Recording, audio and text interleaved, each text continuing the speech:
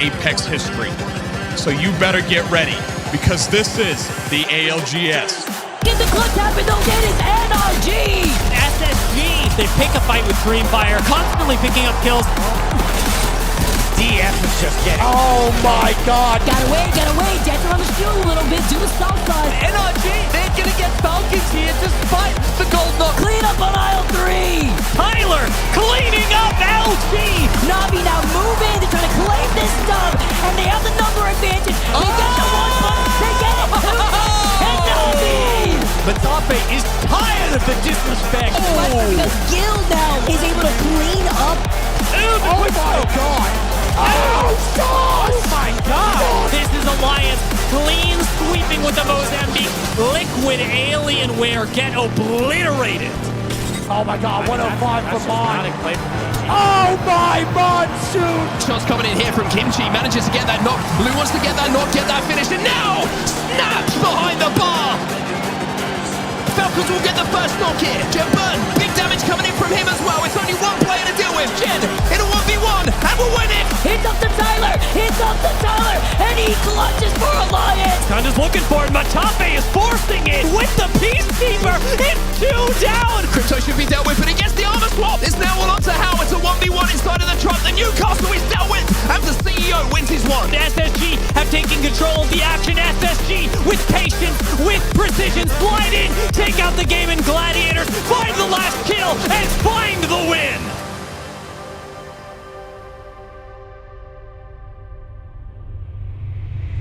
The most important day of action thus far. Dreams will be shattered, yet hopes will be renewed. In Mannheim, day 3, 20 teams will find themselves sitting pretty, heading to match point finals on Sunday, and 20 teams will find their split 2 come to an end. They are going to send it. Dono gets the knock. Jen goes down. Dono gets 2. He wants to take out KCP himself. Dreamfire have been so good up until this point. Now they're running into our hot Exoclan though, and Dreamfire will fall as well. Exoclan have been winning fight after fight at the moment, but it's looking like it maybe is going to be too much. LG will be your champions. And Guild now rotating through this smoke, simply can't fight back. Guild go down. It's time for Go Next to drop down. LG control the wall, slab falls, and right into knockdown. Boston stays alive, but LG coming. Liquid Alienware, we are getting eliminations. They are going to be the next threat to potentially usurp FA Kids. They have the chance to do it. 21 points, 30 is the cutoff. Can Liquid from the low ground keep hope alive? Team Liquid are 2 points away. A 3v2 to change your fate here. But we swing in with the Prowler. We let it rip. Six goes down. It's Liquid Alienware for the win. Liquid make it. Wolsey slides down. The EVA 8 goes blaring. Timmy needs some help. Gil comes in to follow up. And now Moist. Space Station looking at them from afar. Koifel, he's walking up for free. SSG now looking to finish things off versus GG, and Koifel gets in space. SSG with excellent control. NLG are playing for second here. They recognize the situation and they will get second. Not Moist eliminated, but it just opens the door for those 3 letters, TSM. Oh, the preemptive mobile shield after the EMP, but it's a Kraber connect. Grenade goes out from Yuka. Complexity still in this, but Fnatic are farming. Fnatic are unstoppable. Here goes the zipline now for Alliance to get on the height. Alliance swing in. They fully come in onto the high ground, and they fully unleash Alliance. The EMP2 having to be careful. Was waiting for them on the other side. As Makers now move in, feeling confident. It is only up to Ziki, and Guild will take that for free. They stand on top of our 20 teams and wave down to the 10 that we just lost. The big question is who will win today.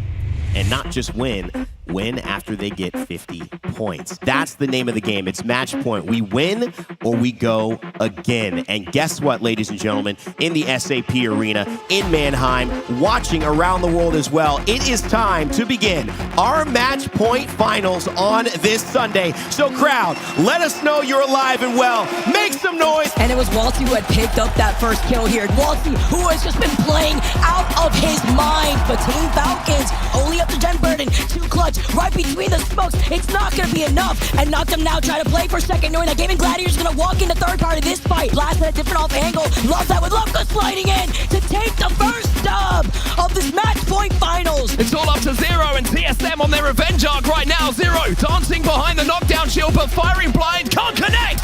Falcons are out. Lufka just trying to play an anchor position here, but here's the swing from Light.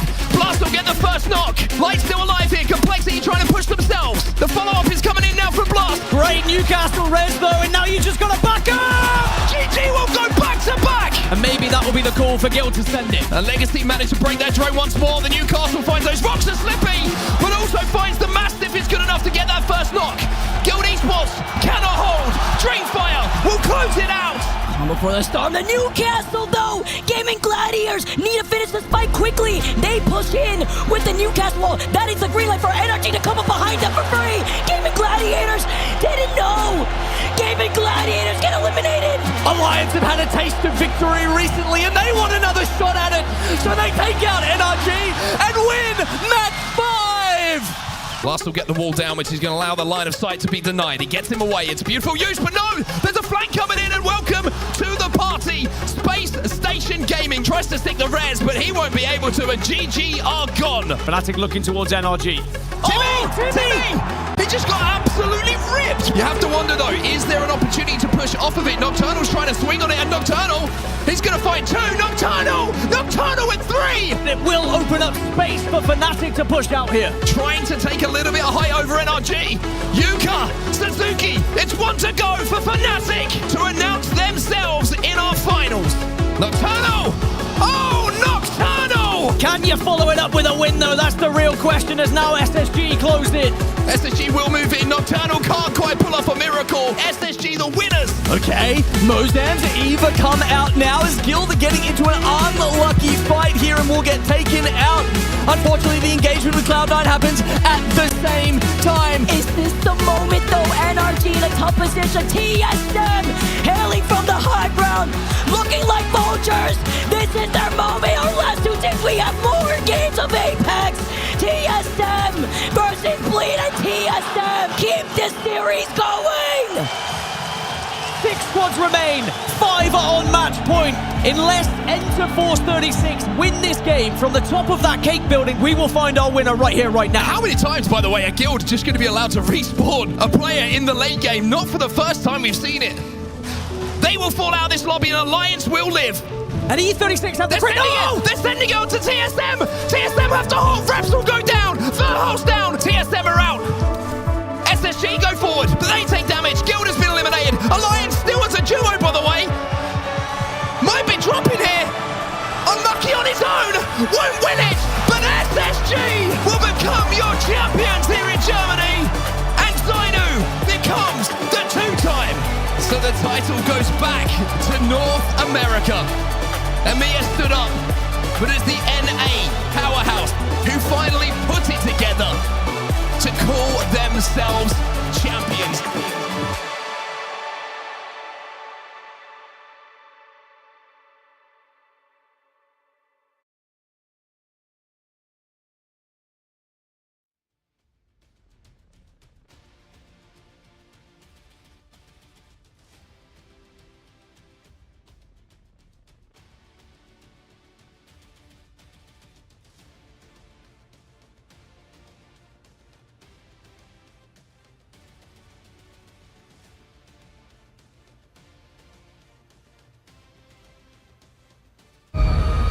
Undisputed champions of APAC South in the ALGS.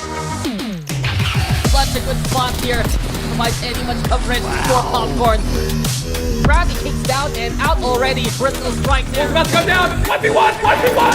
Oh, what? Well, Shady, he finds the target. That's going to be a punishing blow. 3 is covered. Fly high to Senpai. The wraparound is perfect.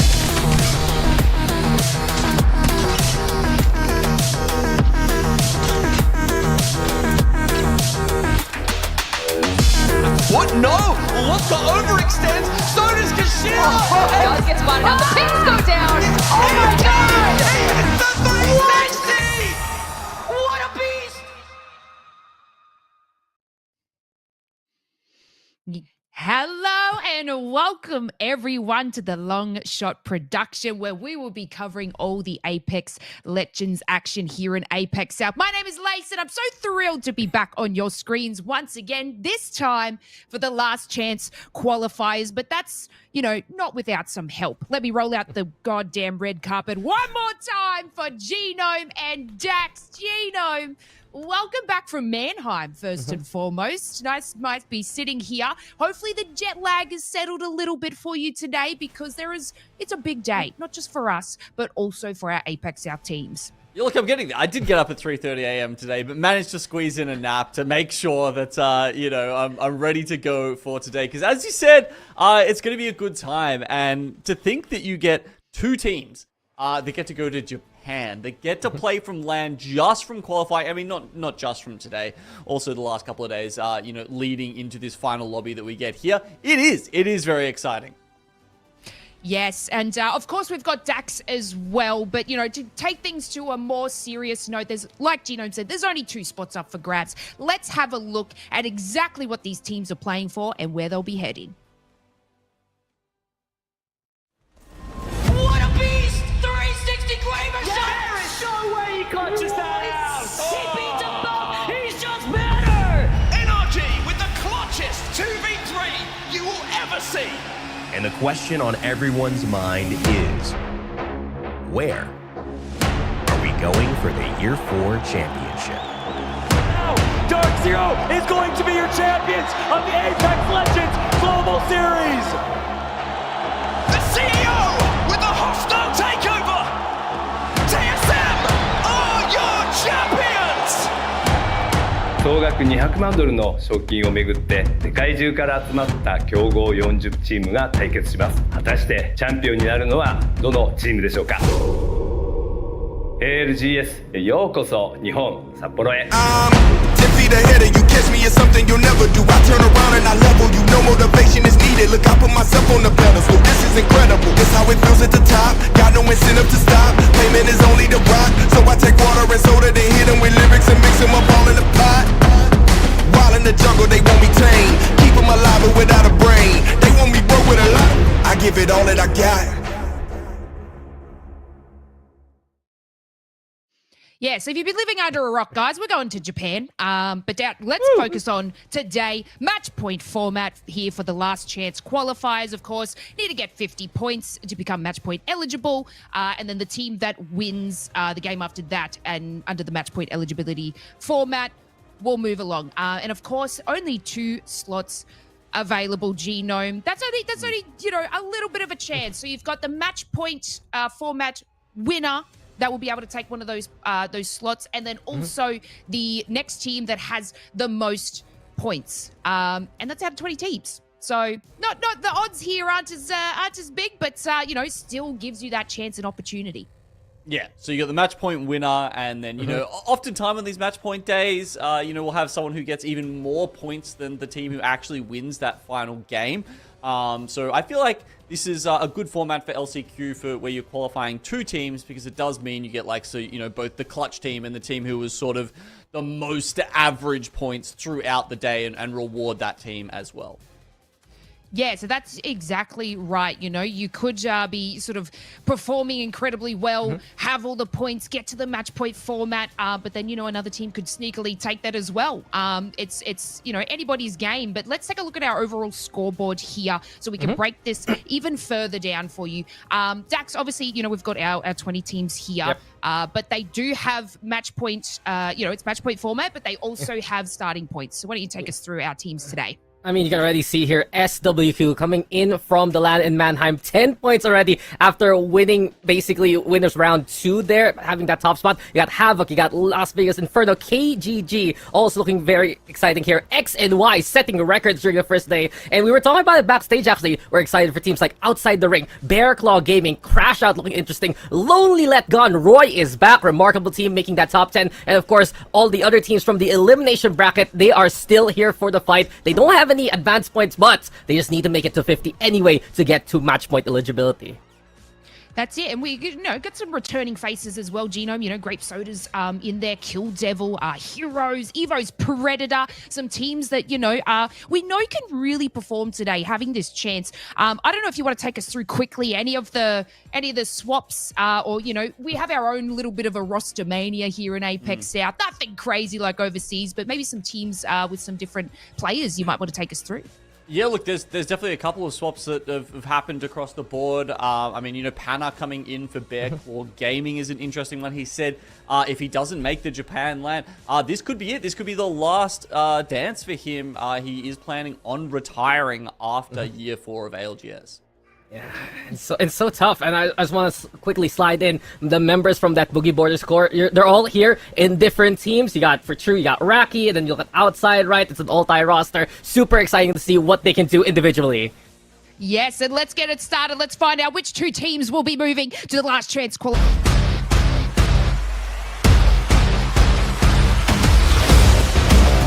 And here we are, APAC South. So we'll begin the action for the LCQ finals. Of course, we're going to have other regions later on with their own broadcast. But I'm so excited for this one, Genome, because come on, who's going to make it to Japan? It's just a stone's throw away from many of the different parts of APAC South, right? I know many people from APAC South are going to that Japan LAN next year. But who's going to make it as a competitor?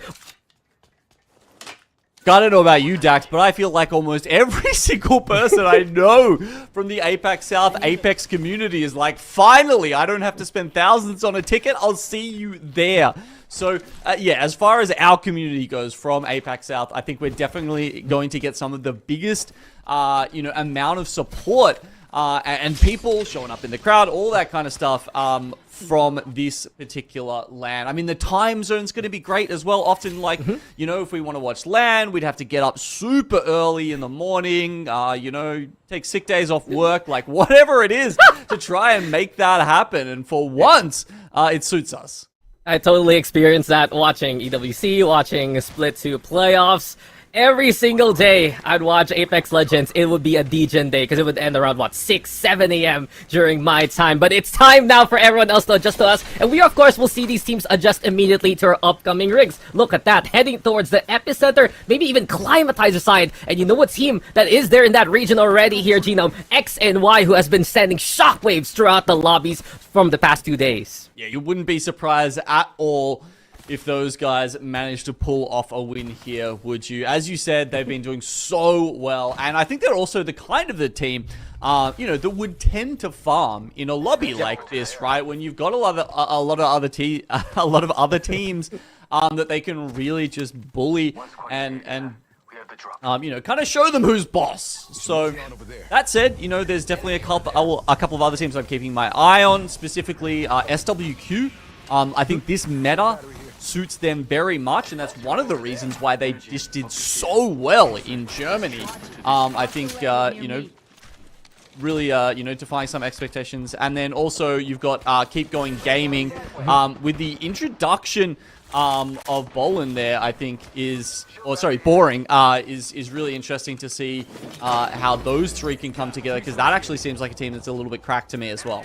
Yeah, and look at also, if you check out Keep Going Gaming right now, they also play that Revenant from Tree Cleaner. It's something that he's been doing in the region, but it's also one that one legend that many in the international scene has noticed, thanks to Shadow, who, funny enough, Genome, they were supposed to compete there, but they got the Chinese slot anyway, and there they are waiting in Japan. We got other teams, though, looking to vie for the same kind of effect. Yeah, exactly. A couple of these players getting, managing to get that LAN experience and all the benefits that come from that. Yeah, let's see if the LAN buff is real here, as we do have more players than ever, honestly, from APAC South now have had that chance on the big stage and that chance to sort of transform themselves and their Apex careers. Yeah, I mean, I gotta ask you, Genome, you've been on basically to every single LAN so far. I do feel like APAC South kind of has slipped in terms of performance. We have some highs like Guild from Mannheim, but there have been few lows as well. So what do you think? Do we see one of these teams here from LCQ really stepping up to the plate to bring more glory to the region? I think there's every chance. I mean, if you look at how well VK Gaming did, especially in Mannheim, right? Like, they were so good, and I don't think anybody expected that. And I think that shows that there is a certain amount of depth to this region. Look, Split 1 playoffs was not great. I think that was possibly the worst performance that APAC South has ever seen. But we definitely bounced back a bit in Split 2, and it was really good, to see that was maybe, hopefully, just a one-off blip in our region's performance. Yo, we claim champions. We come from champions. Don't forget that. And I'm really excited to see if we can step up that performance yet again. But we're watching a lot of these teams right now rotate towards the next ring already. You saw WWBD, NSS gonna be across them right now. Heroes, on the other hand, facing off against Remarkable Team and Bastion. And the rest of the squad, they've been showing some highlights on Reddit, actually, doing some great work with the Newcastle. And right now, Heroes looking to make a case for themselves with 2 KP already. Yeah, it's a good little start here. As we've noted, there's 2 slots up and available for going to champs here. And that means, you can try and play the match point game. And really, once you get your 50 points, just lock in and try and find a good spot to grab that win from. Or you can just go kind of, balls to the wall and just play out the entire game as if you are trying to farm points again and again. Because, you will see some of these teams like XNY, etc., do that and try and just put up huge amounts of kill points, even if that means they're in risky positions sometimes where they go down a little too early. It can keep them ahead of, say, the other 18 or 19 teams in the lobby. Yeah, it's pretty funny though that XNY gets the zone itself when they wanted to play the edge every single game from the very start of LCQ. Also, if you take note, NSS flying away from the bridge after downing one member of WWBD who's left to a solo Watson here. NSS, now they get on the inside, Castle gonna get set on up. EMP, the problem though, and Flying Raccoon taken down by Bolin. It's Kill Devil gonna be their neighbors here. Yeah, no, this north building, especially in Climatizer, is going to start seeing a lot of action. But all this the metal we've got at the moment, NSS, wow, their tenure in this building very short-lived with Kill Devil coming in there. But they do take a loss, so Kill Devil, the only ones alive in that building right now. As we were saying, there's probably going to be a lot more people joining them. But if they can grab that respawn soon, which I think they can, because they've got, not only do they have crypto, but there's a respawn building just outside. So they actually should be able to pop that with the crypto drone very soon, I would imagine. He was just waiting. The crypto drone was destroyed, so basically just had to wait for that to come back in and be able to pop that respawn relatively safely.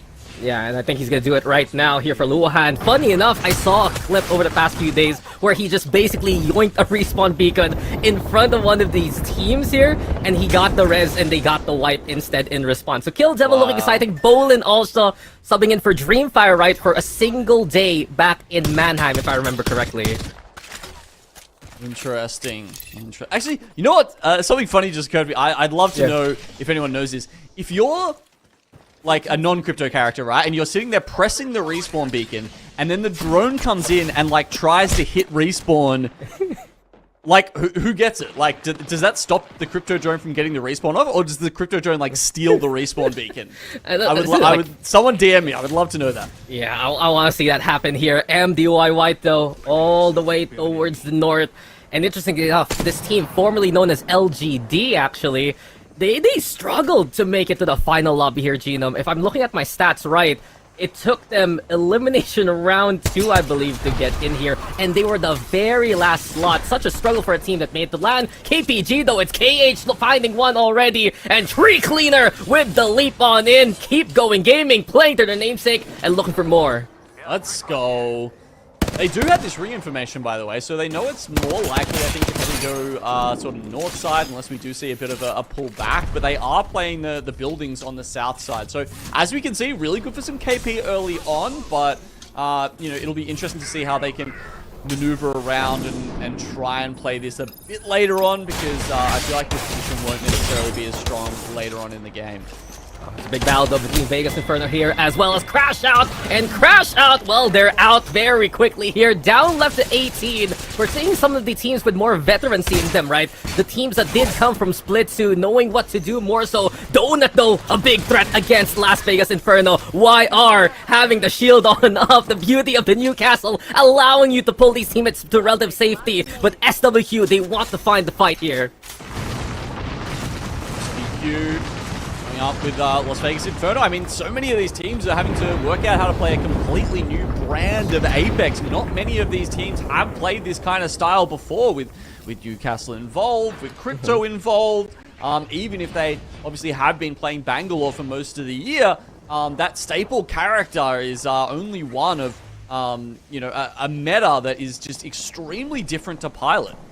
And it also feels like there's a bit of a shift too for APAC South. If you remember back in Split 2, right, many teams would love to run the Watson almost exclusively, and now we're getting a few more Newcastles. We'll get, of course, the Legend selection stats for you guys later on, but MDYY, they are hurting. Feiju popping the Phoenix kit, should be able to get it in time, but the Rat left alone. Heroes, on the other hand, on the hunt here, as Bastion does make those Mozams sing. They do have VCAN to be inside the caravan here. Yeah, and this is why it's such a strong position with Newcastle. Castle wall is set up. Mobile shield goes down, and then you've got the res behind that. That is 3 layers of shields that you can get a res off behind. So, look, if they come in there, FPS Bigsu, great name, is ready with the Hammer Point Mozams. So, you can see Heroes are being a little circumspect about pushing into that van, and they will actually back off, thankfully for them, into the zone a little bit more. So if they can find a nice spot around there, just as the bin reset happens, by the way, that's a nice little pickup for Heroes. Yeah, and Feiju just runs into VCAN there. MDY White's eliminated as we see Final Dream also make their way towards Climatizer. But you came from Mannheim, and that was the Mozambique meta there. We're gonna, of course, see it yet again here. Patch isn't live as of yet. Doesn't really affect it anyway. But what do you think? These Mozams, they're way too strong for how they are, right? Oh yeah, I mean, I think the devs knew that. I'm very interested with that they didn't get touched in the mid-season patch notes. I guess the thought behind that was like, hey, just let them have their time in the sun. So that's another 6 weeks at least of Mozam. But yeah, after that, I can see probably some pretty significant nerfs coming their way. I mean, I say that the Nemesis stayed like it was for a long time, but upon release. But I would say the Mozams are even more powerful than the Nemesis was upon release. Yeah, and when I say goodbye to the Havoc Stand as the Turbocharger will be going away in the next batch, but we get a battle here. Yo, I love the Turbo, man. Bear Claw Gaming now versus Lonely Let Gone. And interesting, you got Veterans Pano on one side, of course, Roy on the other. And the big question really, can Roy bring another team towards LAN? Can Roy bring it towards Dreamfire in Japan? Will they have to go through LCQ first and foremost? A battle in the building here. Roy and the rest on the outside. Pano now peeking on out, but Bear Claw Gaming using whatever cover they can with a mobile shield also. I mean, I personally was very surprised that he didn't make it through with one of those Chinese invites. Lonely Let Gone, they do get hit by the EMP as Bear Claw Gaming tries to move in, but some fadeaway nades from Roy will destroy Panna and Bear Claw Gaming. They are trying to retreat behind that knockdown shield right now, and luckily for them, Lonely Let Gone down to 2 means that, they can't be as aggressive as they perhaps wanted to be there. Yeah, but Bear Claw Gaming still standing as a 3-0, and they're getting griefed, actually, by Panna's former teammate, Raki, on the other side. It's True there by the bridge, using the charge rifle to absolute impunity. So looking exciting here. Bear Claw Gaming in a bit of a tough spot. Lonely Let Gone disengaging here. Evos, though, versus Heroes. You got Gotgap, Jakut, as well as Fafa Fifth. Looking for a little bit of action towards the northern side here of Clima. KPG flying their way also here, Genome. Yep, that was a beautiful little energized zipline. Oh no! As I say that, actually gets getting grief from both sides, and Tree Cleaner is going to try and hook it back to his teammate across the zipline here. Interesting. I mean, that would have been such a great spot to play from, but they were just probably there a little bit too early, Dax, because yeah, as expected, as predicted, it is going to the north side, but teams who go there are just getting mowed down by teams like Evo's Predator and by Final Dream, who sit within that northern building. Yeah, and interesting enough, True actually separated here. Raki, the one within the next ring. Evo's Predator might see him coming as we're watching SWQ. Just notice all the action from outside. So you got outside, speaking of True, keep going gaming towards north here. You got Final Dream now. Also peering on and noticing some of these teams willing to play the low ground since they have the Newcastle. A flyby to Pan and the rest on top of the rooftop also. The wall goes down, not in time to stop the Arc Stars, but once they are there and set up, it could be a little bit safer. XNY pushing in, 10 points already to their name. They've got this far by being kill-hungry machines, and they want to push that even further. They want to make sure they can bring that playstyle into this final lobby. Yeah, let's not forget, you can win through match point. Yes, you can also win with most points. And maybe X and Y, they're just gonna get those single digits as much as they can. Yuling, though, has already been down. SWQ playing inside the caravan yet again. Arc Stars being lobbed. Here comes the frags in response from Crazy Kong. But Bolin and the rest trying to do some damage. Keep going gaming, though. Now finally eliminated. SW still on the inside, but they have some more company coming towards them. It's Vegas Inferno peppering them with as much ordnance as they can. Oh, no, Donut, please. Every time he looks down, there's a new nade there to take them out. No. And despite having a few of their own, just try to work out the geometry, get them around the door, it's not enough to save SWQ, who go out in the bottom 10. You lose the Watson, you lose your safety against nades, and you see exactly how Vegas Inferno picked up those KP. Donut was playing the floor is lava when other players here in the lobby are literally doing that just right now. And X and Y, they're meticulously using the crypto drone, right? They're slowly but surely scouting out perhaps these single players, get that KP that way, and one by one pick apart anyone underneath them. You're talking about underneath, the players most in the circle right now, or in the next circle, are going to be outside, and they're playing a very interesting spot. Not sure I've ever seen someone win a game from down here, but they've got the castle wall set up sort of just in the lava to your right there, and they've got it hugging a rock to just try and create a little bit of space for themselves. It'll be interesting if they can hold off teams like X and Y, who I imagine at some point will have angles on. Yeah, and XD, nice shots from afar. Eva's Predator bring Fafa Fifth back up to his feet. And Jackie and the rest for any kind of opening as Kill Devil awaits them there by that tower on the north. But Eva's Predator still garage, this whole lot area right now. This is theirs to claim. The wall of smoke just keeping them covered. Outside though, eliminated. And it's Las Vegas Inferno who take the spot away from them. Yeah, that was a really interesting fight. They actually used the Bang ult to force them out, and then they were kind of just running around trying to get away from all of this ordnance. And Las Vegas Inferno, yeah, as you say, managed to remove them, and now are in an awesome spot with just, look at this, free fire on the rest of the lobby as they move in. That's incredibly unfortunate timing to lose that spot from outside. Yeah, Las Vegas Inferno, this team, they were asleep or truly back in split 2, a point or two away from making it to land. They now stand Final Dream back to bed, and it's not done. Las Vegas Inferno, they are blazing hot right now. Havoc goes down to their hand too. Right there in the lava, they've got the Inferno buff from the low ground. You can see of the Rat of Bolin nearby. They're going to find him. They'll probably find... Oh, no. They've got the Invis Crypto is nearby. So 3 squads left. We've got Evo's Predator just trying to stock up on the high ground here. And we'll see that final confrontation soon. And then you've got XD from X and Y. He's just trying to hide his drone in the zone. This is what you do now. You go Invis in the middle. You put your drone somewhere very far away so it can't get sniped. Because, of course, once the drone goes down, you come out of invisibility. Yeah. Such a great legend perk. And basically, XD is now, one of our newest observers in the long shot production to watch this upcoming 3v3. But Evo's Predator versus Las Vegas Inferno. A huge matchup coming their way, and Fafa Fifth now back into cover. Golden R301 in his hands. Shield bat though. Try and get a bit of a reset, but Vegas Inferno slowly, bit by bit actually, trying to move their way in. Interesting enough though, X and Y has an outside chance here, Gino. There's a Moby out in the open. XD has the banner is there, but there you have it. Crack comes in from the Arcstar. YR with the push. The send is coming in from Las Vegas Inferno, and Eva's fall apart. It's high time now as Vegas Inferno will see the respawning X and Y above them. In all of the chaos, X and Y manages to grab the double respawn. His teammates off the dropship. I mean, Mozambiques, you don't need any attachments for them, but it is a little bit tough when they are literally watching you respawn and track them from the sky. That was pretty funny.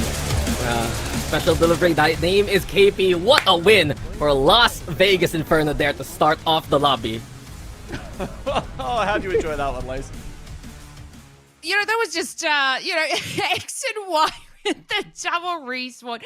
APAC South just, it always surprises me with some of the plays that we have. It's always action-packed for us. But Las Vegas Inferno, Genome, I don't even know if you were keeping score of how many kills that they had in the first game. They just came out of the gate. Yeah, they just came out of the, the gate, beaming.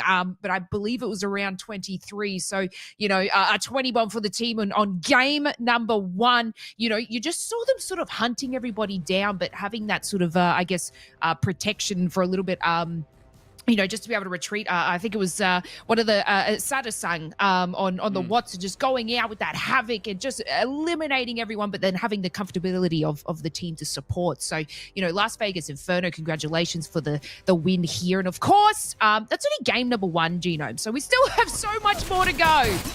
Yeah, and exactly. We've got at least 5 more games to go. We should mention that, Lace, because even if Las Vegas Inferno keep up this pace, and let's say they, get to match point in another game, and then win 3 in a row, who knows, and take it out in 3, we will still keep playing a full 6 matches, just to give chances, to teams the chance to try and qualify and get like a reasonable number of games through. That's it. It could be any number of games here. And of course, we are looking for the match point winner. And then also, yes, the person that, the team, I should say, that has the most points to send them through to Japan, Genome, which is, I'm so excited when I heard that Champs was going to be in Sapporo. We've been talking about it. We're going to continue talking about it because this is a massive place to host it. And there we go. You want to talk about massive, Lace? Yeah. Insane. 23 kills. YRVZ picking up 11 on the Newcastle, and somehow he almost had the least damage on the team. That is just... okay, all right. They've killed a third of the lobby. They've picked up 35 points.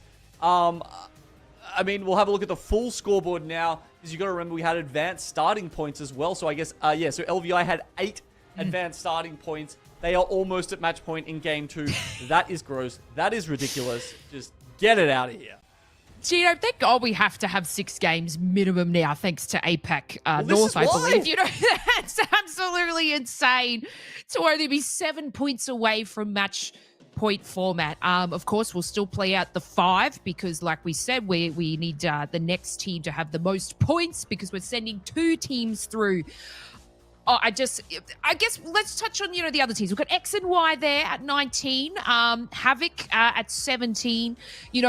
With these teams, you can still totally pull out major points, kill points, and move their way up to Las Vegas Inferno. But yeah, look, because of their starting points as well, they're definitely going to be in match point. I'm going to say next game, Gino. I'm going to probably put Las Vegas Inferno first team to match point in game number 2. But, we still have our other teams that can sort of move their way up. We have a few of these teams are also, teams from Challenger Circuit. So, they may have not got all the starting or the crazy, playing over at LAN. But, we've got some few teams here from Challenger Circuit and also the Pro League. But my gosh, this is just game number 1. A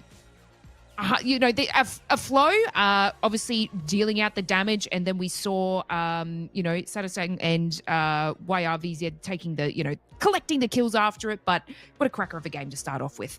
Yeah, I mean, I think the thing we should note there is if you've got that many kills, it's almost kind of crazy that LVI don't have all of the top 3 spots there. And I think that's partially because they've been so decisive in their fights and just like tearing people up straight away. There's not a lot of poking. They're literally just going in and picking up 3 KP immediately. I mean, walking L there from Havoc, one of the teams that we haven't seen a lot from before. I don't think any of them, I'd have to double check, I don't think any of them have been in Pro League. So really cool to see them doing so well. I think they picked up 9 points, coming in second in terms of, the sort of, quote-unquote semi-finals, and making it to here, getting 9 advanced starting points. So maybe there's someone to look out for in year 5 of the ALGS. Yeah, that's it. We love just seeing, some teams sort of come up through Challenger Circuit and, go toe-to-toe with some of the pros that have been on the stage, been at LAN. But we're going to take ourselves a short little break. Don't go anywhere. That was only game number 1. We almost have someone on match point format, but we will see you after the break and we'll find out if they can get to match point in one more game.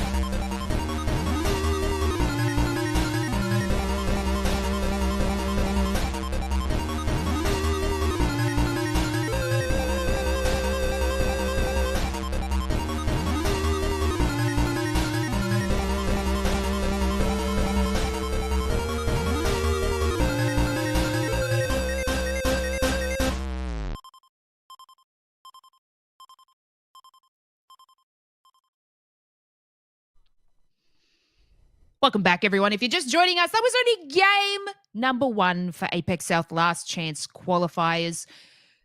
Straight out the gate, action-packed already, to say the least. We have Las Vegas Inferno winning the first game, but that is not without 23 kill points. It is match point format. So, of course, we're going to have a minimum of 6 games, but you need to reach 50 points and then win the game after that to end the whole thing and get yourself a chance. And how far are they away, do you know? Let us know. 43 away. They're 7 away. Yep, that's not a lot. That's 2 team fights. They took about 10 in the last game and won every single one of them. So they are not far at all. I mean, if I was them, I would literally be putting the popcorn in the microwave, setting up your 3-minute and 10-second timer. I don't know exactly, what your popcorn preference is. But I'd just be having that ready to go because at this point, I would be very not surprised if they are able to sit out a few of these games, because of course, if you win the match point before the 6-game series finishes, that team, just gets to sit back, chuck up some snacks, get your jerky out, get your chips out. I don't know what your snack of choice is, but they could be very well on the snack train soon. I'd say, I think we're a little bit just gobsmacked for that to be the first game, and they're always at match point. But of course, our team that is in second place at the moment is X and Y. So they're sitting about 19. So this is the difference, guys. They're sitting at 19th place, whilst we have Havoc at, 19th, have 19 points in second place, whilst Havoc is 17 points in third. So you can see the gap and the difference that the teams already have in game number one. So, you know, if LVI win this next one, you know, they hit the threshold, and then they'll have to win another, you know, the game after that one to end it for themselves, and then the rest of the teams play on, because we're sending through 2 teams today, match point winner and also the team with the next, you know, most points here. Now, because we love to look at our stats, these are our legend picks at the moment. I'm actually a little shocked, but Bangalore is still in the top there. You know, we've seen a lot of cryptos, Newcastle's come through Genome, but Bangalore still being one of our top picks, but crypto sneaking in close. Yeah, look, you know, we did see a little bit of a dip from the 100% pick rate of Bangalore in, you know, say split 1, split 2. At the split 2 playoffs, she went down to maybe somewhere between 70 to 80%. Yeah, it's been a really good mix-up of meta here. But, guys, let's find out at LVI. Can they get to match point in this game? It is game number 2. We're going back to World's Edge. Let's take it away. It took one game for Las Vegas Inferno to be 7 points away from match point. So I don't know about you, Lace, but it's looking very likely for LVI to get it done here. Welcome back, guys, as we're going to go into World's Edge yet again. And speaking of Las Vegas Inferno, your Genome here on Landslide starting things off. And one thing I've noticed too, coming into their stats from last time around in the last game, sure, it was Aflo bringing in the damage, almost 2k there, but it was YRVZ with 11 kills to 1 putting up the points for this team. That's a pretty crazy stat line. And it's even crazier now that I'm looking at the fact that they are dropping in Landslide, just because, I mean, not that we think Landslide is that bad a spot anymore, Dax. You got to remember there's a POI draft happening here today. These lads are dropping straight out of the dropship, old school style. But, you know, people would literally not even utilize this POI. It was left unlooted at the start in days gone by. Yeah, now I guess partially because of the fact they added a ring console to it. It was a lot less playable as a central low loop POI without that. But this time, yeah, I mean, they don't get the ring console there. They only get the survey beacon, but of course everyone gets the survey beacon now. Luckily for them, it is going north. So they might be able to rotate through Countdown potentially and grab their survey beacon to, ring console to get that kind of info and then continue on their way to Skyhook. Yeah, and speaking of Skyhook looking to be likely where everything will end. You mentioned a while ago though, no POI draft, it's a dropship, so some teams can actually contest one another. And one thing we've noticed from that initial map view, Lonely Let Gone, Evo's Predator, in effect, are sharing Skyhook West because LLG want to play and start in trials. Yeah, interesting.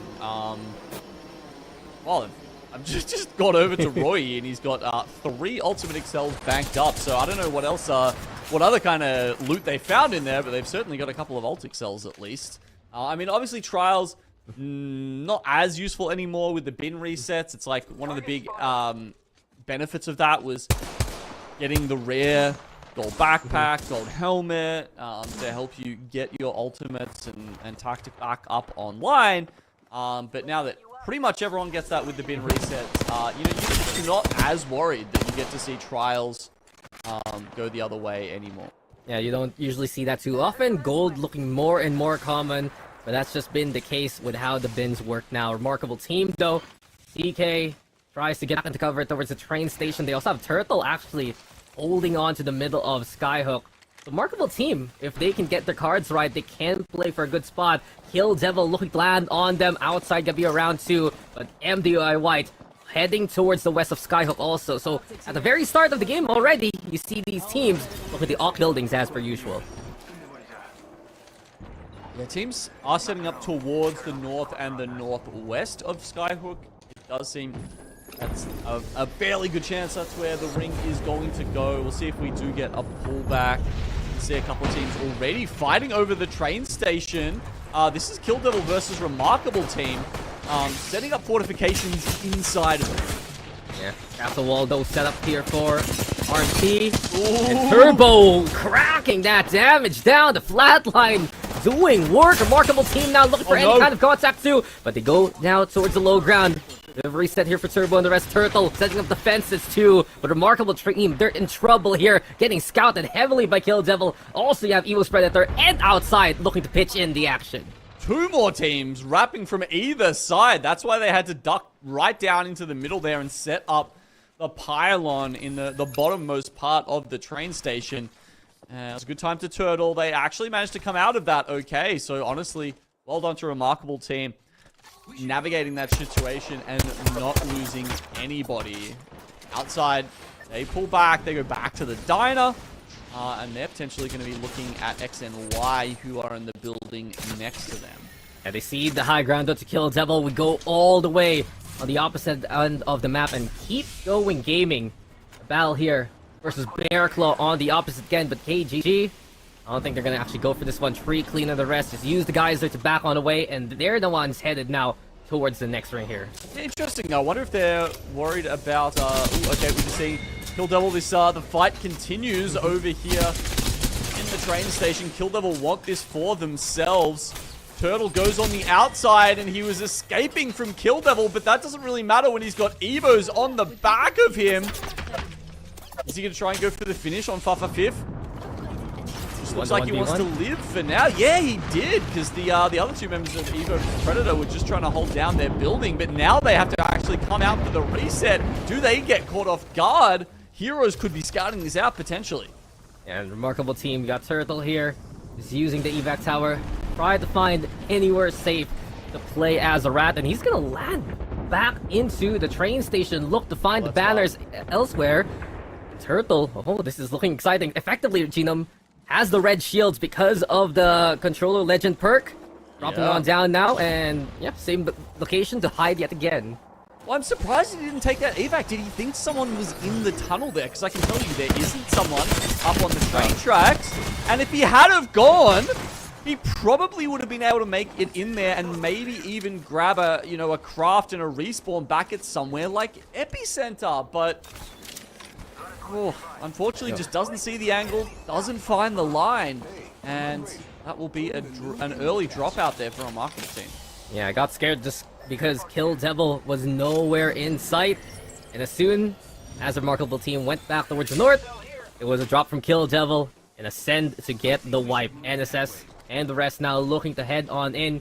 You already see most of the lobby setting up from Skyhook. You have Havoc now in position. X and Y gonna be in Skyhook too. Crash out towards the middle. And speaking of, Vegas Inferno underneath the central building here of Skyhook right now, as NSS will take one of the only balloons here in the World's Edge and look to find a way in towards Skyhook also.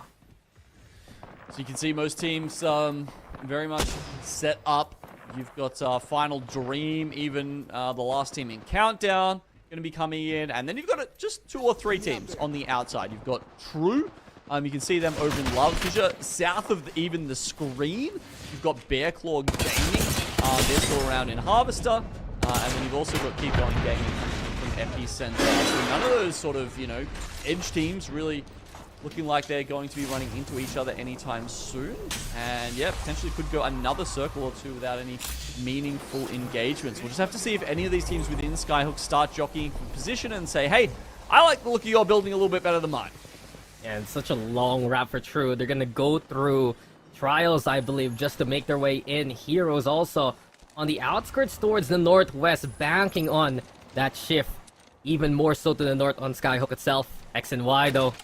2 armors abound. YC. And the rest of the team, I think the bother players inside the diner. This is outside yet again, being hampered here by X and Y. YC now finding the spikes in position. Nutsu-Osama, though, brings the Mastiff to life and answers back. So outside, keeping their interior clean. Not only that, they get down one of X and Y here. Yeah, can they finish off YC? Will they find the angle? Yes, they do. Okay, that's the full finish. And it's at the worst time for X and Y, because just as that happens, Keep Going Gaming will come in to grab the other 2 members and take this building from them. It goes from bad to worse from a team that made it to over 100 points during the first day, and now they're eliminated at 19th. X and Y. This was the struggle that they had in Mannheim, right, GM? Just the way that they would play would get answered by many of the other teams. Unfortunate yet again for X and Y. Yeah, we saw Johnny. He actually got out of the building and, you know, he was sort of taking that path I was talking about, maybe trying to go towards Epicenter, something like that. But he ran straight into WWBD, who are playing from the drill tower towards the tunnel. So that's it for XNY. We've lost 2 squads already. Let's see where this next circle shift takes us. No one playing market at the moment. Actually, interesting that that has not been identified.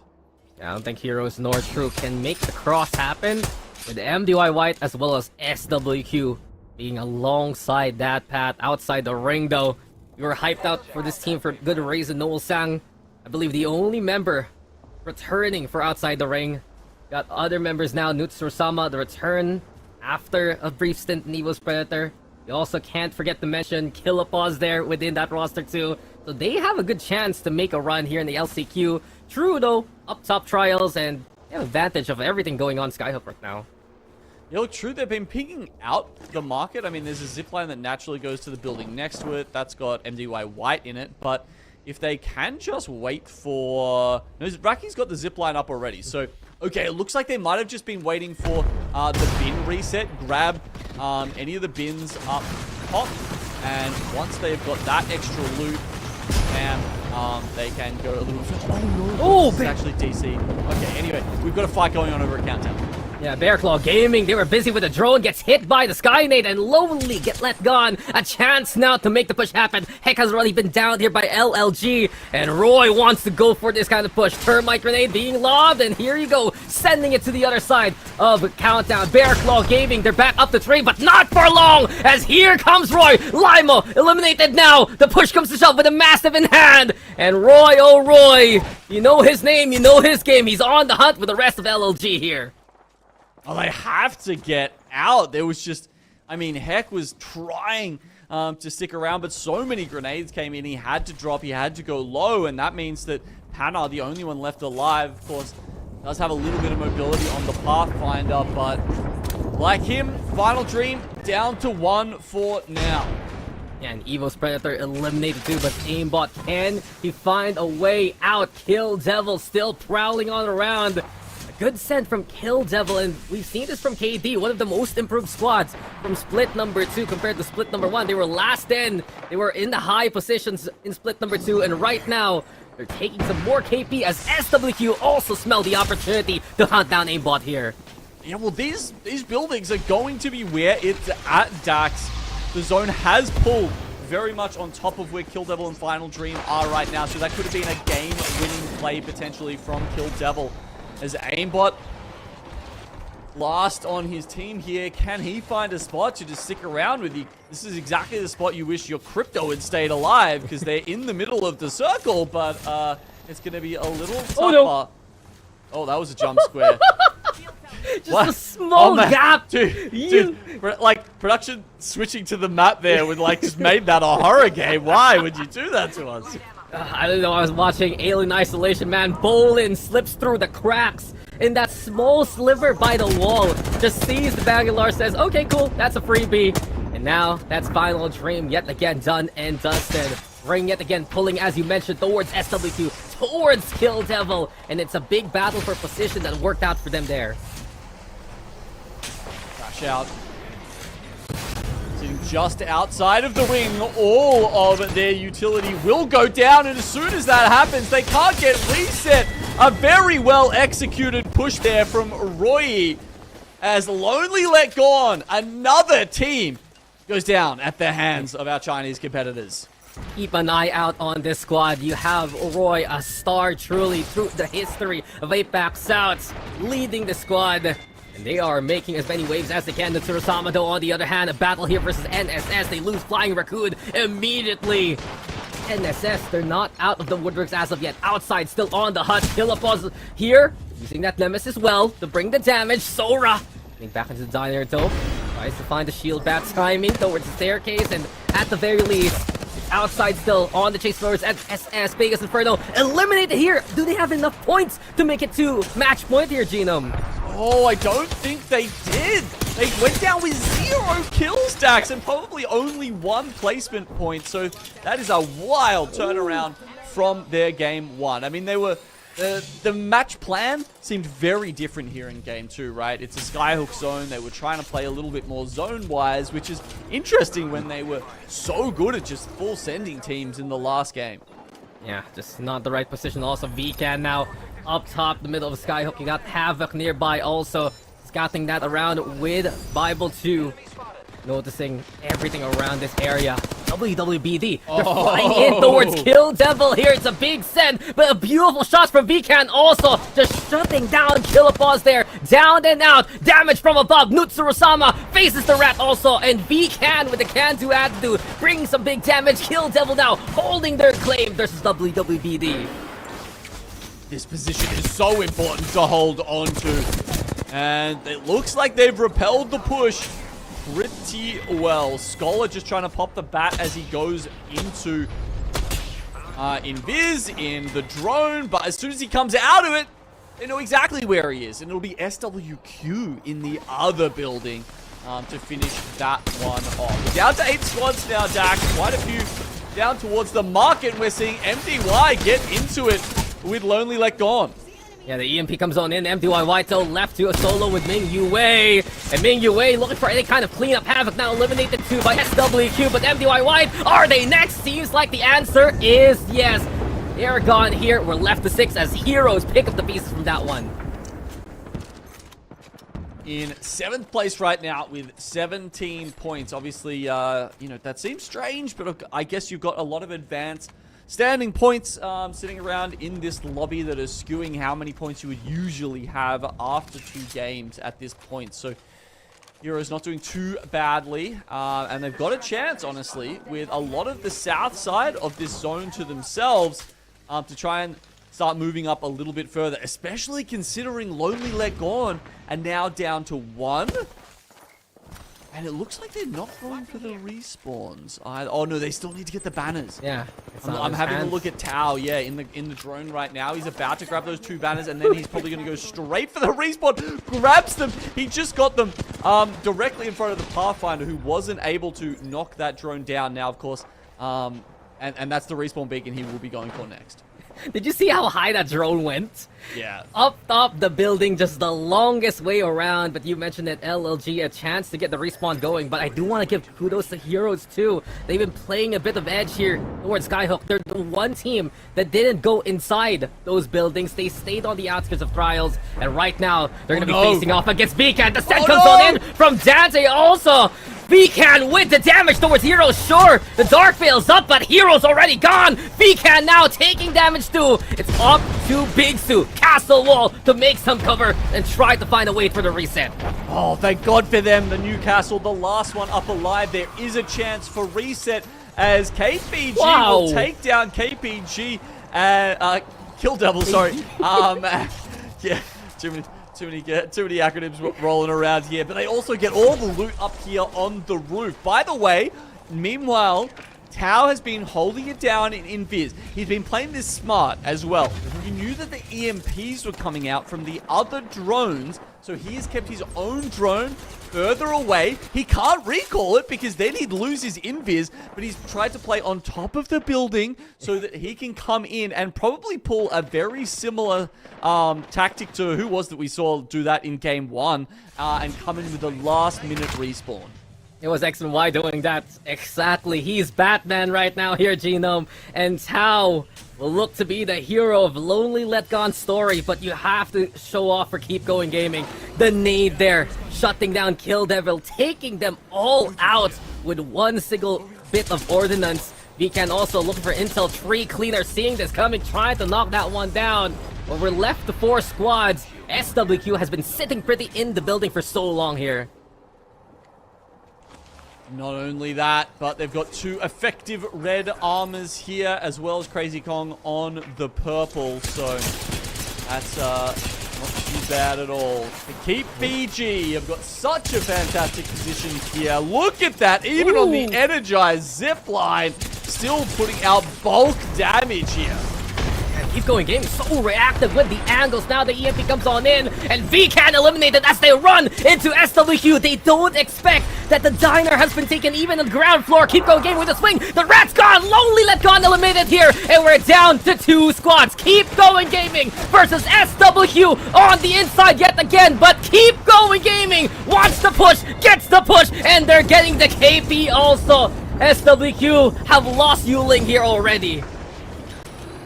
Doesn't manage to time it that well, but we've still got a Revenant in the lobby. 75 shields for the moment, and that is enough. That is too much, in fact, for everyone else as they walk away with the dub. Nasty work there from Keep Going Gaming. The Revenants getting as much height alongside the Pathfinder and Tree Cleaner, Bolin, as well as KH. That's a dub going for them. So what a way for Keep Going Gaming to end that one, Lace. Yeah, first of all, we're getting lucky today. Dax, great performance from all of our teams. A skyhook zone pull. Love that so much. Like, I feel like Apex is just the gift that keeps on giving. Keep Going Gaming winning game number 2. But Dax, why don't you take us through some of your thoughts on game number 2, especially X and Y being knocked out a little early there? Yeah, I'm a little surprised X and Y going down that early on in 19th place after the performances here in the LCQ prior to today. But it just so happens when they go for the send against one team, who's there to pick up the pieces? It's just KPG, and that's been the story of this game so far here, Lace. Keep Going Gaming, the name says it all, and their timing is impeccable, not only because of their game sense, but with the Pathfinder and the Revenant, you get height, you get distance, you get speed, you get all you want if you just want to go for the full send. Yeah, even just watching that last fight that they had, it looks like they're getting their cohesion together a little bit more. You know, having their team sort of peek on the ledge there into SWQ. You know, you can just feel that they've definitely got their communication down a lot better from since we last seen them and just being able to clean up that win. But, you know, SWQ as well, one of our teams, you know, that has been to the LAN stage. They're one of our Pro League teams, doing incredibly well there with 6 KP and a second place. But of course, Keep Going Gaming first with 11 kills. Yeah, it's a beautiful haul of 15 points there for SWQ, but you said it, Keep Going Gaming, 23 on the board, KH 7 kills and almost 2k damage. And the last 2 fights that we saw from Keep Going Gaming were just impeccable from them. The rooftop to the train tracks reposition was one thing, but getting the first to second floor clear into the diner right, having the windows to be utilized, you don't see that too often. But when you're facing off against that Pathfinder, that Revenant, you know that nowhere is safe. LLG doing what they could to make it the top 3. VCAN, Kill Devil to finish off the top 5 there, Lace. Yeah, and I want to have a little chat about Las Vegas Inferno as well. You know, they made the choice, I think, to rotate quite early on in that game. They were 7 points off match point. You know, I thought they would have been a little bit more KP focused, Dax. I thought, you know, maybe they could have played a little bit more edge, cleaned up the havoc that happens usually on the edge of zone. But yeah, I think they decided to rotate and, you know, get their place in Skyhook early, and only gaining, I think it was one KP on top of, you know, their already crazy first game. I mean, you know, they're not out of it now. They're 44 points. But, you know, they had the chance to be the first team to hit 50 points. Yeah, I would love to see something golden already and said 2 maps played, Las Vegas Inferno. But you said it, from 7 points, now to 6. And it was because of that one placement point that they got there. I did expect them to do what Heroes did there instead, right? Play towards the edge, find the fights there. And Heroes, they got 8 points for that, with 5 of them being the KP instead. So you got a question now for Las Vegas Inferno. Was that first game the best that they're going to show us? Because there's still so much to play for here, and other teams can play catch-up from this point on. I'm not going to say it's beginner's luck because, you know, we've definitely seen them play before, but is it, you know, first game luck? No. You know, they definitely have what it takes to do it. That was only game number 2, of course, you know, only 6 points away from match point. Of course, we've got other teams sort of trailing along, still a little bit far away. You know, we've got teams sitting on about 23 points, 20 points, so they still need to be able to get ample amounts of kills and win just to move to match point there. But we're going to take ourselves a short little break, and we will see you back right after.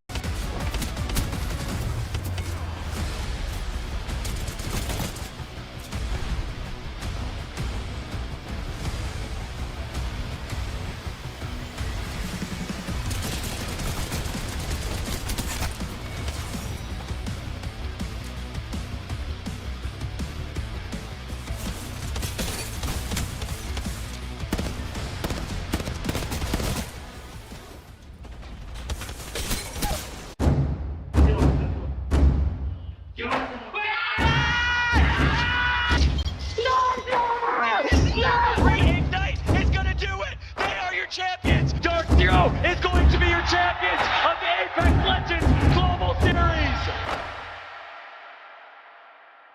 Welcome back, everyone, and thank you for joining us here for the last chance qualifiers in APAC South. Keep Going Gaming are the victors of game number 2. They're reaching about 33 points, moving a little bit closer to the 50-point match point threshold, but not as close as Las Vegas Inferno, who won the first game. 44 points.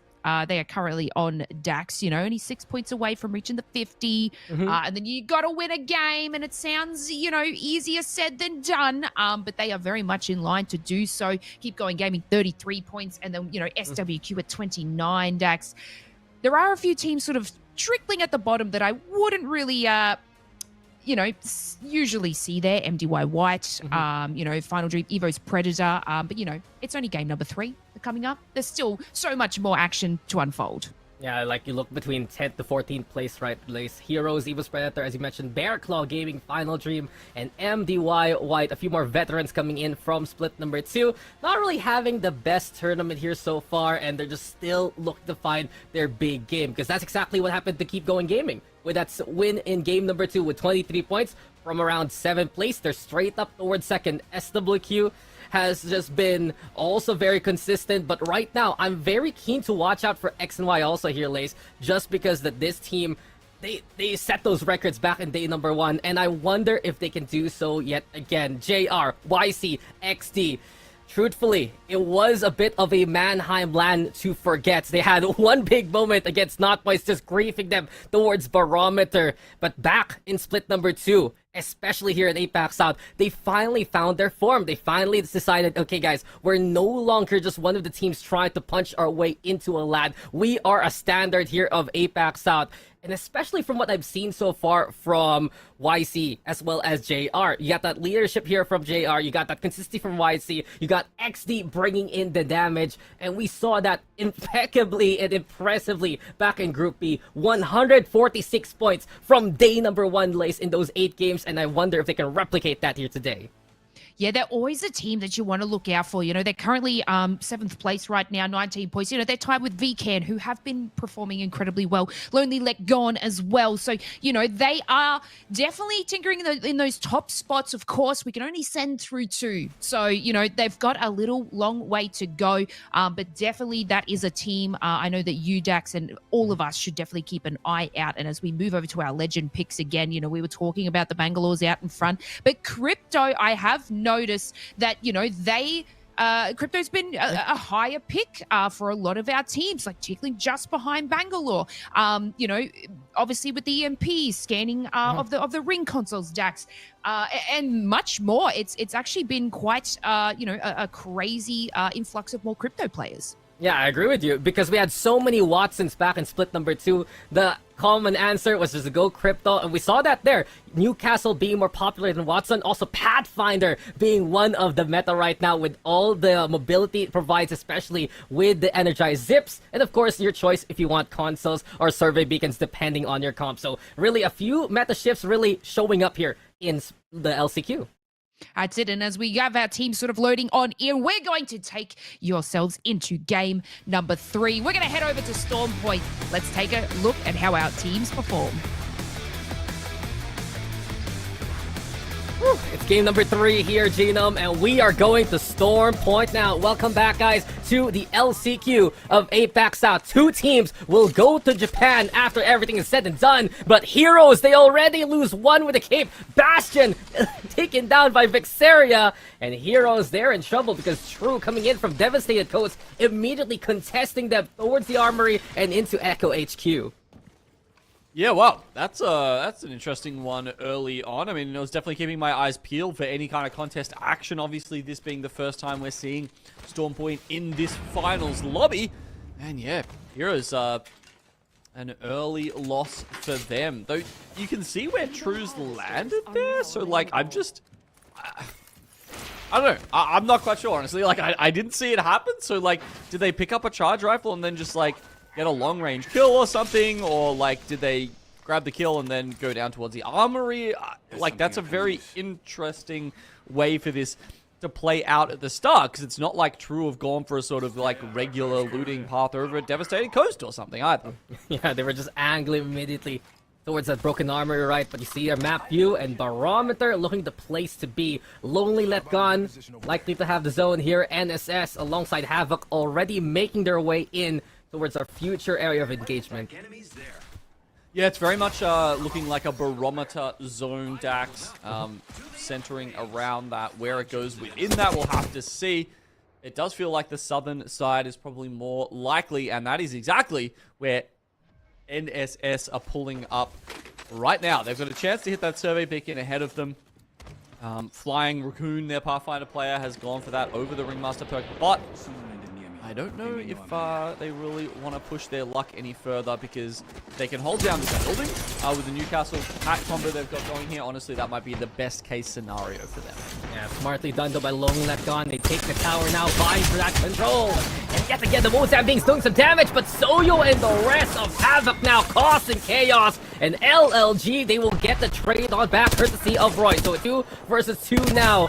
Roy looks for the confirm here on the Soyo BDA. It's Havoc immediately eliminated too, as NSS were lying in wait downstairs there, Genome. Okay, an early take out. So I think we were talking before about whether Havoc had any Pro League players on their team. So yeah, Soyo. There we go. Now that we've seen that, yeah, it's Soyo who was playing for White Flash, I believe, during Split 2. So yeah, been a bit of a glow up for them, because I think there was something like a bottom 5 team in Pro League. So to be now contesting for LAN all of a sudden is pretty cool. They came in second place during the winners bracket round 1 and grabbed themselves 9 advanced starting points for this lobby. Yeah, unfortunately for them though, the first one's gone. Kill Devil on the other hand. A battle here to Luohan. Trying to get at least some damage done with the Mozambique here. Backs away from the spike, still danger afoot as Kill Devil and Heroes vie for position here towards Coastal Cap. Lahim peppering the opposition with the scout in hand. The Mozambique though, it's only a single, never mind, there's the second one. Akimbo rules. And Lahim with the push, notices on the outside. And here we go with the Mopi shield also, but the shield that's not good enough. Kill Devil up as 3 again. Bastion with the PK instead. Kissats next on the list here as Heroes will bring in the pain. Kissats 1 HP, a dream shattered here. Now as Kill Devil stand tall and take the fight. Well, there's just a couple of situations where the PK is still better than the Mozam, and one is if you can get the jump kicks off and hit the 90s every time, so nice shots coming through there, but Kill Devil ultimately will be the team that wins that engagement, and as a result has actually fairly good priority to the zone from the south side through that tunnel that goes through to the west of Coastal Camp. So interesting to see if they can play that side of the zone well. VCan, they're coming from the north. Still quite a few teams up and around there. This is no Skyhook zone.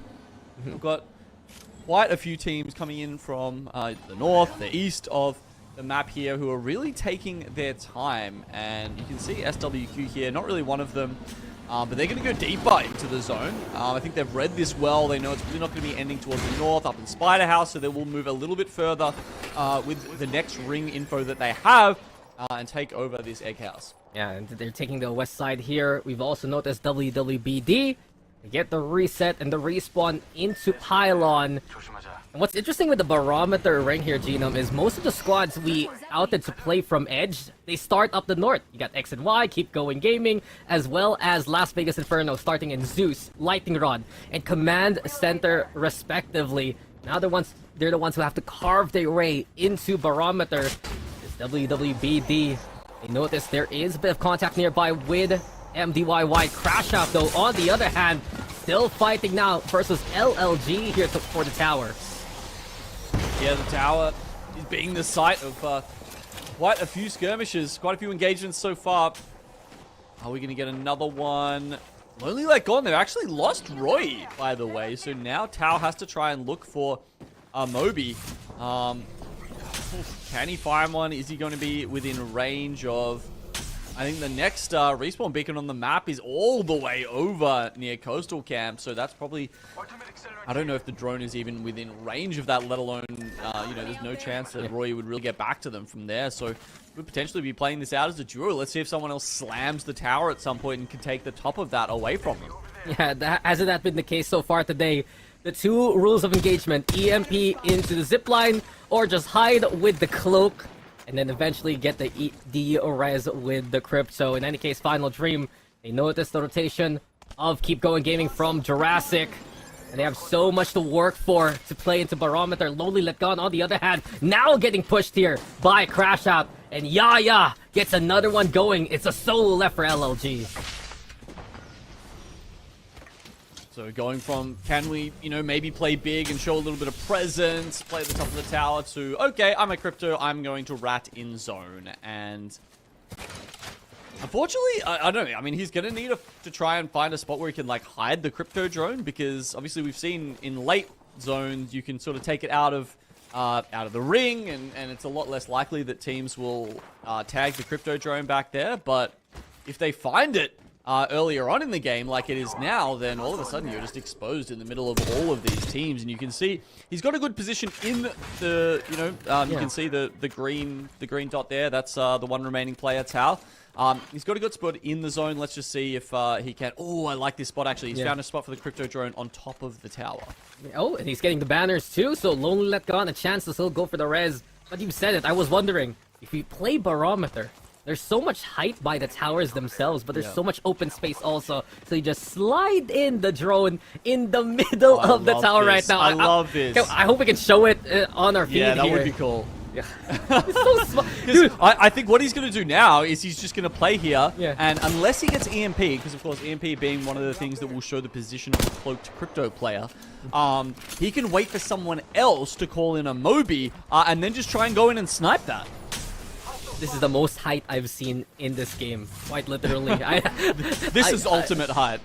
I never expected that we'll be able to see the top of rooftops, the top of towers, until we got into a crypto meta like this. But LLG, they're gonna try their darndest to stay alive. Bear Claw Gaming, though, Southern Building contested here by Evo's Predator, alongside SWQ, who's nearby. Oh, is this the drone view, or is this just our observer being their own little being their own little crypto drone? Because that's basically what Lonely Let Gone's view is right now. X and Y, still quite a few teams. I mean, we've still got 18 teams alive across, I guess, round 2. That makes a little bit of sense. Ooh. As we see a huge beam from JR there, and he's going for the double. JR, what was that? 175 beam comes on in, and X and Y, this is where they look strong. Coming into Storm Point, they find the fights elsewhere, and over all the way by the mill, they're hunting down the final member of Outside. Noel Sang, where do you go? Quite literally outside the ring now, trying to get the Phoenix kit up, but JR, he's unrelenting. He wants to find the push here, Genome, and he's trying to cross through hell and high water to get this KP. It looks like he knows where he is, though, and as he swings around, he does get the vision of it. The scout coming out from Nolsang does some damage, but as they both do damage to each other, of course, the medkits are gonna have to get popped, but he doesn't have the time. The tag team comes in, and YC will finish that one off. A couple of kills going the way of XMY. YC gets the pin. Where did the Bangalore come out from out of nowhere? Bear Claw Gaming, we're still not done with their engagement. X and Y now scanning around also. No contact. They're gonna have to eventually move to Barometer. BCG up on top here by the compound. Limo noticing the push here, courtesy of Keep Going Gaming. And KPG still a chance here to make the leap happen. They have the Crypto, the Revenant, and the Pathfinder. An opportunity awaits them. Pana, though, with the final Papa Fifth, and Evo's Predator eliminated here. We're left to 15 squads now. Yeah, not bad for them. Not only because of that, but also the zone is pulled very, like, almost directly south. And that means that the building BCG are in is looking pretty good now, Dax.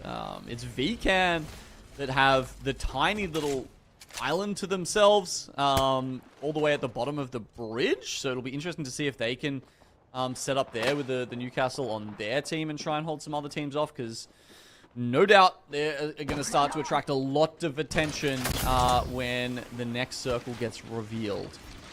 Strong position if they can hold it, and Vkan, they impressed in the last lobby, coming into the finals of LCQ. Number 1 in the lower bracket, allows them a chance right now. The EMP scene, final dream though. They get affected by it. MDY White, the one hampered by the other members of Final Dream. Aimbot now pushing towards the bridge also. MDY White hiding by the staircase, now found by Aimbot. Gets the crack onto the cat. They see the pylon, they see the fences, but there's the damage being brought on in by Papa. And LQ, dude, he's already gone. Ming Yue also a victim here to Final Dream. They win the fight already. They're hunting the solo left. It didn't really seem like they were considering those angles from above, and the Mozambique's just making quick work here of our MDY players. Meanwhile, Bearclaw Gaming gets sent on. We're talking about how good this building was, and all of a sudden, 3 teams involved. Now SWQ coming from the north as well. They might be able to clean up all of this. This Vkan, it's just Dante making a bit of a foray by himself. He needs to be careful. Meanwhile, Boring for Keep Going Gaming is the only one alive here. His drone is destroyed. Can't survive. He will go down. Bearclaw Gaming, they're not going to get the reset either. I mean, the Newcastle is alive right now, Limo, but can he find access to his teammates? SWQ playing this so smart, tipping in and out of the fight, picking up the KP along the way. But with all this noise being made, they want to get the wipe on Bearclaw Gaming just because X and Y is just right outside their doorstep. Donut now lobbing the ults. They know it's going to be a trouble coming their way. The Rolling Thunder now into play here as Donut and the rest of SWQ have the interior. X and Y just swarming like flies, and the Mozam sing yet again. YC brings in the pain. YC with another one, and X and Y, they get the wipe. SWQ, a team they went to land with in Mannheim, they're eliminated by the hand of X and Y. Meanwhile, Dante gets the assist from his crypto here. They pop the EMP so that he can actually fall in there and almost completely eliminate X and Y. I don't think they realized it was just a solo coming in. And they actually find XT2! He's been pinging it. They've just been pinging it. He's here, he's here, he's here. And Dante gets a sniff of XD. And X and Y, they're gonna go out in 11th. So much fighting for this one building here, Gino, but V can't stand on top after everything's said and done. So was that the crypto player pinging that? So I think they the drone might have seen him go into Invis, and therefore yeah, was just pinging that spot saying, hey, this is where he is. Because most of the time, right, if a crypto player does go Invis, you have no idea, and they can rat successfully. But obviously had some sort of information there about the position. That's just insane from Vkan, and this propels them to a good spot now, as these rings will start to close on in more so. KD, though, finding one more, thanks to the hand of Bolin. Bolin has truly been a star for Kill Devil. Interesting enough, I've heard here, Genome, he's been swapping around input, M&K controller, controller. God, not another one. Yeah, I don't know. I think Candles he's in M&K right now, but we'll find out later on. NSS, they also see a few more of these teams coming their way. Kill Devil still the threat from afar. Interesting time to swap as well when controller is at its weakest ever. I guess if you said he's at M&K now, maybe he has determined that. Oh, on the cross here, we've got Kill Devil. 2 of them going down, and unfortunately, it is the Newcastle and the Crypto. Nolan just trying to get the bat off here in between these knockdown shields, and he'll go for the shield swap instead. Maybe this nade could do some damage here to WWMBD. SS, also from above. This height so effective. Bearclaw Gaming now has been found by Vkan, but NSS, they have the castle wall to play with. WWBD eliminated 2. We're left to 8, but can NSS get Sora back on his feet? Thresher from all fronts, as a remarkable team are also coming in from above. Here they go, laying claim, getting this domain, and a remarkable team. That's something to note. They're still within the fight. Only 9 points to their name so far. These guys having to fight up from the bottom to try and get that match point eligibility and grab 50. They've done well for now, but most of the other teams are actually right here to their north as we watch Crash out trying to pick up a few kills themselves. At the moment, VCAN are wondering where the hell the rest of the lobby is, because they are the only ones in zone. All of the fight happening here towards the north. They're actually going to start going out to just find some of the kills and say, hey guys, let us in on the action. I want to join the party. Yeah, the timing from Remarkable Team has been impeccable. Not just once, but twice. They come from height and get the wipe on the teams trying to find the reset. And even though we only have 4 squads remaining here, Genome, 2 of the squads are rats. You got Yaya, you got Tao. Solo's here to try and hide as VCAN, alongside Remarkable Team, just jockeying for the position, moving into an effective 3v3. But this is what happens. You got 1 crypto for LLG. Yaya, though, on the other hand, he's a Bangalore, so he has to just run around. VCAN spots him. Remarkable Team also noticing the Bang running on around and crash out now. They're the ones in danger from not making it to a podium position here. So Tao's a little bit sad that we don't see any mobile respawn beacons within this final zone, but considering how early Dreamfire, well, it's a bit of a throwback there. Lonely Let Gone, took those 2 losses. It's pretty incredible for him as he actually uses that chance to move forward a little bit. The EMP will take him out of Invis though, and now we get a final 3v3 between Remarkable Team and VCAN. Yeah, VCAN has been doing so much work to look for these rats, especially the cryptos, and effectively flush them out. It's a big reason why they're in this position right now, where we're left to a 3v3 setup. Arcstar being lobbed here by Dante. The Rock here for cover for Remarkable Team. Mobile Shield can be up as well. And CK and the rest try to make these Mozam being sing yet again. But Remarkable Team, they're left on the low ground. VCAN now with the advantage. They get the first knock on the CK. And Big Sue, Mobile Shield, sure. VCAN now with the push. Slowly but surely carving a path of destruction. And what else can Remarkable Team do now? Turtle truly is where they're going to stabilize as they stay under VCAN here at the 3v2. Yeah, Turtle's left alive. Turtle's the name of the game here. They are playing from within that final circle, trying to set up the pylon and some fences to force VCAN into them. And they're going to drop, and they will take the game. VCAN play it so well from that southern island there. They got the zone by the bridge.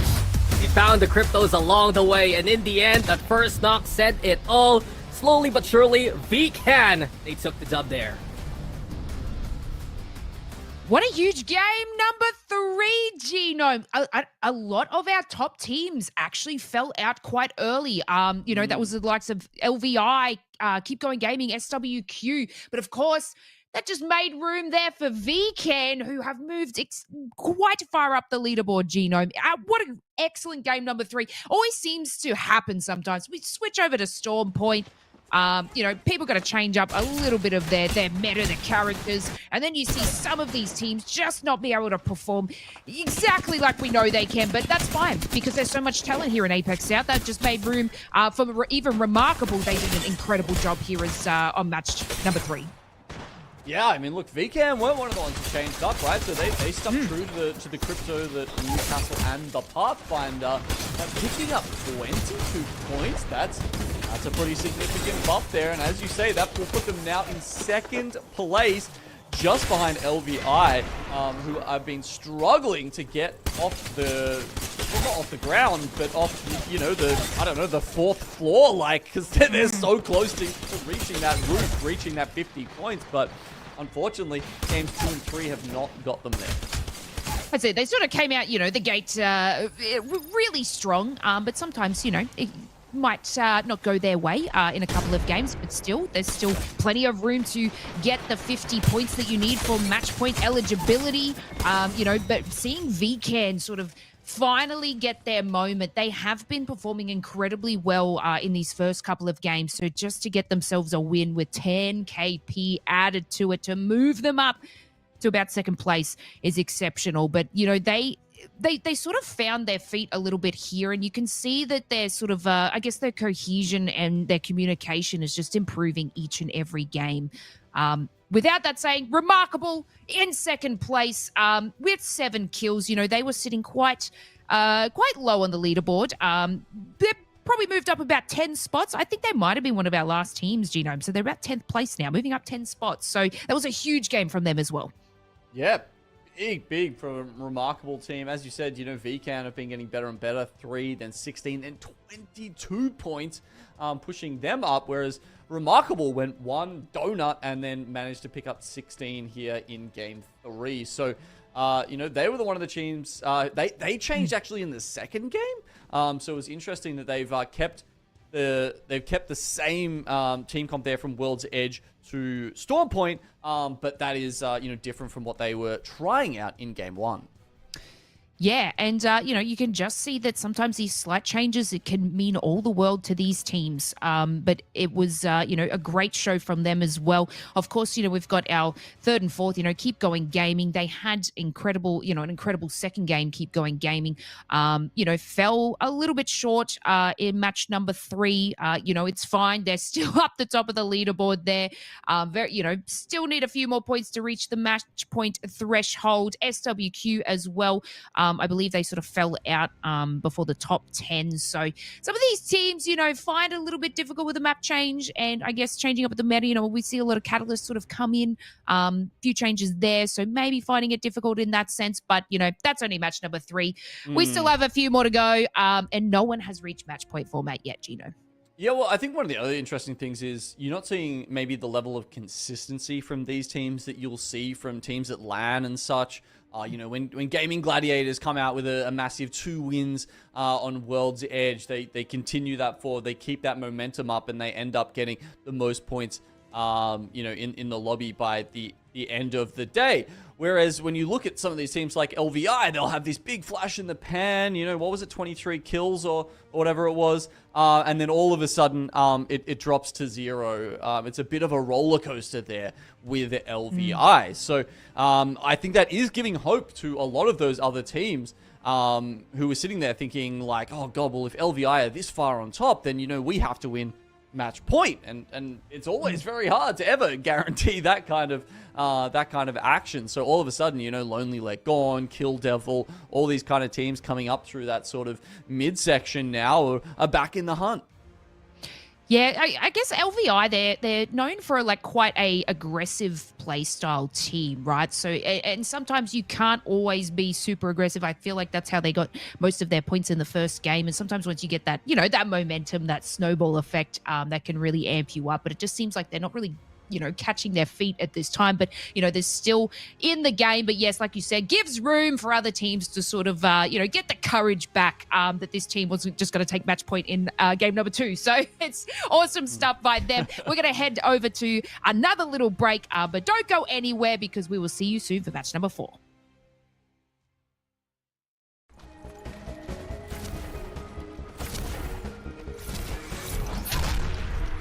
They know where you are.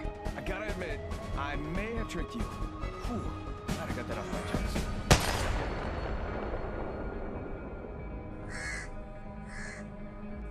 Tell Death I said hello.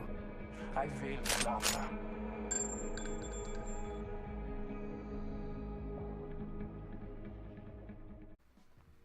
Did you see the announcement video for Champs?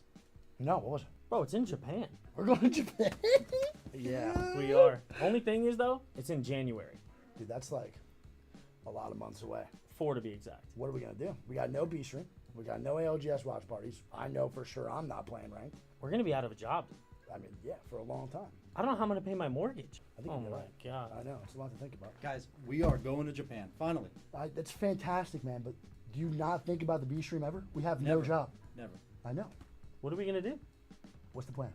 Well, what's it going to take to keep you guys around? We got a pretty good asking price. I'm sure you do, man. Yeah, I mean, we're thinking numbers here. We've discussed previously. 400K. 400K. It's a solid number. That's a really solid number. Think about the vibes. We bring the charisma. That we don't really bring the analytic part, but and we then we bring the heart. We bring the heart You do bring and the heart. grid. There's a lot of heart. We do. $400,000 is a lot though for heart and grid. True. I'm gonna have to ask the CEO, man. Ask him. Ask him.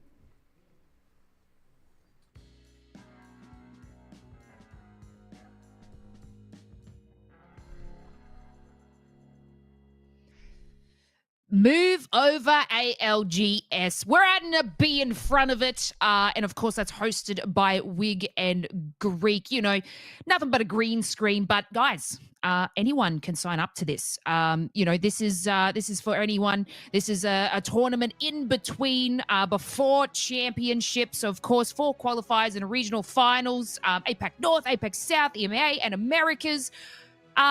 Gino, should we sign up, or do you think we have to cast it? Well, let's give it a go, Lace. Honestly, I'm down. I know. Onset. I saw he was signing up in EU. No so I mean, why not, man? I mean, we only came. What was it, like 20th last time we played together? So Yeah, that's, is that at 20th out of 20 teams, or like, is that what we're meeting there? But look, that's what I mean. This is the awesome. This is for the community. You guys can get in it if you feel like you've got what it takes. Then definitely sign up. Qualifier 1 October 16th. So you've got a couple of weeks to find yourself a team, get it together.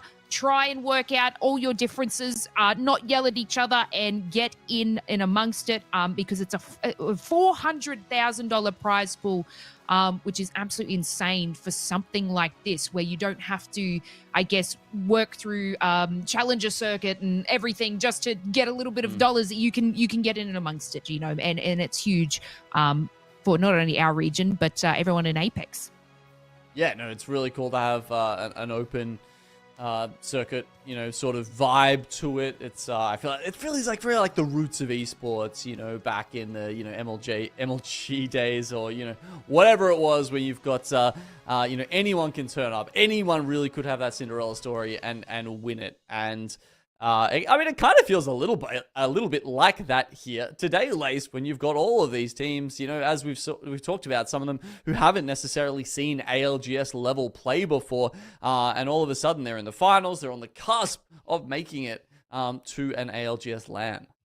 That's it. We only have 2 spots. So we obviously have the match point winner plus the next team that has the most points. So we're only looking for 2 teams today. No one has reached match point eligibility just yet. So we're going to keep things ticking. But, maybe all the teams, the 18 other teams, Genome, could sign up for BLGS. I'm sure they will. They didn't make it here. They could sign up for BLGS and try and get some money and make, a little bit of cash in that sense. But look, only time will tell. We still have a fair few more games today. We're obviously going to play a minimum of 6. We still need our match point format to be reached. We obviously have teams very close. So let's find out if they can do it. Let's head over for game number 4. We're back on Storm Point.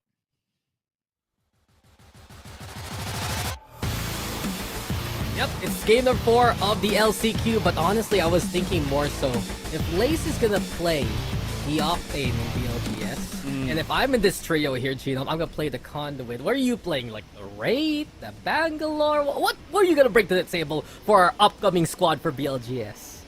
Yeah, look, that's a good question. Okay, so we've got, was it Octane Skirmisher? We've got support on Conduit. Yeah. Okay, so I can't play Newcastle. I mean, I'm a pretty good Pathy player. No, we've already got a Skirmisher. I can play Bang. Look, honestly, Dax, I can play anything, man. I'm like the Swiss Army knife in here. Yeah, I mean, come on. You cast every region, you play every legend. Well, I wonder if we're gonna get better. Not well. Than 20th place. Yeah, no. I hear our producer just telling us play Gibraltar. It's not for me, brother. That's the root special, man. Yeah, look, bubble timing way too hard for me. Yeah. I am not the master of the shield dance, but of course, we got 20 teams that have been masters of the region trying to fight for 2 spots, and immediately, look at that ring here, Genome. Kill Devil smack dab into the pylon, potential for it to end that way. Could be pylon. Yeah. Could see something over towards Jurassic as well. Yeah. I guess we will see. A Kill Devil, they have got the ring console. They haven't scanned it yet. I don't know why not. Of course. I do know why not, because they're not playing a controller character. There's no Watson, so they need to get their Evo up first. So we've got Lohan, who has popped up there to grab the Evo. And now, of course, Boland will scan it. And as soon as they do that, they're going to be like, oh, damn, people come towards us. Yep, because, of course, we see Havoc who start over in Jurassic, already thinking about taking up position in Pylon. Yeah, and Kill Devil, actually, this is a bit of deja vu coming into LCQ. I think that was day number 2, perhaps? Or maybe day number 1. Either way, they had height on Pylon. They had the ring on Pylon too.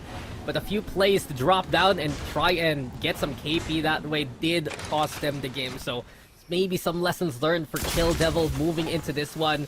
And you said it, now that they have the blue shields, they get the Ringmaster for the Pathfinder.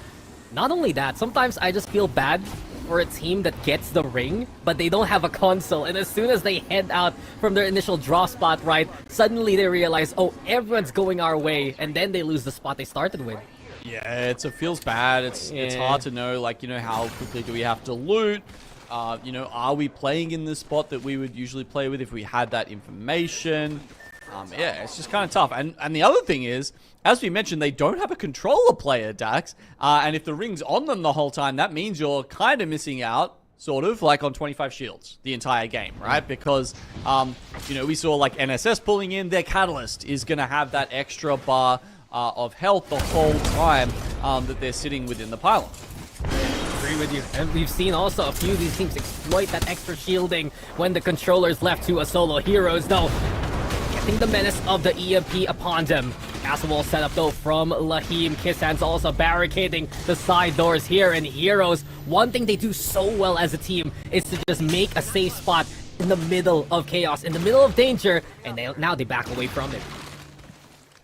Yeah, you do often see teams fight for these lower positions in Pylon, like, very early on. I don't know if that's because it's hard to scout them out, or if they just say, you know, we really need to take this spot, we're willing to fight early for it. But they managed to sort of work it out equitably there, and no one actually goes down in the end. So still 60 players in the lobby. Yeah, I mean, this troop has, well, 4 squads a while ago, now 3. With the Heroes coming out and Assess alongside a Remarkable Team as well as Havoc. Speaking of Remarkable Team, making a good case in the last game. You guys noted it a while ago.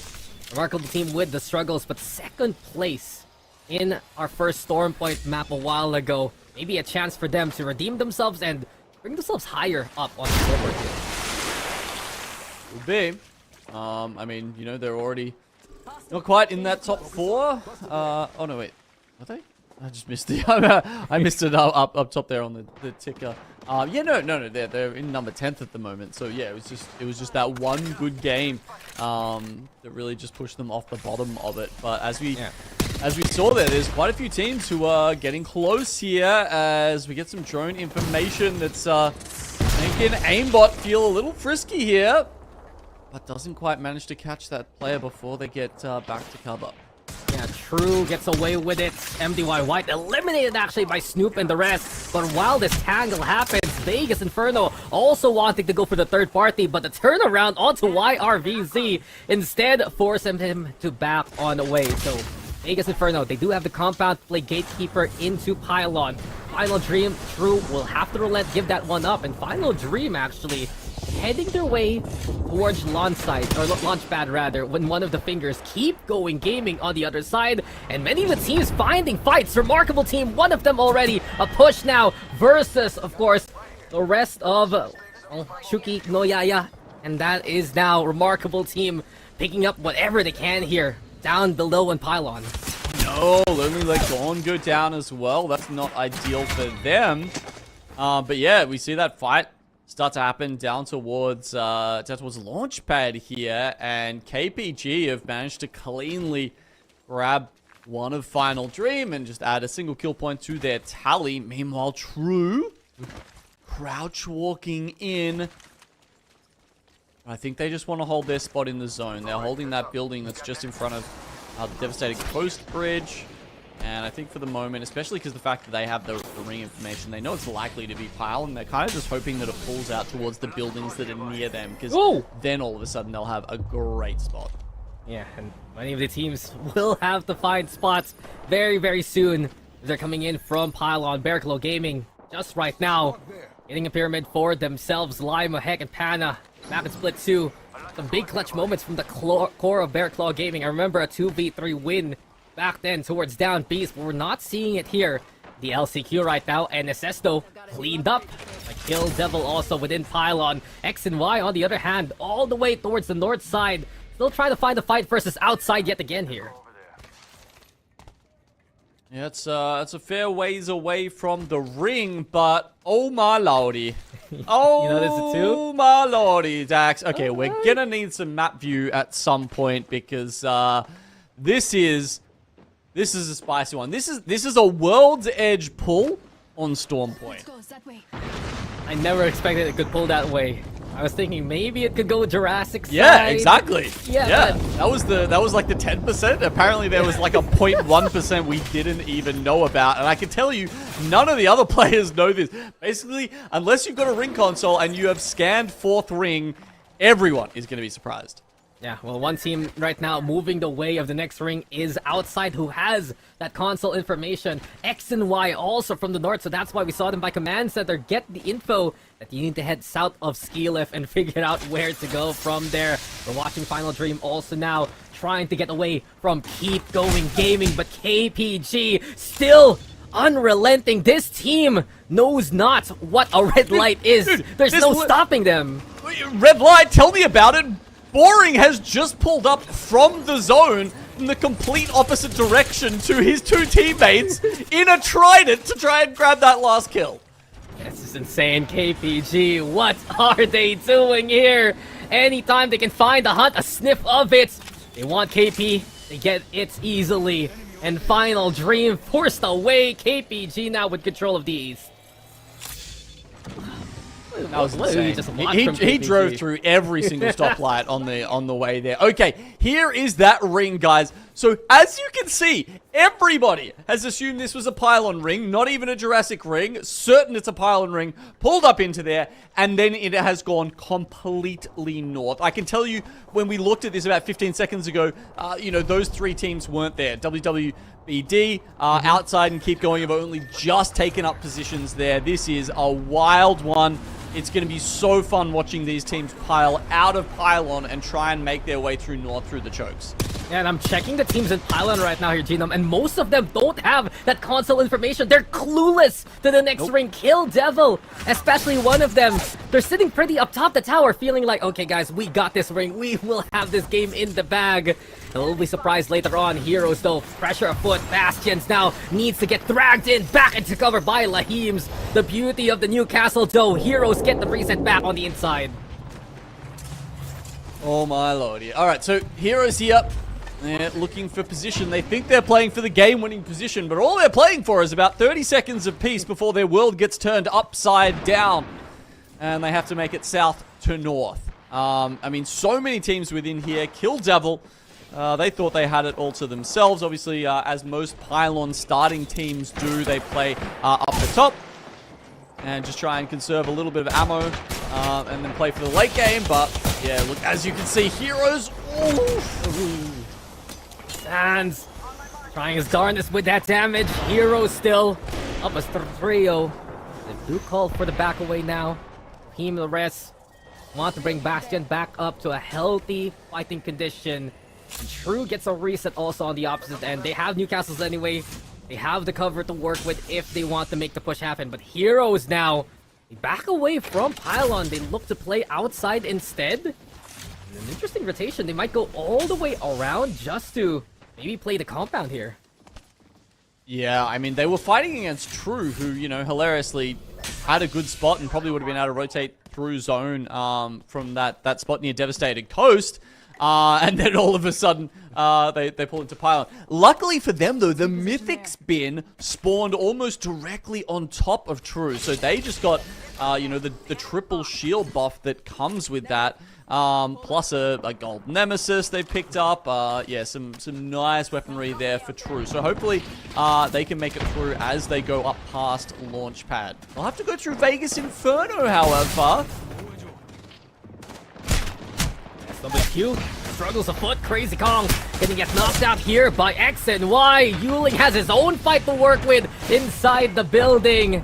SWQ, they've had a good run so far. Top 4 in terms of points. Yuling tried to at least get the bat up, but hunted down here by X and Y as well as Evo's. Pecan also showing up here to try and get the catch. Evo's Predator left on solo with Fafa Fifth hiding away from X and Y. Eventually, all the teams coming in from the north meeting each other by the buildings here as cover is just lacking into the next few rings. Well, Vcan now moving up into first place after a slow start to the day. Only 2 points away now from match point eligibility. This is an impressive set of games together this new team has put in. Iraqi though, damage again. True now hunting down whoever they can from KPG. KH has been caught and keep going gaming. They get the building, sure, but Vegas Inferno, the team that was previously in first place, who has found struggles in the last 2 maps, they're just lying wait down below. They hear the chaos being caused here by Trudeau, who zipped up on top and now look to take the fight towards Keep Going Gaming. They've taken the northern side of the building. Keep KPG hiding on the south.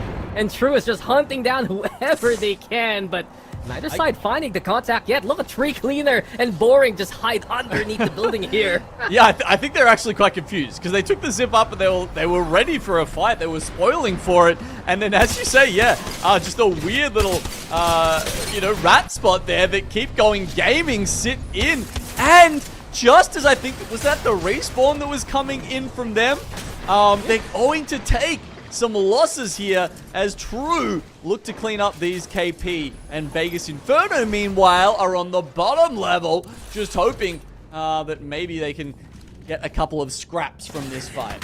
Well, they did. They were fed KH, that's for sure. As soon as the Pathfinder landed, didn't have, of course, the grapple available from the respawn, and Las Vegas Inferno just looked at them and said, "What are you doing here? What's up, bud? That's big damage." By the way, the zone pulled again.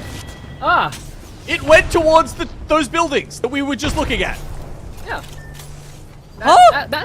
What is going on? Like, whenever you get over here, I feel like it never finishes near these buildings. You will always go towards that river that's like, outside. So we've gone from like, the 90% to the 10% to the 0.1% to the 0.0001% finish over here. This has just been a wild ride of a game. Yeah, this is one of the rings that you're gonna add on Ring Guesser in the future. Yeah. When did this happen? As X and Y shutting down VCAN as much as they can, and at least try to prevent them from hitting match point eligibility. Bear Claw Gaming went for the flyby though, and they're gonna be running into the final member of KPG, and that will be KPG eliminated here. Tree Cleaner found by Heck. Oh no, Pana found by Killapaw's Kraber. Killa and the rest of outside now looking for opportunity. They have the ring actually under their feet. Outside the ring, they also have the castle wall set up, so Killapaws has covered to work with to keep sniping from afar. Yeah, very much in time though. Obviously, you can see the castle wall went up, managed to zap some grenades that were coming through to try and find that finish onto Pana. Ooh, okay, more Kraber shots piling out now, and outside, they've got a spot here down the bottom. Some good scout shots also coming out from Null saying is up north. We've got so many teams now fighting for just a little scrap of space. A handshake for EMPs, but X and Y, the one losing out on this trade deal. YC gets the shields on back, and YC peppering the opposition. Is there any escape for Walking L and the rest? X and Y providing pain and removing havoc from the lobby. YC absolute mastery from him. But we're left to 8 squads, now to 7, as Scholar finds the last member of X and Y there. But a greedy play there from YC. He was not fully healed. I think he actually had time and went for the banners instead. So he pays for that with his life, and X and Y will go down in 8. WWBD now with that spot up the north, and it's really okay, Kill Devil. We've got a single rat not even willing to heal and give away the sound cues. You've got Heroes actually sitting in a pretty good spot below. As a 3, you've got outside, trying to play around some of these rocks, and Bear Claw Gaming, as well as all of the buildings, the teams in the building, like True, will probably be looking to push in very soon. Well, my eye right now is on Vegas Inferno. They realize, guys, we just need placement points. Just hide here, tuckered underneath the caverns. And if they can find a way to actually catch out through mid-rotate, that should give them enough KP to make it into match point eligibility. You can see it already. 48 points here, Genome. A few more squads go out, they make it. 2 more kills, they make it. Either way works for Las Vegas Inferno. By the way, Vcan did not make it, sitting on 48. They do not get across the line here in match 4. So Vegas Inferno looking to go one better with 2 more points. And this is their chance, as we also saw Kill Devil found out. The push, though, from Scholar and the rest of WLBBD versus Heroes. Massive again from Scholar up close. Here comes the Castle Wall, though. Killa finding Limo along the way off screen. But Lahim now, he has his own Mastiff to work with. And Heroes not shying away from a close quarter fight. Heroes right now, this is their banners being sound. As they make it to the top 5 outside the ring, though. Also battle here, as True will be eliminated all over as well. Outside hunting, Bear Claw Gaming, they're the ones who have been dulled here by outside the ring. Top 3 left, Genome, and Vegas Inferno, they've done it. 54 points so far. And Heroes actually get the reset off of that. This is a team that has been to LAN this year, and they want that experience again. They've got a taste of it, and they want more. They fully heal up. Medkits have gone off, and they just need a chance now to try and get some angles. But how are they going to do that when Vegas Inferno are around the corner and outside are now spreading out, looking, even with the 2 remaining Kraber shots, to try and bring them down? It's a battle for SEA supremacy here between these 3 teams outside the ring, having many veterans from the side scene right now. And here we go, the Dark Veil. Nice nade though from afar. So Las Vegas Inferno feeling the pressure of not just outside, but also Heroes. His stands though, trying to play for cover. Bastion right now just into the corner, but there's too much damage being done on the Heroes now. Las Vegas Inferno, they get the wipe, sure, but it's now a 3v2 as outside the ring have played this so smart. Killapos though has gotten knocked on down. 2v2 now, but it's too little too late for the Inferno boys, as outside will take this dub. Congratulations to outside there, playing that very well from the low ground. And LVI go on to match point. Game number 4, fouled away under jaw-dropping. Dax outside the ring, just being to get the creme de la creme with a bit of KP and a win. That must feel really, really good for them. But let's talk about it. We finally have a match point eligible team. Dax, this was a team that had 23 kills in the first game. Not going to say fumbled game 2 and 3, but that's fine. Coming back in game number 4 with a bit of KP at 60 points currently. We obviously are sending through 2 teams, one team that wins match point and the other team that has the most points. So, LVI or Las Vegas Inferno still need to keep this momentum, whether or not, they win the match point, because they could be that team that just has the most points to also send them through. Look, Lace, the average games, right, to make match point is usually 3 to 4. so they got it. They made it in time. Not good enough, Dax. No.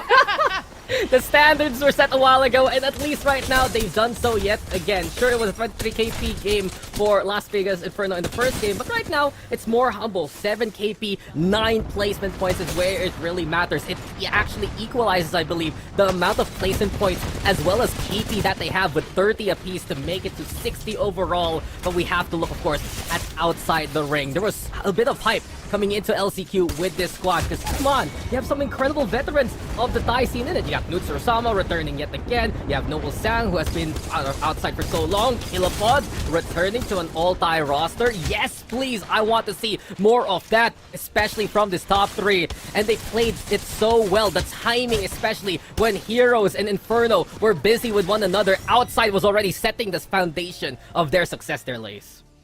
Yeah, we can see that the proof is in the pudding with 7 kills by them and just great damage. I feel like they are the top damaging team coming out of game number 4, or very close. True has got a bit of damage on the board, but this team, they worked very well to solidify this win.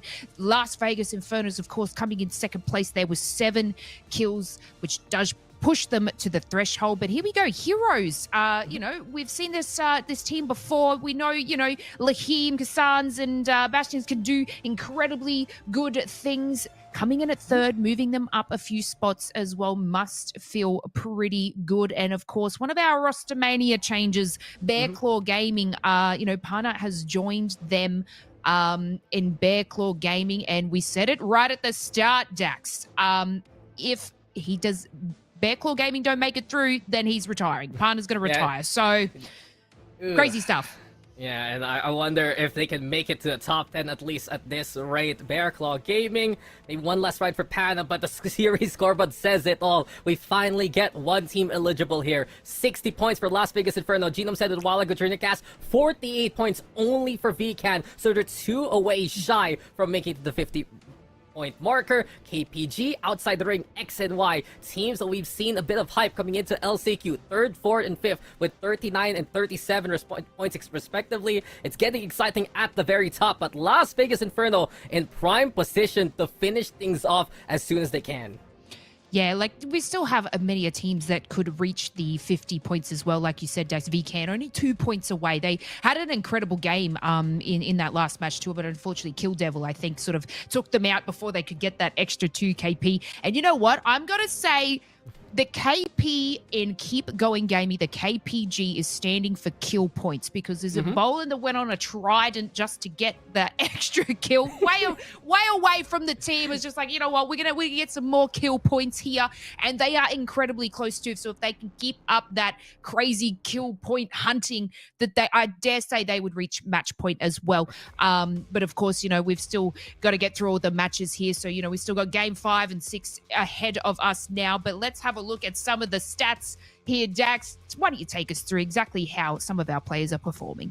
Yeah, you can see it here. YRVZ, impeccable amount of kills for Las Vegas Inferno. Man's on the Newcastle, but Man's also bringing in the damage as well as the confirmations to allow this team to make their way to the very top. And he was a big reason why we did see Las Vegas Inferno up top on the scoreboard at the very start of the game there, Lace. But on the other hand, Kill Devil still has Bolin in that roster, and he made the waves during the Dreamfire substitution back in the Mannheim line for a single game. He also brought this Kill Devil team from last place in split number 1 to a respectable placing in split number 2. There's a big reason why Kill Devil is in the running right now, and it's because of Bolin and his 10 kills plus 4k damage here.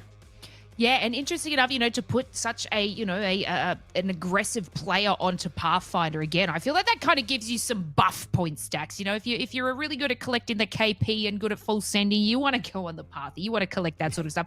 But let's take ourselves a short little break. Don't go anywhere. We have one team on match point, and we're going to see if we're going to get some more. We'll find out shortly.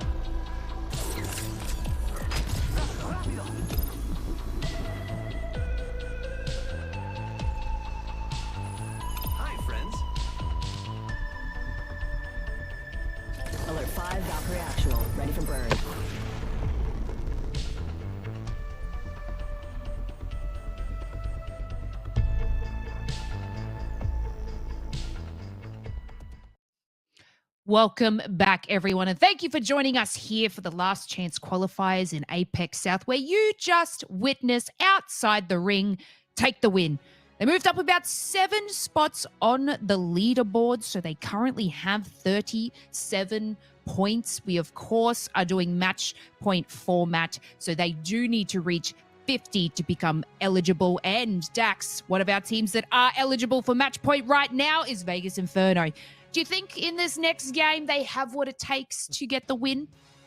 I mean, we're going back to World's Edge, so there's a possibility, right? They did it in game number 1. They can do so yet again here and now in game number 5. But you said it a while ago, Lace, outside the ring, jumping up from, 11th place all the way to 4th. We've seen a number of teams actually do that just to keep themselves in the running. And I feel like, especially with a team in match point eligibility right now, you need to have that big break game just to give yourself a chance to one of the 2 slots. Because you don't need to win the whole thing. If you have the most points at the very end, you can still make it to Japan. That's it. You know, you want to get all these kill points. You want to get these positions. You want to get these points. And, VCAN as well, a team that is really showcasing their skill today. Only 2 points away from match point, but still our second place team. They have been absolutely turning up today. So, even though Vegas Inferno is on match point currently, I have a little bit of a sneaking suspicion, Dax, that VCAN, this might be their chance to maybe win another match or get that threshold and knock out Vegas Inferno, because they have just been going insane today. Yeah, and right, they've been a relative unknown here coming into LCQ. Impressive work from the team from the Challenger Circuit. But I also noticed a while ago there, Lace, it was mostly Cryptos over the Bangalore. Something is afoot coming into this next map. That's it. Well, let's go check out some more EMPs as we go back to World's Edge. Going to see if they're going to pull out the crypto. Let's head on into game number 5. Let's take it away. Well, it's been a shocking set of results here so far, and we are looking to see if Las Vegas Inferno can finish the job off in 5 already. We'll still play a game 6, by the way, if need be. Or will another team join them in match point eligibility? Welcome back, guys, as we go back into World's Edge. And here we go again, Genome. Another fight in the LCQ. Do you think Vegas Inferno got this one or not?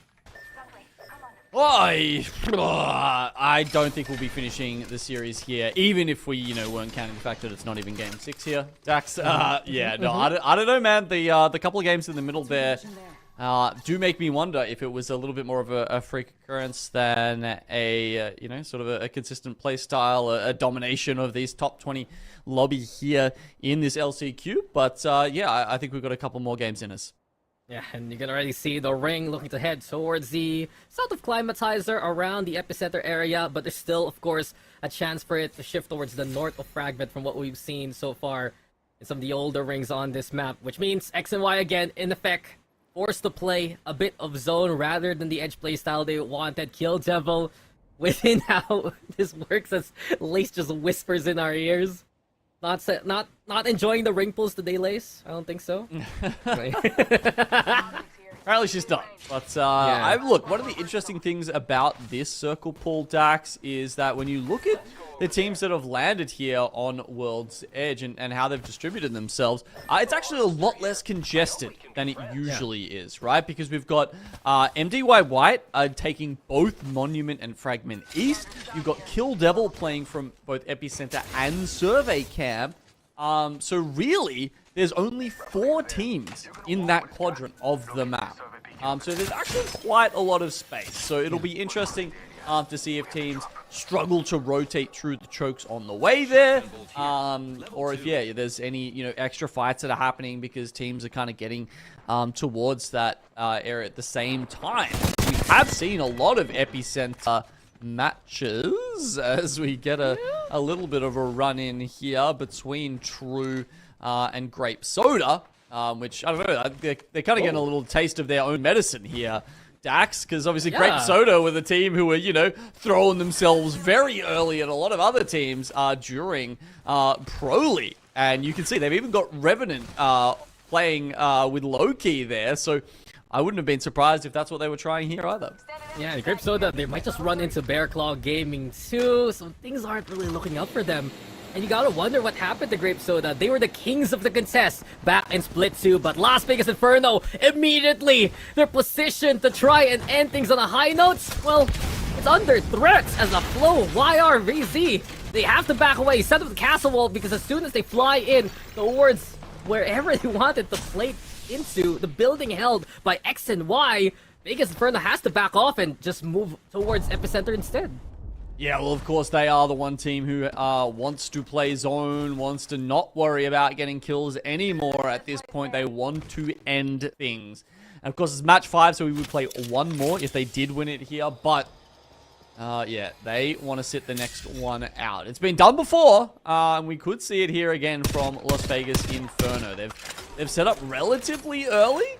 But yeah, this spot towards the north, I don't know if, you know, have they read this circle correctly? Will it end here? I mean, you have the Watson of Sato set up towards Epicenter itself. Survey camp for the other two players that was beaten back by X and Y. And as soon as they get contact with outside also, they just decide to disengage. So Vegas Inferno, a safer game today compared to the other few maps. We're watching Kill Devil right now, getting hampered by the Arc Star there of MDY Whites. There's the train tracks here, getting killed by teams also, and MDY, they're not done putting that pressure on Kill Devil, but this one train car is good cover. See Havoc also nearby, but they don't want to get in the action as of yet. It's Soyo instead, scouting around, looking for any opportunity. He slides in after the AP spotted out the opposition, damage done from afar, and Havoc playing the third party in this upcoming fight. They take the shots here. And yeah, Kill Devil are going to be struggling to find positions to play where they are not taking a lot of damage. Of course, they do have the Newcastle, so I guess we'll just have to see if, yeah, they're waiting for the castle wall, it looks like. And it's up to 85% as nades force them out. And I mean, they, you know, they've already used the mobile shield, and all of a sudden, they just take too many bullets. They found the spot that they wanted to play, but without those extra fortifications, they can't make it work. We just saw them get knocked out simultaneously by Soyo there. Havoc gets 2 KP. MDY Whites will get the consolation of 1. But in the end, and in fact, Kill Devil, the first team eliminated when we've seen them make it towards the mid to late game for many of these matches so far. So that's 1 down. MDY White also spotting out NSS, but they realize now with Havoc nearby, they have to be careful to get pinched if they want to not get pinched here by other squads coming in from above. Yeah, who else could be coming in off the back of them?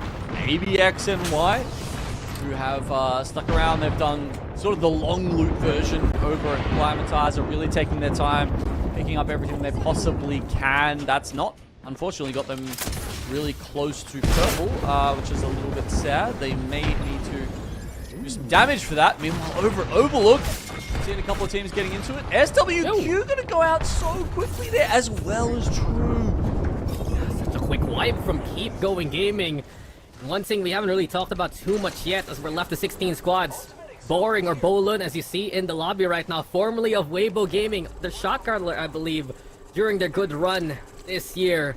And Weibo didn't make it to the LCQ finals here at Genome. It's such a fall from grace from our champions from split number 1, but KPG bringing that banner instead. Soyo though, finding another set of Tarvix. Havoc causing chaos here by the train tracks. And where Kill Devil died, MDY White will be placed the same. It's Havoc yet again finding success. Yeah, I mean, there were quite a few teams that didn't make the final 20, right? You know, War Monster, Firebird, Weibo, all these other names that we know. But when I actually went and had a look at the roster stats, not many of them were playing with their Pro League rosters. The, you know, the org name was still there, but either those players have moved on or, you know, looking for other teams at the moment. So yeah, we, you know, it wasn't like it was the full strength Weibo team that I think would absolutely be able to mix it in this final lobby.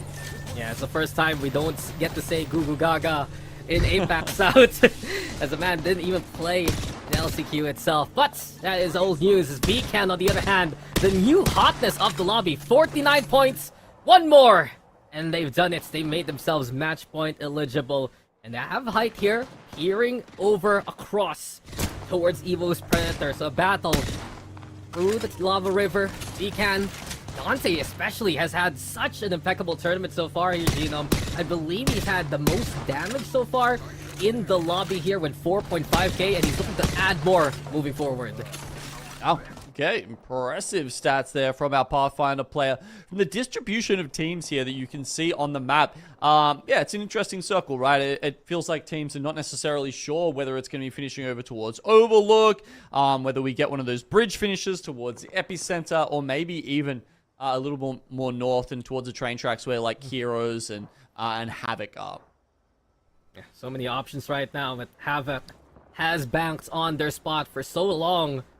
And they've done all they can, wiping out 2 squads, adding big KP thanks to Soyo and his leadership, I dare say, for this roster. And Havoc has been interesting. You don't see this distribution of, I'd say, players too often. You got MYSG roster effectively. You have Soyo, the one with the experience in Ash Esports or White Flash, I mentioned a while ago. Here will go Las Vegas Inferno. They find the fights towards the west. LG across them. Why don't we listen in to Las Vegas Inferno and see how they take this fight? มันเอาโดนมาเราทะเลลงขวาทะเลลงขวา แล้วขวาโอเคกดแล้วไปฝั่งแล้วใช่ป่ะตอนนี้ ตอนนี้อยู่ฝั่งนี้ตอนนี้อยู่หลัง โอเค ผี โอเค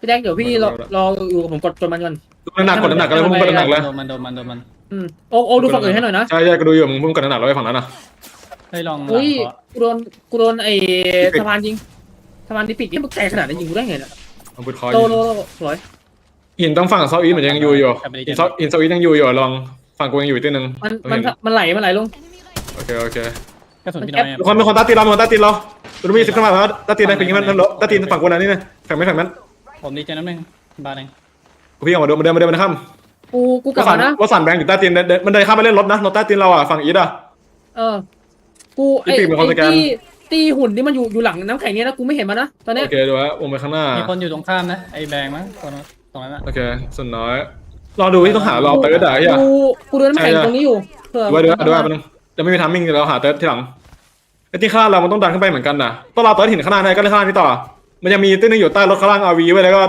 มีคนอยู่บนเขาผมต้องดันไปแล้วก็อีพิกตีนึงในเมืองอีพิก เราเดินไปก่อนไม่ได้กล่องนี้เราเดินไปดูกล่องข้างล่างนะไปได้ครับ ไม่ได้สแกนมั้งอยู่เนี่ย เดินไปดูกล่องเลี้ยวมาหาเราป่ะ โอ้ สแกนมันจะเลี้ยวมาทางเราเลย กูดูกล่องไหม ที่บอกเดี๋ยวทิปขึ้นกลางมาทิปขึ้นกลาง ทิปขึ้นตรงกลางอก ได้กลางเอพิกกูแม็กเควีม่วงให้เฮ้ยเจ็บหลังนี้ไม่เห็นมันเจ็บกันนึงออกมาจากตรงนี้กรอบแตกกูดอกแม็กเควีม่วงไปกระสุนเนจี้เหลือแค่18เมตรสุดท้ายละเหลือ20แล้วต้องรอข้างหน้านั้นมันเดินขึ้นไปมันต้องเดินขึ้นไปตีนะเว้ยเฮียเราเดินตามหลังที่RVอ่ะเราไม่มีแบกเลยเฮียเดินยากเราต้องพยายามเดินฝั่งซ้ายฝั่งขวาเดินไม่ได้ Okay, well, LVI get a little injection of big meds there on the bin reset. They've pinged a spot near the bridge, and the bridge is where we will be going.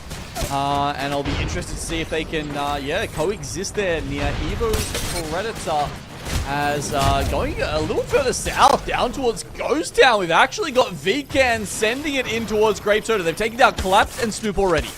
Yeah, they just need one anyway. Might as well take the squad wipe. Grape Soda has fizzled out, and Vcan have put themselves in match point eligibility. 52 points and counting. Another squad joins Las Vegas Inferno here.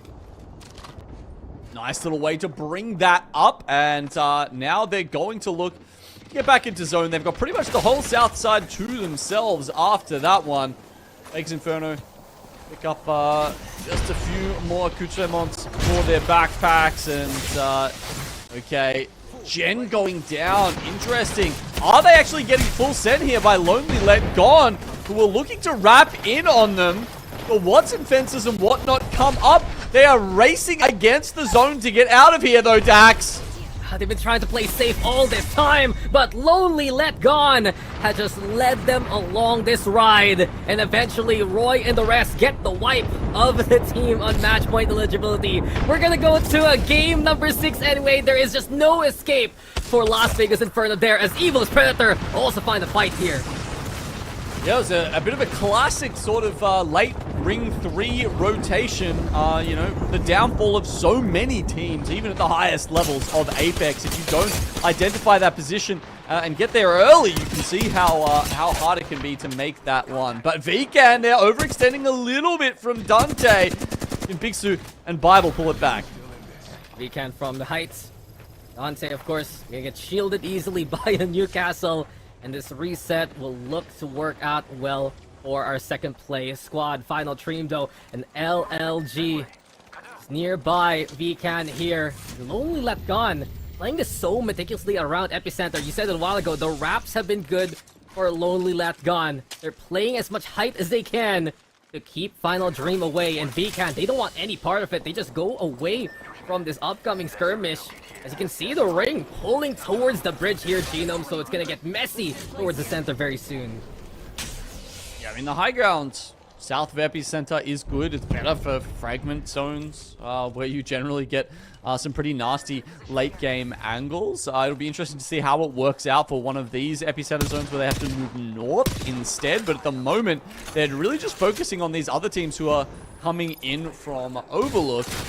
Meanwhile, Lonely Let Gone, who are up to 30 points. Roy almost juggles his way out of that one, but can't quite get to safety. The damage reduction doesn't help if you're at 1 HP. And Lonely Let Gone, they lose their leader, they lose their Bangalore. And with now Tao, the only one still standing, we see a familiar sight here for Lonely Let Gone. Time to go invisible, time to go off the grid for Tao, and look to just wrap up and get some placement points going. Final Dream though, they're not done. They still have a battle in front of them versus Remarkable Team. X and Y actually getting the reset with the respawns going. 8 squads remaining as Lonely Let Gone eliminated. WWB gone too. NSS eliminated as well. And KPG, will they be next? The EMP hits KH and the rest. But they'll get the shield bat. X and Y brought back to life in all of this chaos. And keep going gaming. They want to catch more of X and Y. It's a 2v2 standing here, Genome. Oh, I mean, they've got about a candy bar's wrap-up worth of space to play with here. Keep going gaming. Oh, okay. Tree Cleaner, though, actually gets a finish off onto X and Y. So, look, good for you, mate. But how long is that going to last for as, I don't know, like the second, third EMP comes in to try and delete their shields? They're finally stable enough to get out of it. And I like how Final Dream have been playing this, honestly. They've been very slow, meticulous, methodical in their move from the west side of the zone. But finally, their privilege has run out. And they do need to now make a trek across to where Bearclaw Gaming are actually holding this out. Yeah, but Final Dream is looking to slip by a Remarkable Team here. Set up the castle wall again. Look to bring Turbo back to full HP and keep going gaming. Every time they peek out, they're getting hit by bullets. If they find the timing, they can make it. If not, they're dead in the lava. RMT though, still up top. A Remarkable Team, they know Final Dream is just right behind them here. The climb up from Papa and the rest. Now they want to take the fight perhaps. They came through the smokes. Devotion in hand with the Watson also. But as soon as he peek, as soon as he swing, CK Kong Bai will say bye-bye to you. Remarkable Team bringing in the pain. And Final Dream, yet again a nightmare for them. But we're not done because KPG finds opportunity. And here they come towards the high ground.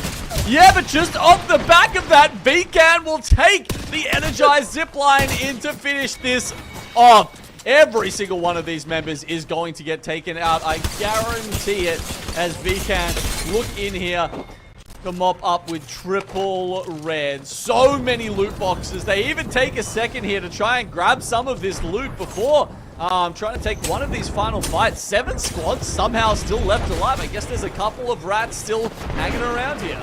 Yeah, one of them being KPG. A caravan fight though here for Soyo and the rest versus Heroes. Heroes versus Havoc as Remarkable Team will be eliminated. KPG gone too. We're left with 5 squads, but Lahim can't find any kind of entry. And Soyo instead with a PK bring Lahim to his knees. Heroes though still with the caravan interior. 2 of them on the inside. At least with the catalyst they can stay afloat here. Vcan inside, you can see X and Y actually having a position right next to Panna. He doesn't realize that there is a player directly on top of him right now. And Vcan actually, with that knock, are going to look to try and take down Bearclaw. Oh man, so unfortunate for a team that had a great position going into this final zone.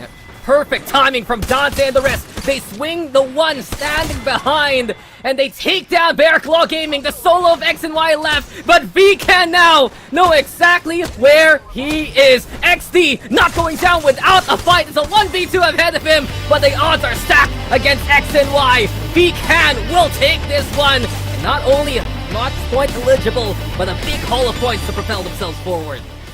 That's right, they take the lead. A win as well as a brace of points there to push them up into #1 spot, Lace. I'm going to say something lame, but who can? VCan can. But they are absolutely steamrolling today, Genome. They started out quite well, but just each and every game they are getting better and better. You know, the stakes were really high going into this game for Vegas Inferno. They were our first team to reach match point eligibility. But you know what? I think it was LLG. They said no. We go again. And that opened up the room for VCan to get into match point eligibility. And with a fair other teams very close too, but VCan did absolutely incredible stuff. It seems like they were just going around slaying everything in their path, Gino. Oh yeah, they were slaying all right. I mean, if we look at that last game, they picked up 28 points, Lace. They've not only taken over LVI, they have trumped them completely.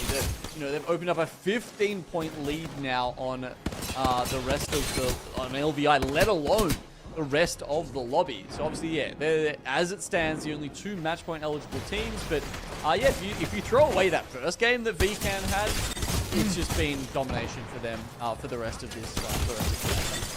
Yeah, right. And like, I guess even if we, head into another game, VCan could still win if someone got match point, won the match point, because we are looking for 2 teams today. The match point eligible team, the one that wins the match point, and then the one with the most points. And VCan at the moment are sitting quite high on that leaderboard, but they just went absolutely in every fight that they took today. And you can see exactly how that turned out with 16 kills for them.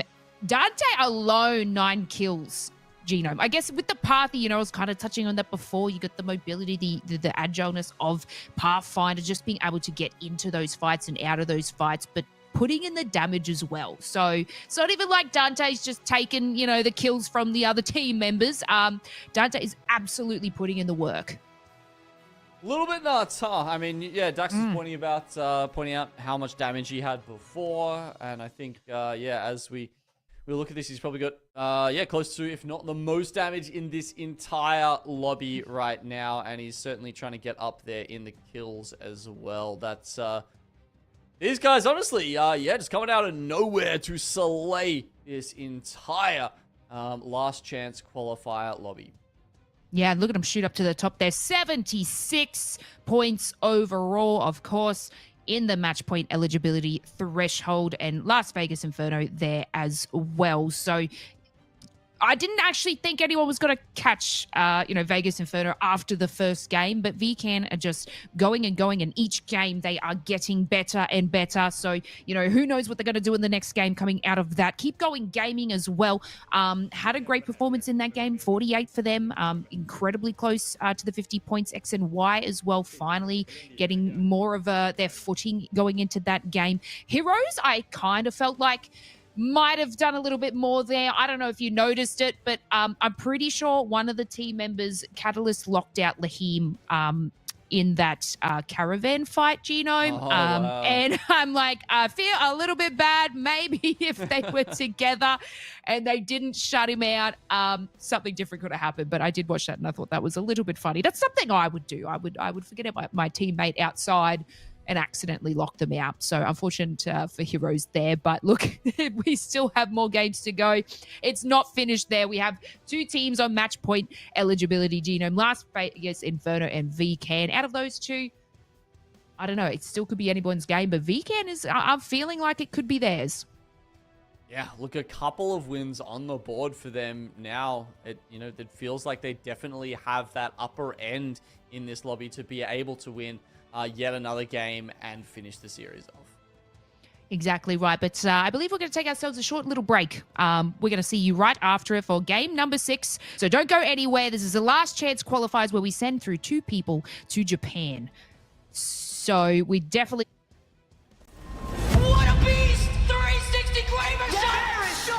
clutches that out. He beat them both. He's just better. NRG with the clutchest 2v3 you will ever see. And the question on everyone's mind is, where are we going for the Year 4 championship? Now, Dark Zero is going to be your champions of the APAC Legends Global Series.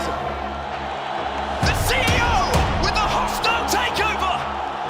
TSM are your champions. 総額200万ドルの賞金をめぐって世界中から集まった強豪40チームが対決します。果たしてチャンピオンになるのはどのチームでしょうか。ALGS ようこそ日本札幌へ。 10 feet ahead of you, catch me is something you'll never do. I turn around and I level you, no motivation is needed. Look, I put myself on the pedestal, this is incredible. This how it feels at the top, got no incentive to stop. Payment is only the rock, so I take water and soda, then hit them with lyrics and mix them up all in the pot. While in the jungle, they want me tame, keep them alive but without a brain. They want me broke with a lot, I give it all that I got. Welcome back. Being cut off for that amazing clip there because, you know what, we're heading to Japan, Genome. That's fine. You can shut me up if we're going to Japan because I'm super excited to see everything that unfolds there. And of course, 2 teams from the last chance qualifiers are excited to go as well. And we are trying to find out who that's going to be, Genome. Yeah, kind of a nuts prize, honestly, isn't it? When you think about it, you know, you have to work so hard to get to a LAN, and being able to get there in just a couple of days in the last chance qualifier is genuinely one of the best opportunities you will get as far as Apex and ALGS esports goes. So looking at how the day has gone so far, VCAN have won a game on both World's Edge and Storm Point so far. Very impressive from this team, as well as outside the ring. Some of our fan favorites managing to do that as well. And Keep Going Gaming, they were sort of my pick. So yeah, we'll see how that ends up. Having a look at VCAN and their sort of performance throughout today, you can see they have not, you know, polished off a donut just yet. They'll save those for the victory lap potentially later if they end up in this top 2. Running away with so many damn kills, regardless of, you know, how, you know, which map they've been on or where they're starting at from. Yeah, and it just seems like they've just got this nice little steamroll effect, Genome, as you said, like even getting the kills, you know, even game number 4, 11th place, still something, still points, still kill points. So, you know, they are definitely doing something well, and that is why they're at 76 points right now. They are in the match point eligibility. We have 2 teams currently. We're heading into game number 6. Even though we have 2 teams, by the looks of it, Vegas Inferno and VCAN being so far out in front could potentially do it. But you said Keep Going Gaming, Genome, was sort of your pick today. They're already at 48. So they totally could do something here. But let's have a look at one of our favorite little stats, G-Moon, okay? The little ratatars. Do you reckon this is increased because of cryptos being able to be invisible? Yeah, well, remember, right? Like, I mean, yeah, so Tao's got 14 minutes there. Of course, yeah, most of that, I imagine, was just from that single game on Storm Point near Barometer, where, yeah, his team went down super early, and he literally just sat in that middle of the zone and just sort of hopped forward. Was as soon as anyone else started fighting, he was like, and just like, you know, like took a couple of steps forward, got back in the drone, and yeah, he was an expert at hiding it as well. So, interesting one. I mean, yeah, I was just checking the drop spots here to see, you know, what VCAN had been sort of staging this from. So they've been playing down Beast, and then they've got Lava Fissure plus Mirage Voyage. So, yeah, it looked interesting. You know, not too bad drop spots, not even necessarily like that good priority to some of the zones we've seen, and they've just been making it work, Lace. Yeah, I guess because we didn't really have draft or POI picks, you know, we didn't have that system, everything being so close together. So, you know, they may have gotten something that they, you know, generally like to pick from there, and it seems to be working incredibly well. So that's something, you know, to take out of everything today. But as we look at our legend picks, once again, going into game number 6, you know, of course, we've seen an influx of cryptos as we've touched on. such this is bringing back I can't remember what season it was, but this is bringing back another vibe, because I remember a time where it was Cryptos, Watsons, and I think it was Gibraltar, and that's all it was, and you just saw EMPs go off all the time, and it's bringing that nice little vibe back for me, Genome. Bringing back, I guess, different legend picks, different character picks, and a little bit of more of the OG Apex that we love. But let's get into it. It is game number 6. We have 2 teams match point eligible, Vegas Inferno, VCAN, Genome. Are they going to be able to do it, or do we go again? Let's find out. VCAN has already taken 2 of these dubs. Can they get a third to finish it all off and go to Japan? Well, we're going to find out here and now. And World's Edge yet again. APAC South, LCQ looking exciting. 2 teams on match point eligibility here, Genome. Oh, we've got 2 now. VCAN joining their region. I was gonna say countrymen, country mates, but it's not really. It's just other people from the same region, and let's just call them colleagues. We're all working together here, and they'll be on 76 points, opening up a big lead. And this is important, Dax, because winning isn't the only thing on the line here today. If you come second, you got the most points. Also, that's a big thing. Grape Soda, we can see, have started trying to make up some of those points by picking a fight. And they've gone over to...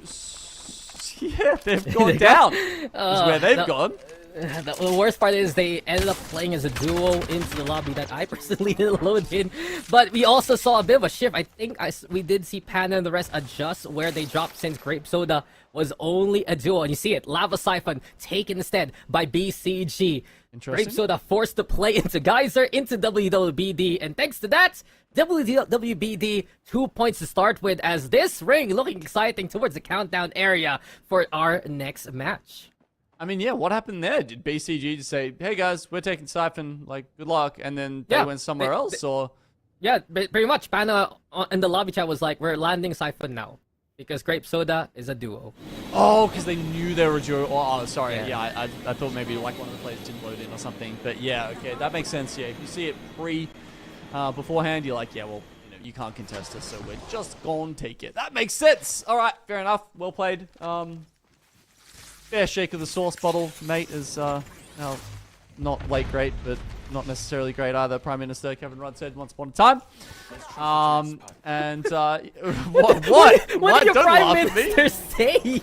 What do you guys do there in Australia? Fair shake of the sauce bottle. It's a very well-known, actually, he literally said it. He was like, oh yeah, everyone knows this saying, right? And basically the entire country said, what are you talking about? Yeah, that's a banger and a half right there. And okay, yo, your quotable quotes are very interesting down under, okay? I learn so much every time I'm on broadcast with you, Lace, Roots. It is a pleasure to learn your culture, man.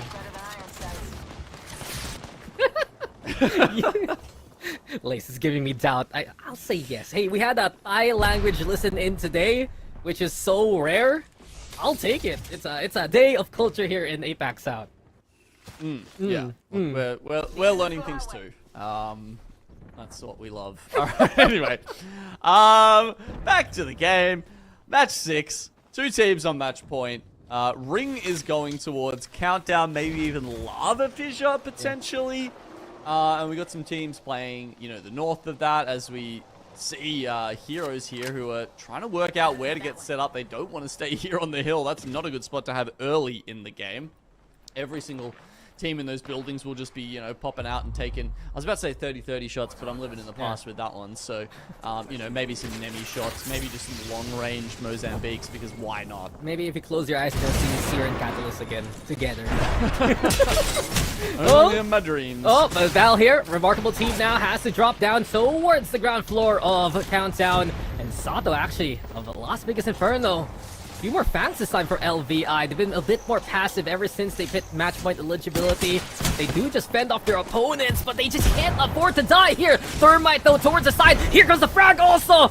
Las Vegas Inferno holds steady here. Sato-sang and YRVZ trying to keep everyone topped up and ready now. Defense is still in position. Sato doing his darndest to keep an anchor for Inferno to work with. Let's go. Okay, some mobile shields. Just keep them running. Just keep them in the game. Enough time to buy, to get a Phoenix kit off. So that will be just enough now for Vegas Inferno. And you got to remember, they're one of the 2 teams that can end this series here and now. EMP they have to deal with. Nice little bit of juggling, getting the armor down to deny some of that damage at the very least, but it is going to sap further yet another Phoenix kit from their utility. Yeah, but at least they're still alive. And MDY Whites with the sky view of Countdown now. That's the beautiful thing about the crypto meta. We get even more observers for us to watch out for, including these players. And we saw a while ago in the rat stats, right? It's just...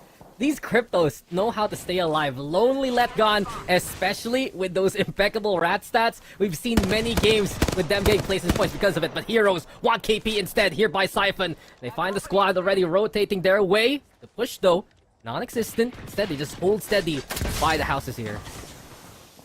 Yeah, I think that makes sense. They let Final Dream move in, say, hey, you know, we've been a bit lonely. I'll take your neighbor for now. Wave at each other, maybe bake some baked goods for each other occasionally, share a meal, you know. Man's living the suburbs life here. You talk to your neighbors? Yeah, like not really. Okay. Let's be honest. I live in an apartment building. No one knows who anybody is. No. I don't even talk in the elevators, man. I don't know about you, but I gotcha. I only talk to my neighbors when my cats actually just jump away from my rooftop, and then they're like, "Hey, your cat's here again." Cool. That's kind of hype. Yeah. I probably would talk to them if there was a cat. There were a chance for pats involved, you know. But. Dude, not gonna lie, I have to talk to my neighbor very soon because his wall is breaking. It's like some of these castle walls that have happened in these games. Okay. This is actually for real. I'm making a mental note thanks to the VOD here. But anyway, remarkable team. They're coming out from Skyhook. True, also one of the neighbors that we have here on Siphon. And it's getting pretty crowded actually here by Fisher rather, because we have 1, 2, 3, 4 to 5 squads within the vicinity of Heroes again. And it's one thing Heroes has done in this map, right? They don't like to go where the bulk of the other teams are, but they just like to play a bit of edge in a way, as we are seeing more of Countdown now into the next ring. Yeah, and the way that ring is pulled even leaves open the door for a skyhook pull as well.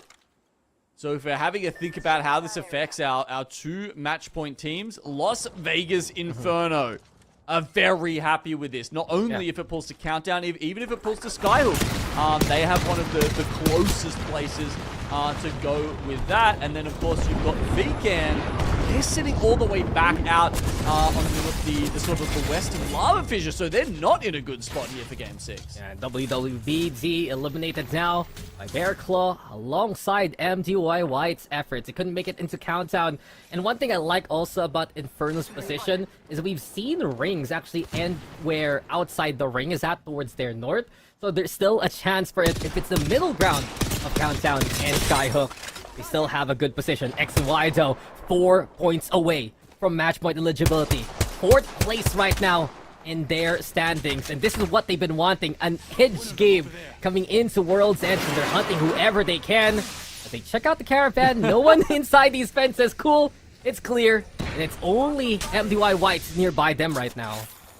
I like how he checked that with his face as well. No. You know, instead of just like shooting out one of the fences. But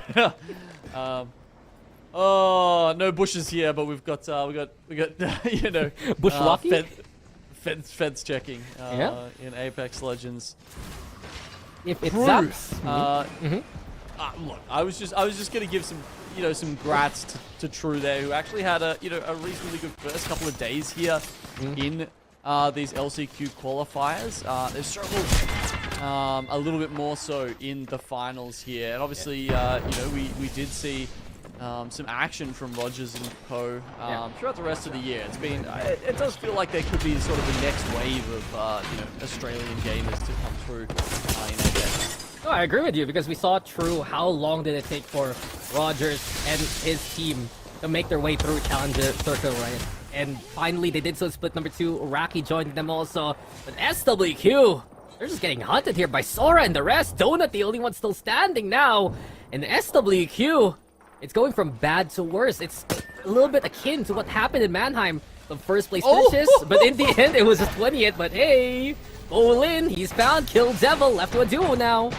Wow, I mean, look, I was just specking Donut, and he hit one of the nastiest R301 sprays I have seen here.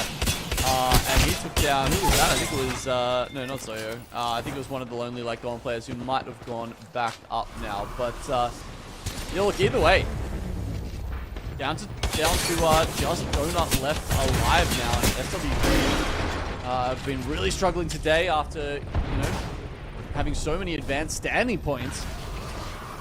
Sorry, with KPG, however, have not. And KPG 2 away now. This might be the 2 that they need.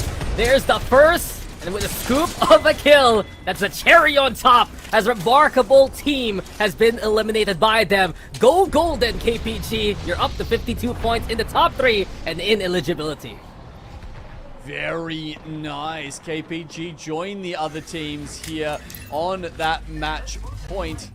52, the third team to reach it. The next team anywhere within striking distance is probably XNY sitting on 47. X and Y very close also. And we've said that these teams that like to play the edge playstyle just hunt down members of the lobby that they can feel that they can just bum rush, right? It helps them bring their tally up even higher and higher, and it might be their chance here. But KPG will have to wait for another game if they want to be the ones to win through match points. VCAN, on the other hand, though, looking to make it a triple threat. They win 3, and they're going to Japan. By the way, I mean, we were talking about how outside were playing the spot under the Raven, right? Yeah. And it looks like that's very much where the zone could be heading. VCAN, if they make this push onto outside and win it, all of a sudden they are in God spot. I mean, they have the gold medal right now. All they need is the podium itself to position themselves in. But they have a different fight in plan. They set up the zipline now. Here we go with a frag also.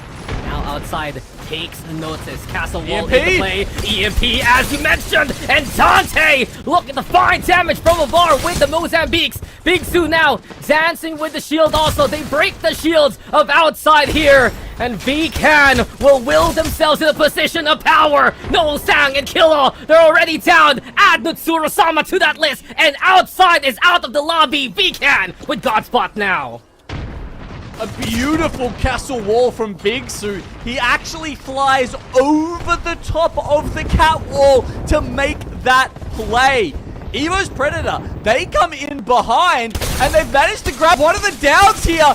Big damage onto VCAN, 2 of them down. Will the Newcastle be able to save the day? He has the golden knock though. He can bring at least MDL back to fighting capacity, and he's doing so yet again. VCAN willing themselves as much as they can by the castle wall, but not this time. We go for another game unless Las Vegas Inferno can finish it off here and now. Eva's Predator getting work halfway done. There's still half left with LVI peering from above, and only as a duo struggles here. Golfcap's now in a lot of trouble. And pullbacks are just, they're the only option it seems here today, Dax, because it's actually gone back towards LVI in Countdown, in their office. And as we see this push from VCAN and how they won that spot away, but it's not necessarily where we're going to finish up, Dax. LVI are in an awesome spot now to finish this off. Of course, they're trying to get up their purple armors, only sitting on blue. They've taken up this position early. It'll be so interesting to see if the EMPs will be able to dislodge them from this position. You know, it's reminding me really of how we started, I believe, split number 2. We've seen a ring like this with Makers taking it from the Countdown area. Is that how APAC South is gonna end if Las Vegas Inferno finishes it off from a similar position? It's getting exciting, and well, that ring even more dicey. You've said it. LVI handed the ring on the silver platter, but they're still stuck in blues. KPG on the other hand, Tree Cleaner taking some immense damage. It's Tao instead finding the fight. LLG, they've had enough of ratting. Instead, they're the ones on the hunt. All left. KH here to try and find the reset. Lonely Let Gone. It's Tao yet again as a solo. He's been looking for the fight. He wants to get the wipe, but Lonely Let Gone. Unfortunately for them, we've seen this too often, the Crypto all alone. Yeah, and it was a 1v1. He opted not to take that fight, Dax. He let his teammates go down. You can see they haven't even been completely wiped yet. Doesn't even try and match res for res as KPG is currently doing. They're getting the reset. He just says, stuff this. I am going straight for And speaking of the rat fours, play. yeah, bro, speaking of fours, look who's in fourth and look who's now match point eligible. X and Y have broken the barrier of 50 points rather, and they're in place, in position. Try and get the dub in the lobby into the next game. KPG, they've now flown on in after a reset. This ring getting quite tight as Bear Claw Gaming True nearby one another. KPG now finding a bit of cover between these pillars, but KD look to knock them out. Bolin again, a sliver of HP, but with all the damage in the world. Kill Devil, though, a bit of trouble. We see, I believe, a castle wall in the background. But Las Vegas Inferno, now they're getting the shields up. Now they have the setup and they can move their way outside the room they've been staying in for the rest of the game. Yeah, X and Y, they managed to get the kills onto Kill Devil, though, with the Newcastle player actually using the castle wall to get away from his down teammate instead of, being able to save them. So X and Y, now they will be playing from the outside. Las Vegas Inferno have finally started to play a little bit bigger. We see them outside here trying to set up some castle walls and maintain their position on the high ground. Yeah, there's so much confidence here from Las Vegas Inferno. And YR from above. Easy pickings against Heck and the rest. Let's listen in to Las Vegas Inferno now. เก็บไปกันอย่าล้ม เดี๋ยวเหรอ มันนี่มามันระเบิดเรา กูเลือด พี่มาดูกูซ้อมปิดมันโปรแกรมมันไว้มีฝั่งเข้ามาได้โปรแกรมมันจะไปเอานะสน ไปเอาเลย เอาแล้วระเบิดมาดีพีมาโดนกูแบบโดนไฟกูรอรับต้องแบตผมเจ็บ กูเล่นข้างนอกอยู่ไปโดนไปเอากูเลือด40ตัวนึงข้างบนอยู่บนให้กินอยู่ไปวามเซลกูเลือด กินพี่อีกเอายัง เจนแตก มีฝั่งโน้นกูสมมติเป็นดำ Alright, we get the double res from Tao, but everyone is going for those kills as soon as they come back in. LVI still holding strong up top. Yeah, X and Y all the way away towards the north. You also see Las Vegas Inferno having the heights. That's their advantage. 8 squads still remaining though, and Las Vegas Inferno looking pretty, sitting here, standing tall. The EMP comes their way. But they can get back into cover anyway. But the knock comes on in. Fei Ju shutting down a flow. Does MDY White look for this opportunity to get the push going? Newcastle Redstone is the bread and butter of YRVZ. Lonely Let Gone finally eliminated as we're down to 6. But there's still so much pressure here for a flow and the rest. They're stuck in the corner now. Sato holds strong though. He hit some crucial scout shots there to keep the team at bay, while YVRZ manages to grab that res. That was so important, and they hold onto all 3 members as well as their very, very important position in this game. X and Y playing from the outside with triple reds are going to be a bit of a threat, but it just depends on whether they've got ult excels to get the EMP back up, whether they can make a push on the top of a Bangalore ultimate maybe. 4 squads left alive, and X and Y here from the low ground. Will they have to drop to fight them? You can feel the pressure here already. MDY White, though, decide to go for the drop down, which means Las Vegas Inferno, they have the height all to themselves for now. They lose Mingyue already on the cross. And MDY White, they take the fight to Heroes instead. This should result in Heroes now in a very sticky situation. Fei Ju making sure that MDY White has the advantage here. But Las Vegas Inferno, they have moved away also. They're getting as much space as they can here, Genome. And they have the angle thanks to YRVZ. Yeah, they've gone left side, but they don't have a lot of ammo or meds left, Dax. I think they were trying to play down here to try and get away from a lot of the fighting, but they've been caught off. Heroes and XNY have caught wind of this, and they're trying to deal with them. Yeah, the castle wall's there, though. Las Vegas Inferno still within the ring. Detection now, thanks to the drone. MDI White That's a solo left right now, and JR shuts down Feiju. X and Y, it's time for the do or die. They win this, they continue on the series. If not, Las Vegas Inferno will go to Japan. Here comes the Mozambique yet again, but X and Y looking feisty, looking to bear their fangs towards the Inferno boys, and X and Y will continue the play. We go to map number 7. Oh, what a tense end game there. LVI have their chances, but they can't keep it going. Game number 6. Las Vegas Inferno just having to hide and then having absolutely everything thrown at them. Dax moving to the low ground. I'm sitting there. I'm just on the edge of my seat. I'm like, please, A-Flow, heal up. Where are the bats? Pop the bat. You've got this. But you know what? X and Y, they played that so well. It was incredibly close for them too, you know, having, I guess, Vegas Inferno on the height and then X and Y having to dance around all the chaos below, but being able to come out on top is something that, you know, I bet you're very proud of, Dax. You love the X and Y boys. Yo, no bias here, Lace. Please No don't exposing me like that. But it's truly a must-win for X and Y for 2 reasons. 1, sure to extend play, but 2, they're in 3rd place in terms of points. If it was Las Vegas Inferno taking that one, it wouldn't be them going to Japan. And when the going got tough, they got even tougher. It's exactly the kind of game that they wanted there, Lace. Get to play the edge, hunt down these members, hunt down these teams, and bit by bit, they got the points that they wanted. But that got so close. You have to give big props to Las Vegas Inferno as well. Genome said, though, a while ago that it was just unfortunate. They went for the drop down thinking it would be safer, but no. Everyone else had the same idea, and that's what caused their unfortunate defeats.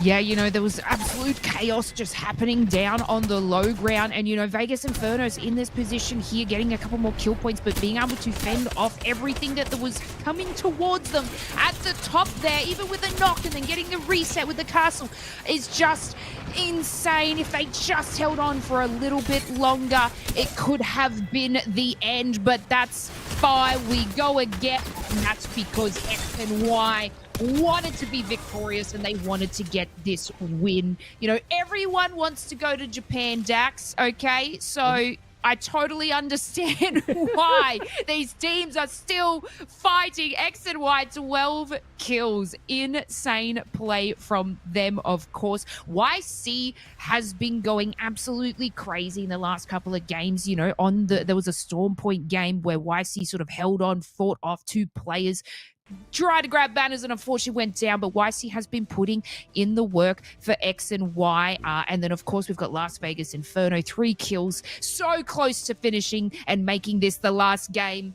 But that's fine. Dax, take us through the scoreboard. That's insane. We see 5 shining lights now on the scoreboard. Vcan sure still up top. Las Vegas Inferno very close to getting done, but X and Y keep going gaming, and Heroes also joining the party. It's looking very much so a tight race at the top here, Lace. But let's not count out some of the other teams in our top 10. Kill Devil with 41. Barraclaw Gaming also finding form as these games go on. Outside the ring, also 39 points. And LLG as well as SWQ. You gotta give it to these 2 squads that even in bad situations, some of the rat play has allowed them to stay in a reaching distance towards that match point eligibility. Yeah, I don't know if I've been half asleep, but since when did Bearclaw Gaming and Heroes sort of shoot up the scoreboard? I don't know if I've just blinked and they've done something crazy and I've missed it, but Heroes, we haven't really spoken too much of them today. We, of course, know who they are. You know, we always talk about Lakeem being one of a top 10's damages, but to be just jumping into that match point eligibility, I think I've been living under a rock, Dax. Obviously, you've been watching the games thoroughly. But anyway, we finally have... 5 teams on match point eligibility. That means we go again. No one seems to want it, but we're going to take ourselves a short little break. Don't go anywhere. It could be make or break after this. We'll see you shortly.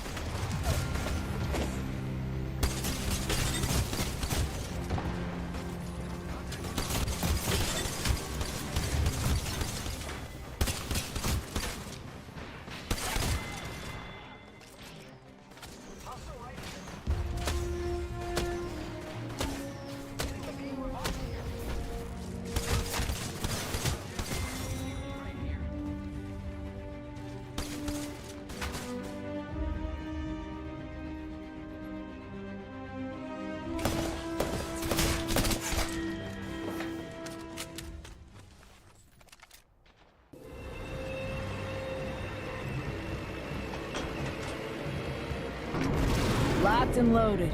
Drop shocked and rocked. Say hello to the 4-0 first.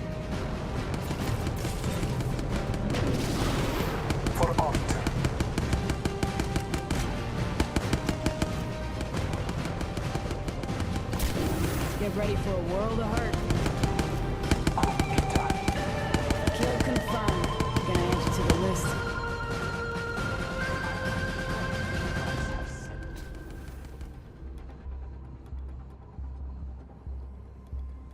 Welcome back, everyone, and thank you for joining us in the last chance qualifiers where the stakes are high for our APAC South teams. It's match point format. So when you think it's over, something crazy happens and we go again. We just had game number 6 where X and Y took the victory, putting them into match point eligibility. That is insane plays by them. I thought, you know, Vegas Inferno had it in that last match, but X and Y just said, nope, not today. We want to be in the running. Other teams that are in the running, we've got VCAN, Las Vegas Inferno, Keep Going Gamer, and Heroes have joined in and amongst the action. Dax is crazy. Things are heating up. It's going to be game number 7 soon. 5 teams could take it, could win it. Adding on another team who has the highest points because we need to send through 2 teams to Japan. We got so many more options now. We have 5 teams eligible, as you said, and X and Y, exactly what they needed to keep their hopes alive because they're only in 3rd place. But come on, Lace, I don't know what to say about Las Vegas Inferno anymore. They've been the biggest tease ever since they became Vegas Inferno. So close to make it to Mannheim, so close after the first map to getting match point eligible as in basically record time, and right now they were 2nd place in the last game, 1 fight away from going to Japan, and they still have a very good shot at it, but you know that might start to eat them up a little bit here, Lace. How can Vegas Inferno find a way to end the lobby, put themselves in a position to go to land here? You know, they're probably just building up the hype for us, Dax. They're That's probably true. just like, you know what, specifically for Lace and Dax, we're just gonna pretend that we're gonna win, okay, and then not, and just to get them excited and even more passionate for the next game. And who knows, they could win this next one as well. But obviously, we have another 4 teams that need to go in and amongst it. So let's find out. This is game number 7. Let's take it away. Who will win? Well, after that last game in World's Edge, the hype meter has to be at the maximum. 5 teams can take the lobby here and now. 15 others can continue play and look to rack up some points. We are going back here to Storm Points, and well, Genome is looking so exciting now. Who do you think, though, of our 5 teams up on top, who has the edge in trying to get the dub here in Storm Points? That's a good question, isn't it? I mean, Yeah. I'm more likely to take a tilt at that after we get a look at the ring, Dax. I feel like you're trying to throw me under the bus by asking me, you know, before we even get to see that I information. need the Genome full primal instinct guess, okay? You know, just heart on that sleeve. Dude, later, we'll get the big brain stuff later as we're getting the rings anyway. I need the heart on your sleeve answer from how we're seeing the games. Okay, I would the back-to-back for X and Y then. That's, yeah, look, and, well, I mean, look, it's going Stormcatcher here. X and Y don't have too far to go.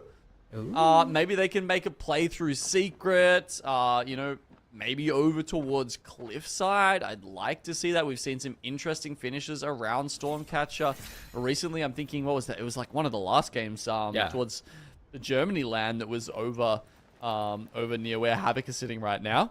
Yeah, just hiding under the buildings, right? And we've seen a few games also here in APAC South go that way. I still remember one of the first times we saw Keep Going Gaming. That's at Lightning Rod right now. They won a game towards Cliffside, towards that East Trail, those buildings there.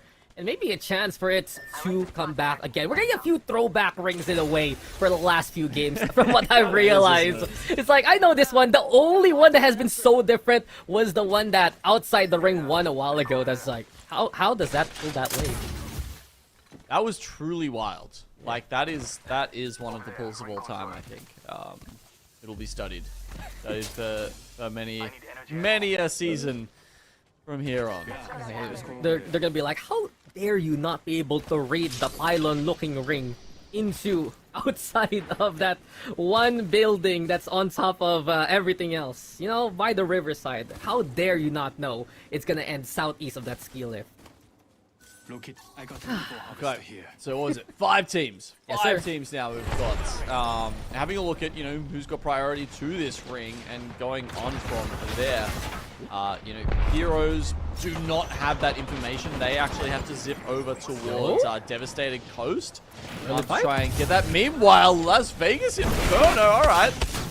Oh, look, I thought we'd have some time to just sort of chill and chat things out, but apparently not, Dax. LVI just going straight at it here with Havoc. Yeah, they've had enough. They want to take the fight versus Havoc here, but they're paying the price for it, as Sato's the only one still standing left here for LVI. A 1v1 ahead of him. The Mozambique's not enough, and Vegas Inferno, one fight away from finishing off the job a while ago. They're the first ones eliminated in this match now.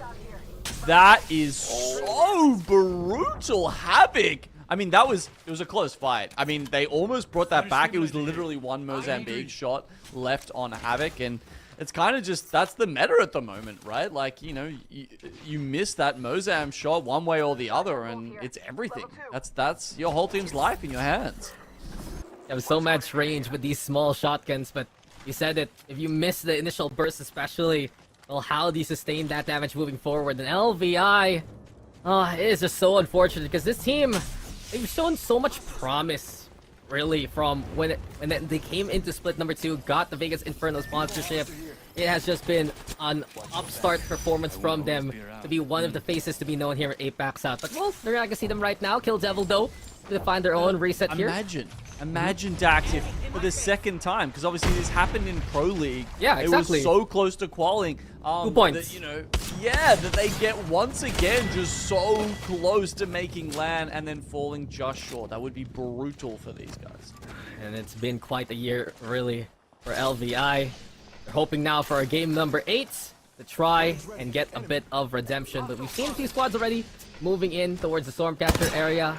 Will be one of them. NSS also crash out on the other hand, just up top. Stormcatcher himself as Grape Soda and Heroes have moved towards the east. And you said a while ago, Secret Facility, one place to watch out for. Well, we have one of the match point teams in that position right now. Yep, Heroes. They're set up there, and they've got Bangcat Newcastle, which is not too shabby a comp to be playing from that sort of position. Meanwhile, Keep Going Gaming, I believe one of the other teams that's on match point, right? They're sitting on the outside near Cliffside. They're playing Path Rev Crypto. That's a very interesting composition for a team that is pushing 50+ points. Yeah, and it's that building that I said a while ago that gave them their first ever win within the Pro League this year. It's the same kind of spots that they want to have a bit of the same kind of success, really. Heroes now looking to play a little bit more vertical, move the same way where KPG is at. We're also seeing some incredible performances from many players, including Dante for VCAN, X and Y also having one of them. Empty War White though, Feiju's been found out and eliminated, and Heroes make the cross through the wall anyway. They're gonna take the building that KPG doesn't. Okay, these early fights here, this is one of those zones, Dax, where the early fights are going to be just incredibly crucial when it comes to the late game. The ramifications, 15, 20 minutes down the line, cannot be understated. I agree with you, and the split hold here from KPG, it is immediately void by Heroes' presence. And outside also, we to try and find their own claim in that location. SWQ taking Secret Facility, but look at this one orange. He got Grape Soda, not the right flavor, but a good position anyway. True, on the other hand, will take the other nut there, and well, at least you see some of our OCE squads find a bit of a position here moving forward. Yeah, I mean, we're trying to play around the gravity cannon, and yeah, it's not quite as good as the orange, right? I mean, sure, maybe if they can get a castle wall down, but Vixeria almost gets picked off there. Oh, man. Barely even gets time to grab the mobile shield up and pull the Phoenix off. But, yeah, they'll get there in the end. They're going to go for a zip. The building's open. It looks like they identified this correctly, and they will get in there. But VCAN, meanwhile, number 1 team. Oh, Bible, he's gonna need a hope and a prayer, but it's left unanswered as VCAN has been found by Evos again. They were the ones that found Beacon a while ago, right? Let's go. Let's go hunting them down. They've worked out who's on top of the leaderboard and they said, we're not finishing yet, boys. Evos Predator, well, they're putting their name to this claim, and with 25 points is a long haul that they need to try and make the fight happen. But at least that's one more match point team done and dusted. They did see also Bearclaw Gaming move towards the wall. And here we go for even more confirmation. Stormcatcher is a no-go. It truly is heading towards the east, towards the cliffside. And true heroes keep going gaming, the ones with the urban areas that they would like here with the houses. Okay, so now with the 3 teams left alive on match point, XMY, Keep Going Gaming, and Heroes. And honestly, yeah, they all of them. X and Y. Where are X and Y sitting? Most of them in very good spots. Yeah, X and Y have the north spot, I guess, so they can start sort of wandering down those the staggered cliffs on the way towards those buildings. And as long as they can watch their back in the meantime, all 3 of those teams will have a tilt at the title right here. Yeah, and X and Y can actually play a small position of cover towards the north of where Heroes is at. If they time it right, you said it, it's a chance for them to play for the dub. But that's interesting. 3 of the match point eligible teams in good positions. All the other ones, though, try to find their way through. And Kill Devil is one of them. Roy's hunted by KD. Bolin now with 3 KP to his name. And the 3 is all they need left to make it towards match point eligible status also. Yeah, well, a little bit fascinating. The top 2 ones were some of the first teams to go down. I guess, you know, I feel like that does happen sometimes, and I wonder if it's because those teams are hunting for, it's like God spot or nothing for them, right? There's no point playing an okay spot and then getting to 5th and then inevitably going down. It's like, well, we may as well challenge for the spot that will win us the game, considering that we're already on top. Yeah, isn't that the interesting thing? You have to play for the win. There are times where you realize, okay, guys, we need to play for 2nd, play for 3rd because of this ring. You need to go for KP instead, and it's just a bit of that all or nothing that brings pressure to the plate. And Crash Out now, crashing down on these doors. The bus comes through from Yaya. Yuling, though, with the answer, becomes a 2v2. This building fought for yet again, and Walsh and Crumbs look to at least find bites in them. Eva 8 in one hand, Mask on the other. Crumbs still searching for any kind of target, but Crash Out. They got the clear early on, but now the hunt is what they need. Final Dream, the one eliminated here as SWQ. They're looking to find a 3rd-party piece. It's not gonna happen. Crash Out instead will get their 3rd back. They do stabilize here.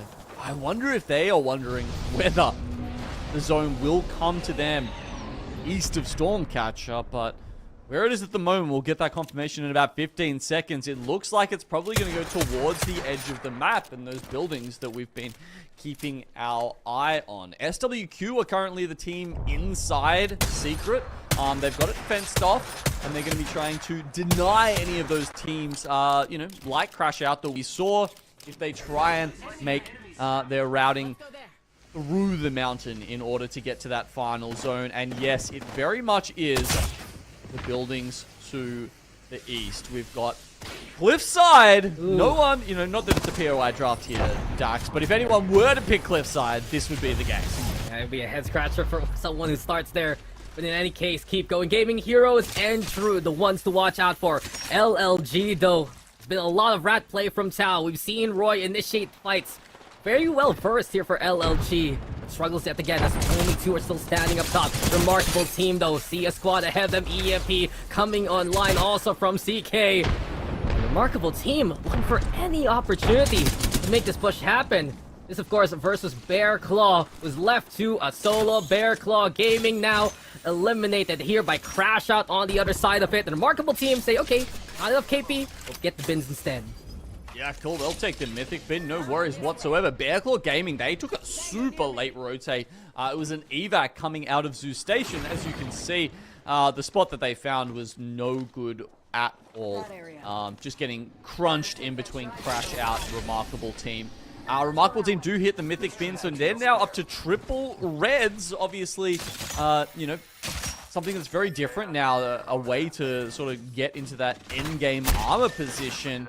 And they kind of got that one for free, so it'll be interesting to see if a Remarkable team can do anything with the power in their hands. And in a way, it was a consolation prize after the fight. Here you go. Thanks for participating. Get a Mythic pin for your troubles. But Evil's Predator also I want to note that they've gotten a good cache of items too by taking Stormcatcher at the right time. A few goldens here and there. Evac towers now being set on up.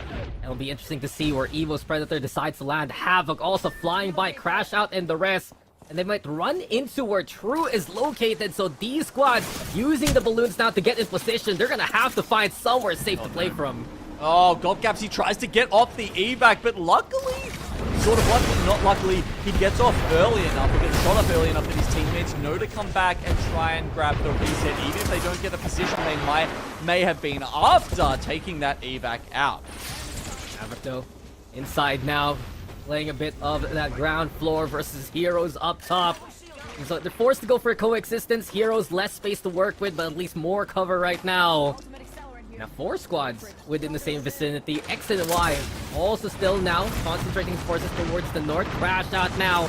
Also notice more of these teams going their way. The zone continues to pull directly towards the edge of that circle, and that means Keep Going Gaming are in a great spot. Lonely Get Gone will be removed now from Crash Out, but how many members will they lose to pay that price? Yeah, remarkable team look to find the punish here. Flying Raccoon also from afar, making that triple take. Sing, but right Soda now is out one more time. Kill Devil, 52 points. If we go for another one, they'll be match point eligible, but they still want to see what they can do from this position. Crash Out eventually now has been wiped out. NSS next on the list. Evo's Predator also seeing the fight versus Kill Devil towards the south side. And the pings come on in, so they know who's coming their way. Evo's Predator, a lot of work ahead of them if they want to stand a chance in the lobby. Yeah, I mean, I'm going to be honest, Dax. I don't know if we are going another one. 3 of our match point eligible teams just have such good spots. X and Y are at least trying to get into one right now. Oh no! So many grenades coming out. It's just all the indicators in the world, and you get confirmation that X and Y has been cleared out. You get the Arc Stars, you get the frag grenades, and you get Keep Going Gaming with all smiles after that one. That's why you hold onto all that ordnance.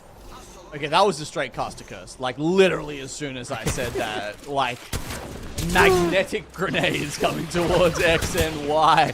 Oh, man, that's a bummer. But yeah, look, for Keep Going Gaming, they're loving this spot even more now. No, not having to coexist, not having to worry about a team below them.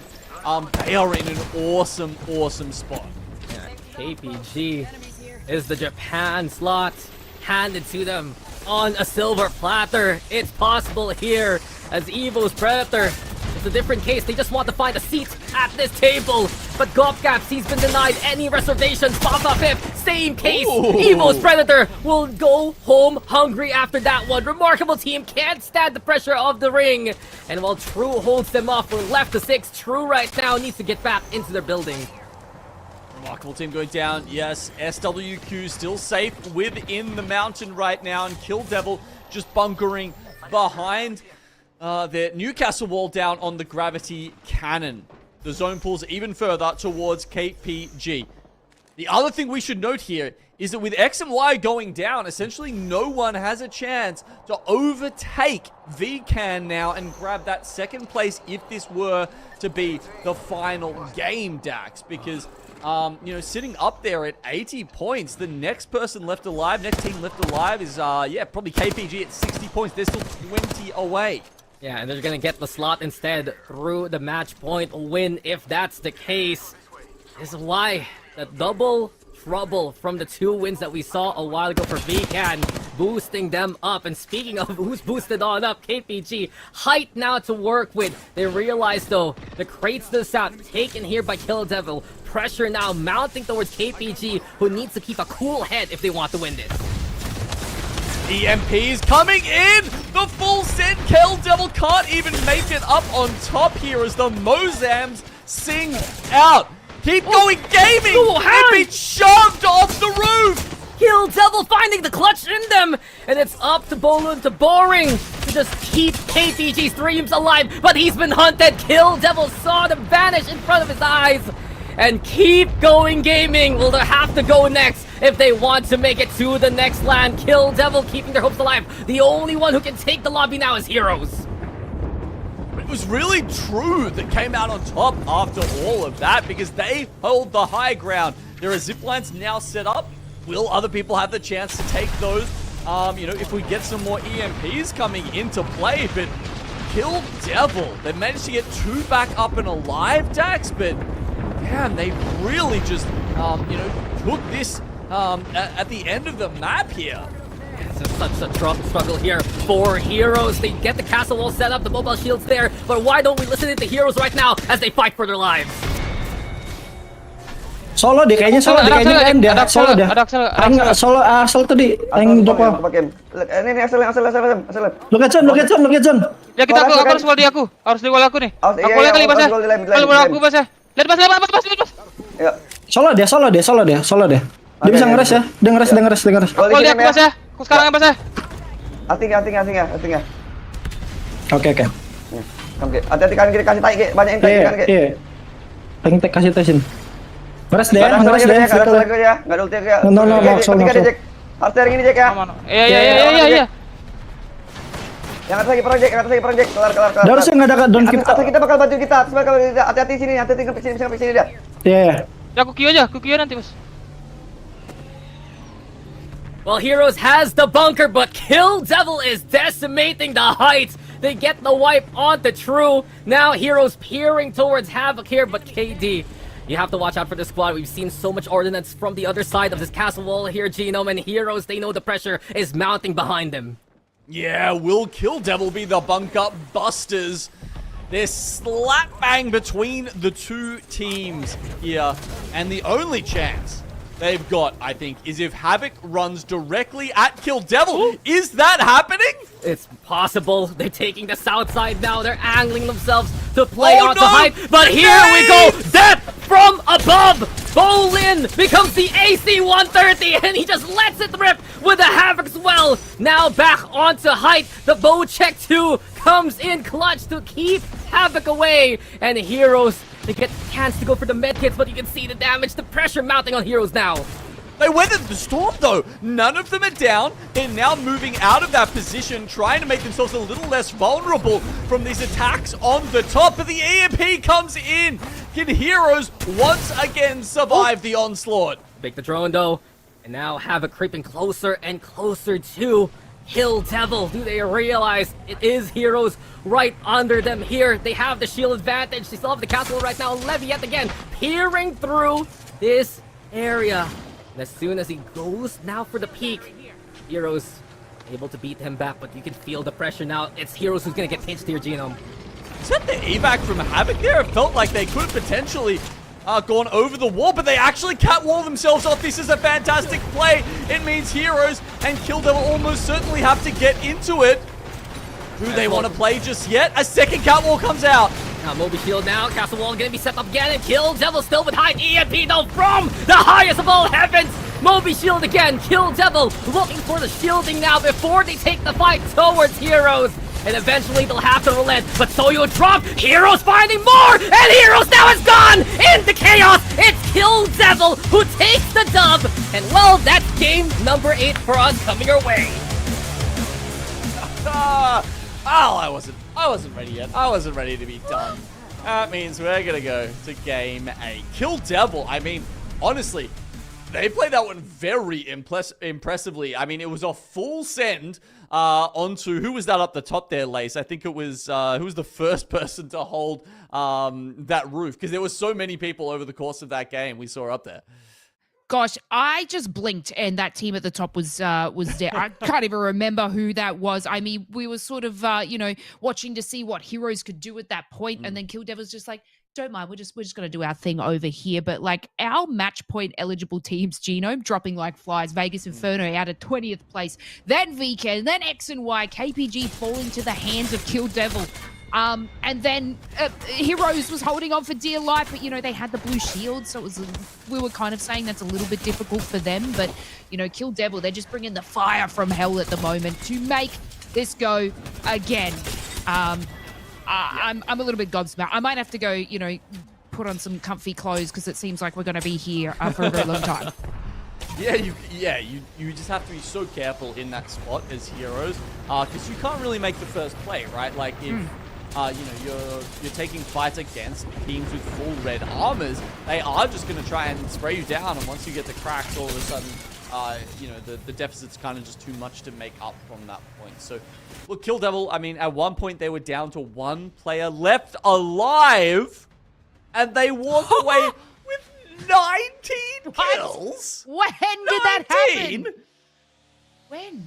Oh, that's crazy. That's great. They were literally just farming, but doing it with style. I mean, Heroes Genome had a really good position, I think, but yeah, we were saying, with the blue shields, it was kind of going to be their downfall there. And having, Kill Devil on that height, they were just able to take control of that situation. But it just seems like they were just collecting souls along the way. I don't even remember them having that many kills. But to get the win as well and then put them in contention for match point, I'm shocked. I'm shooketh.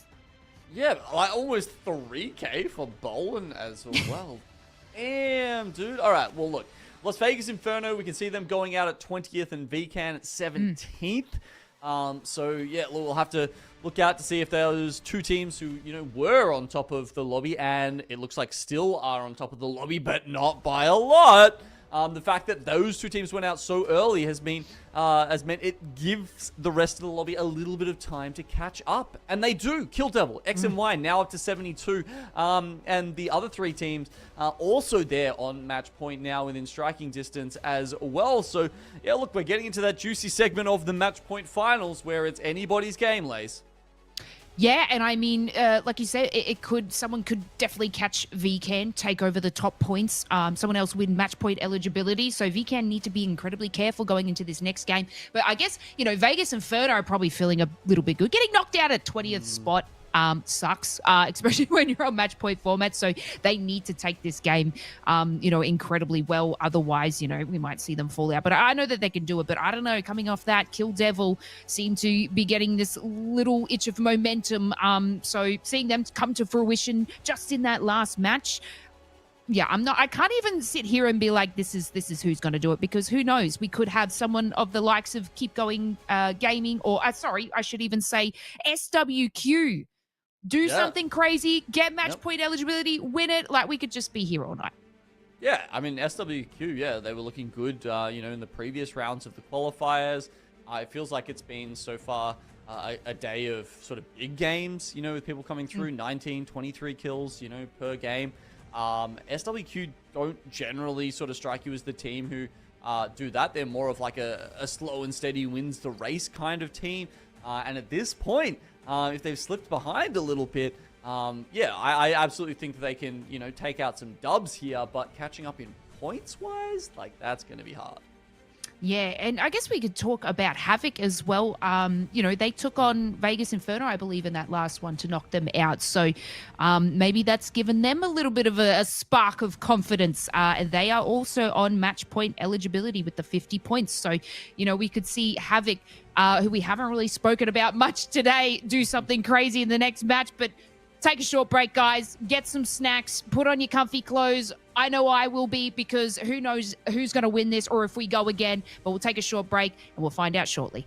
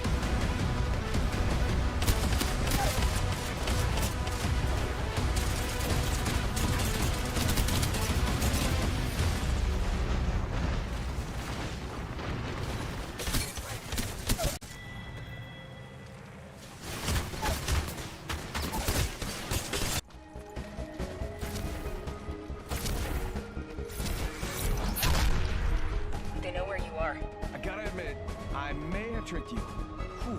Glad I got that off my chest.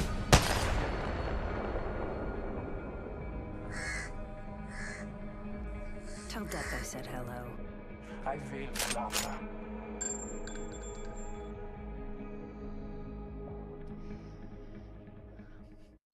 Welcome back, everyone. This is the last chance qualifiers where Kill Devil said hello, don't forget about us, as they win game number 7 and get match point eligibility, putting them in a great position to take one of the 2 spots that we have up for grabs. Genome, I'm literally a little bit speechless here. There was so many teams in match point eligibility, but they just kept dropping like flies, and Kill Devil was one of the teams that were eliminating them. Insane plays by them. Yeah, and as well as, 17 other, how many was 19 kills I think they got in the end, Yes. of their lobby mates. So yeah, it was pretty insane. And it was right from the get-go that our top 2 teams actually went down. And as you can see here from Kill Devil, it's been a little bit of a heater there in that map 7 up until that point. They've been slow and steady, grabbing in a couple of kills and a couple of placement points and just moving their way up. And then all of a sudden it was just like, yeah, as you said, a pretty big hello to the rest of the lobby. That moves them up very close within striking distance of not only, winning the match point finals, Lace, but maybe even just coming out on top in points overall, because they're, I think, maybe like 8 points off the top of the lobby after that one. It was, like a 30-point game. And yeah, that's a pretty massive way to make a statement. Yeah, exactly right. We've got a couple of teams sitting at 70 points, VCAN at 80, so very close. So let's find out exactly who's going to end it all. Is it going to be game number 8? Are we going to see game number 9? I hope not. Let's go game number 8. Let's find out. We're back on Storm Point. Let's take it away. Come on, Lace. Is this truly gonna be the end? It's only game 8. Ever since, EWC, we go double digits for all these match point things. It's not out of the world, right, for us to go game 9, game 10, game 11, 12, 25. That's a lot. That is a lot of games, Dax. Can we even go 25? Is that possible? Matt, I was someone at some point on the subreddit, they were trying to do the maths, and it was actually kind of hilarious because literally 3 people in a row were like, okay guys, I've done the calculations, it can go this many, and then someone will come in and be like, nope, you're completely wrong. You've not taken this into account. It could actually go much higher than that. So yeah, no, it genuinely can go. I'm pretty sure I can go way higher than 25 games if it's if you can literally control for every point. Not in any remotely realistic scenario, but mathematically, yes. That's a pretty hardcore. Actually kind of scenario right there where they just correct one another. Sure. The math is on point, but already we see it. How many squads do we have on match point this time? 7 actually, including Havoc that we didn't get to take note too much a while ago, but their efforts in the last game propelling themselves in a spot to bring themselves to Japan also. But look at this ring now, heading towards the north this time around. And remarkable team. There is a chance for this ring actually, Genome, to end towards some of the buildings that's nearby, but since it's touching towards the trenches also, I'm thinking maybe towards the Trident area is somewhere it's possible also. Potential. Yeah. Look, I'm just gonna say shout out to the Zone today for being a G. Yeah, actually. Because we've had so many series where, it feels like it's favored a couple of teams so much because they just get ring after zone after ring.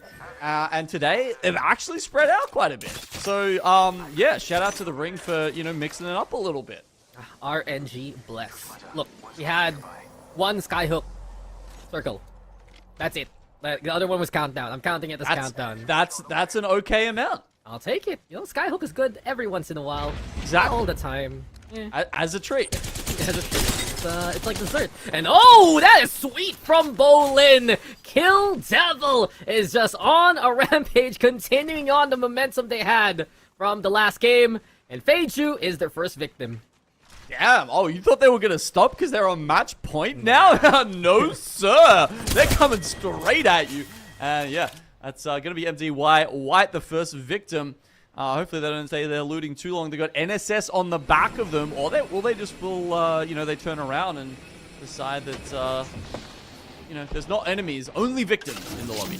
And Wire Raccoon actually peering through the scope to see them move towards the tunnel instead. So NSS pinging Kill Devil, but letting them buy effectively. In the other hand, though, remarkable team over here by the lift. We see them actually make their way towards the wall. So they're thinking about maybe a rotation towards the triple orange buildings. Final Dream on the other hand now, also peering from above as MDY Whites.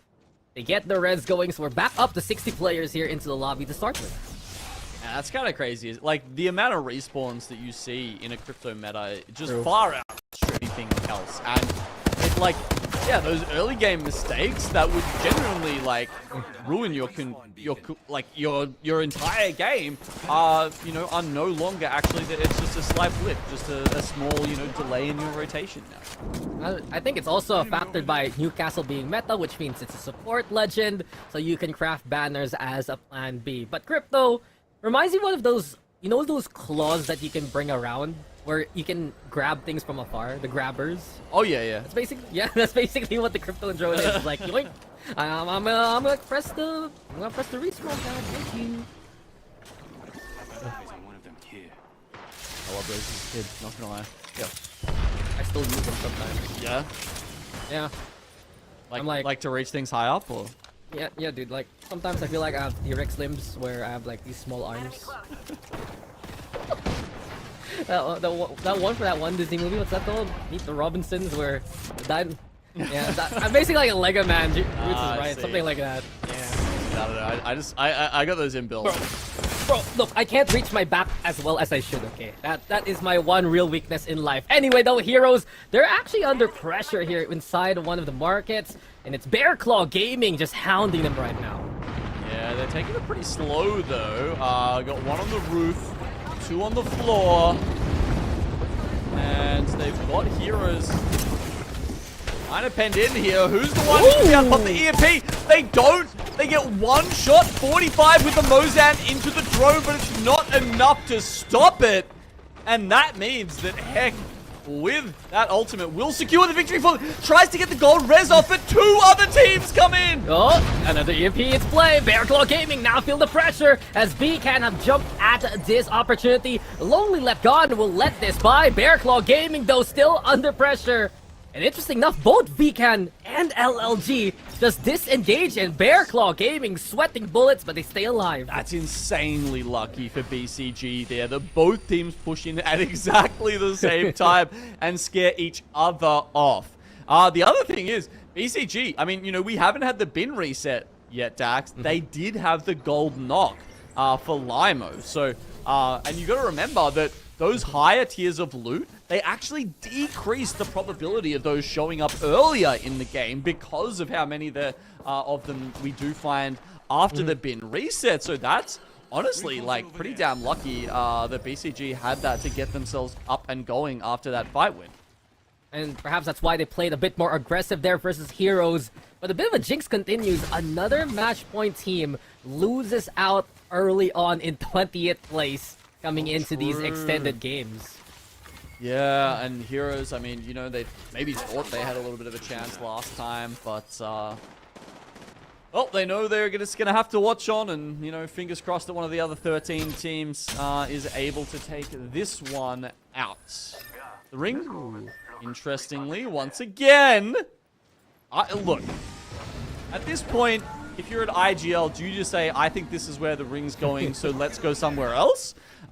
Because most players have sort of taken your advice, Dax, which was, you know, maybe like, let's head out towards the trenches, towards the oranges and whatnot. Meanwhile, it's pulled very much back onto Cascade Force. And that means teams like NSS, and we've also got WWBD. They're holding the chokes at the moment. They're holding the keys to the kingdom, as all of those teams up to the northwest are going to be coming past them, or maybe trying to get an evac over. We'll see how many they've got in their back pocket. But the thing is, the two teams there don't have console information. X and Y does, though, from the wall. And perhaps that's also why Remarkable Team is in the same area. They feel so iffy with how the ring pulls have been today. And they're gonna have the console now after X and Y leaves the vicinity. MDY Whites, very interested to see if they have ring console information. Yes, they do, and they're one of the teams that have made their careers through zone play. They're in position now. BCG, though, still looking for more fights here towards the south of Checkpoint, I believe. Oh, VCAN is getting sandwiched right now in between Crash Out and BCG. Let's see if they can win the 3v6 Dax. Oh, Limo up in the top of the car, and it is just a serenade from up top the motor as VCAN cannot continue. Crash Out though still want the fight. Bear Claw now. BCG answer back in time. EMP will be online here. Heck, allowing the rest of BCG to stabilize here. Drone spotted by Lima also moves outside of the ring to find a better angle here, and Crash Out will call it a day. Just look to play a bit of Gatekeeper instead. It's been a crazy hot and cold series here for VCAN as they go out without a point for, I think that's the second game in a row now. What happened to Vegas Inferno a while ago happening to VCAN now. And Bear Claw Gaming, on the other hand, you have to give big props to them. Sure, it will be the Pana retirement run if this isn't them going to Japan, but they've heated on up when they need to the most. Havoc though, now looking cold, also walking L, just trying to trudge along and stay alive. X can he do it? Stabilize here by the rock. Gets the bat off in time at the very least. Walking L there too with Soyo, so a small chance here for Havoc to stay alive, Chino. Okay, they're back up and running. I mean, they just got their toes over the line into match point eligibility here on 50 exactly for this game. You know, in stark contrast to Kill Devil, who sort of smashed it, stomped on it, and threw it behind them on their, you know, path towards victory, or at least what they hope might be. But with a nice little reset there, Havoc live another day, and they've also got they've got a half decent spot, I would say, considering where this ring is going. And they, as you mentioned, yeah, they scan the ring console over at Command Center, I believe, and that's why they are playing this hill, because they know it's coming back towards them. Yeah, they have a bit of height. It reminds me a bit of that game in Mannheim, the game in Gladiators, one of these played towards Spider's Nest. Yep. And no team actually picked up the building that X and Y has, so if you're doing your homework, you're gonna realize, well, there's some good spots here moving forward. Kraber, though, in the hands of Con Air. Always excited to see the smokes come on out to allow the cross from the care package. And WWBD, they have a bit of height to work with, defenses too, to at least play Gatekeeper for the teams coming in from the trench area. And there you have it. Next ring will confirm X and Y, MDY White position they want to play in now. Yeah, no, that's a very good call, Dax. This does look to be pulling extremely similarly to that game we saw, and I think it was, you know, Guild, and I think maybe even VK Gaming were there as well. It was a little bit of an APAC South showdown in that game from Mannheim. So, as we remember, you know, there was some sort of teams on top of the building. It was a good space to play. But yeah, I do like this spot from Havoc, and we'll see if they can convert. Yeah, Havoc. They suddenly put themselves in contention. They have a big chance to go towards land. Kill Devil, though. Exciting prospects now in third place. They've overtaken X and Y, I believe. And now they're facing off against BCG, but Kill Devil, one's drop. Heck, trading after Limo has been found out by the Kimbo Mozams. And Bolin now still wants to fight. Confidence abound for Bolin. Luahan too has been a strong rear gunner. And it's a different Kimbo. The P2020s finding a day in the spotlight. Pana taken down now. Only one standing here for BCG. But NSS have come for the third party. Does this ruin the chances though of Kill Devil? You look, they're definitely not better, but Lohan gets a stick as well. Ooh. So we see, well, maybe it was, unless that was, look, I may have got overexcited. I thought it was a stick. Maybe it was just onto like a mobile shield or something like that.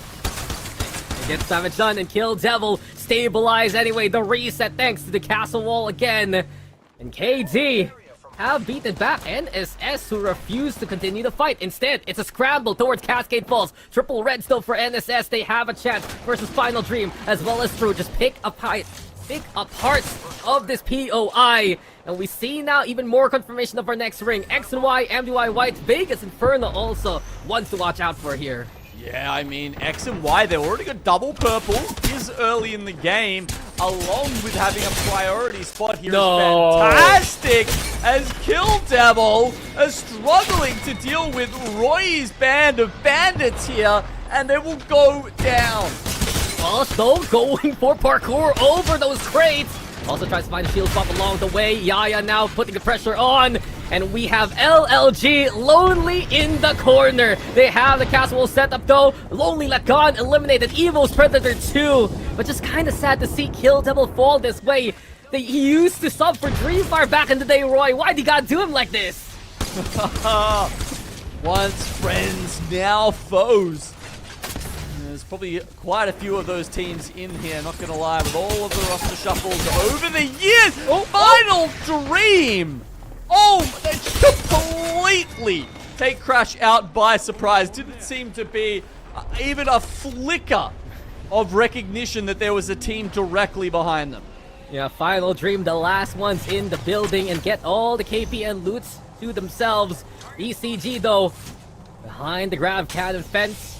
They get the reset going. They can use it for mobility because Final Dream is looking scary. SWQ though towards the north. Here we go with the grapple now. EMP also going to be the play here as BCG desperately looking to find any kind of safe haven, but Final Dream still wanting a bit of that action. Donut though, the punish from above. SWQ looking at Final Dream instead. Las Vegas Inferno also a chance from up top. And these squads towards the west jockeying for position, clearing out the corners that they need so their rears are safe moving forward. And as you can see, Las Vegas Inferno have moved up into second place. They have overtaken Kill Devil as they've gone down here. 76 points. Still quite a few teams. 4 teams left on match point. Still in this one, Dags.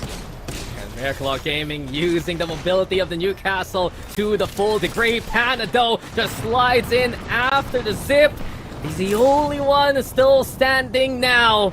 And an absolute veteran of the scene, Panda now has to run away, scurry from Final Dream, who's hunting him. Vegas Inferno, now next door neighbors with SWQ, also NSS geared up to be behind Final Dream. Utter chaos on the west, Mastiff from afar, just try and make it work as Bearclaw Gaming. Raki finds Panda, that's gonna be a lot of pain in the personal stakes. But SWQ, they'll have to disengage. Final Dream finding Vegas Inferno, who are now down to a duo. This side of the map is disgusting. There are so many teams over here, and there's not nearly enough space for them all. Las Vegas Inferno, can they find their spot within all of this?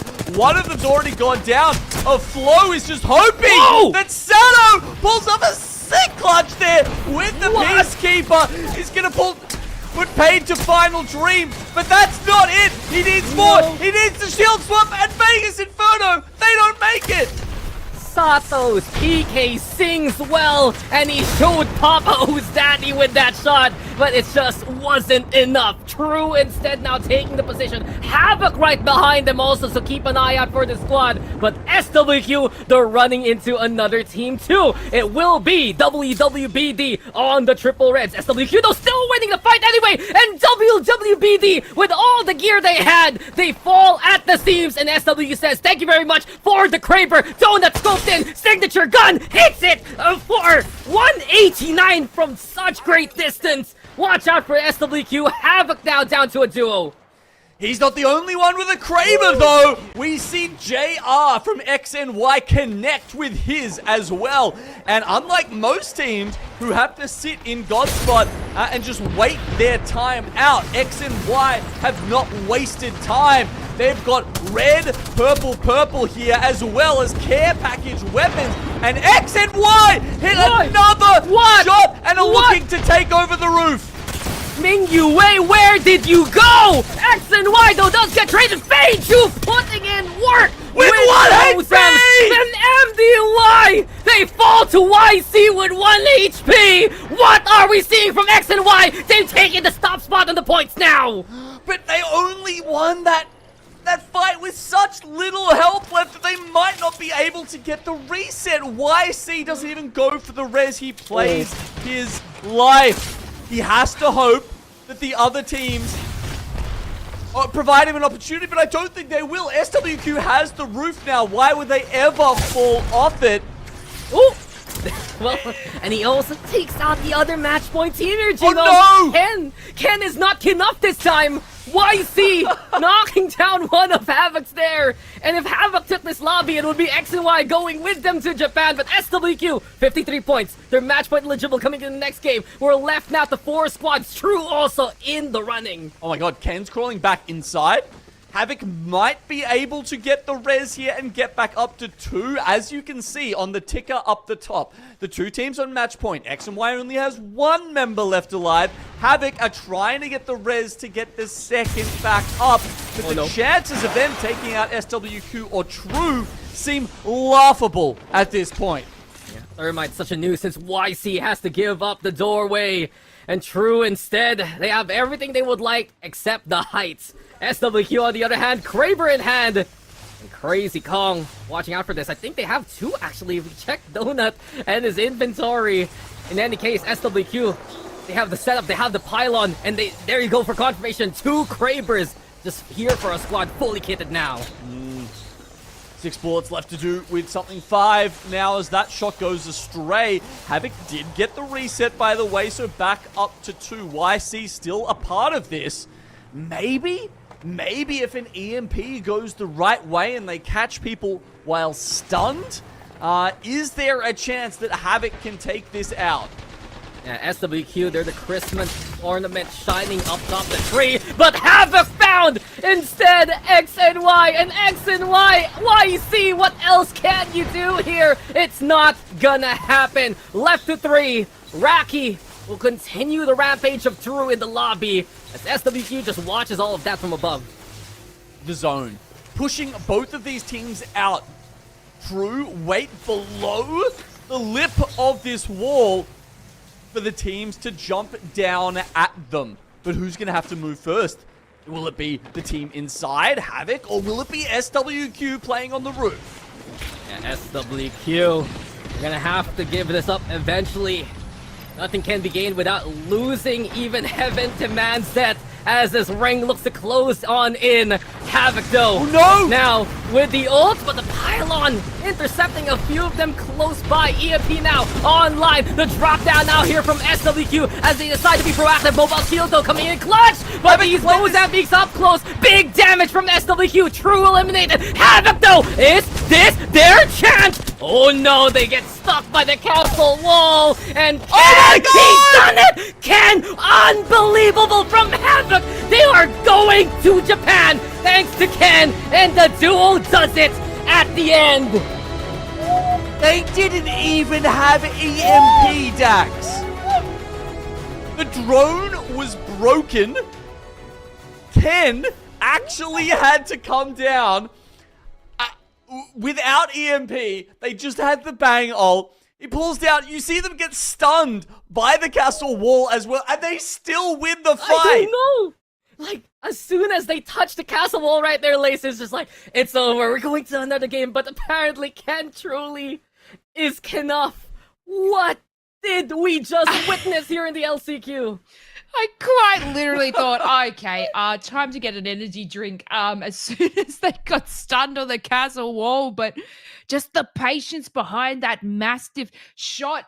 Havoc came out of nowhere, guys. We have had, some really heavy-hitting teams throughout the whole, entire day, and Havoc, they have been there, right? They have been definitely playing the game well, but, not doing something crazy and outshining, but this was their moment to take it all. And as a duo as well, they played that so well. I'm speechless. I literally did not think this was going to happen, Gino.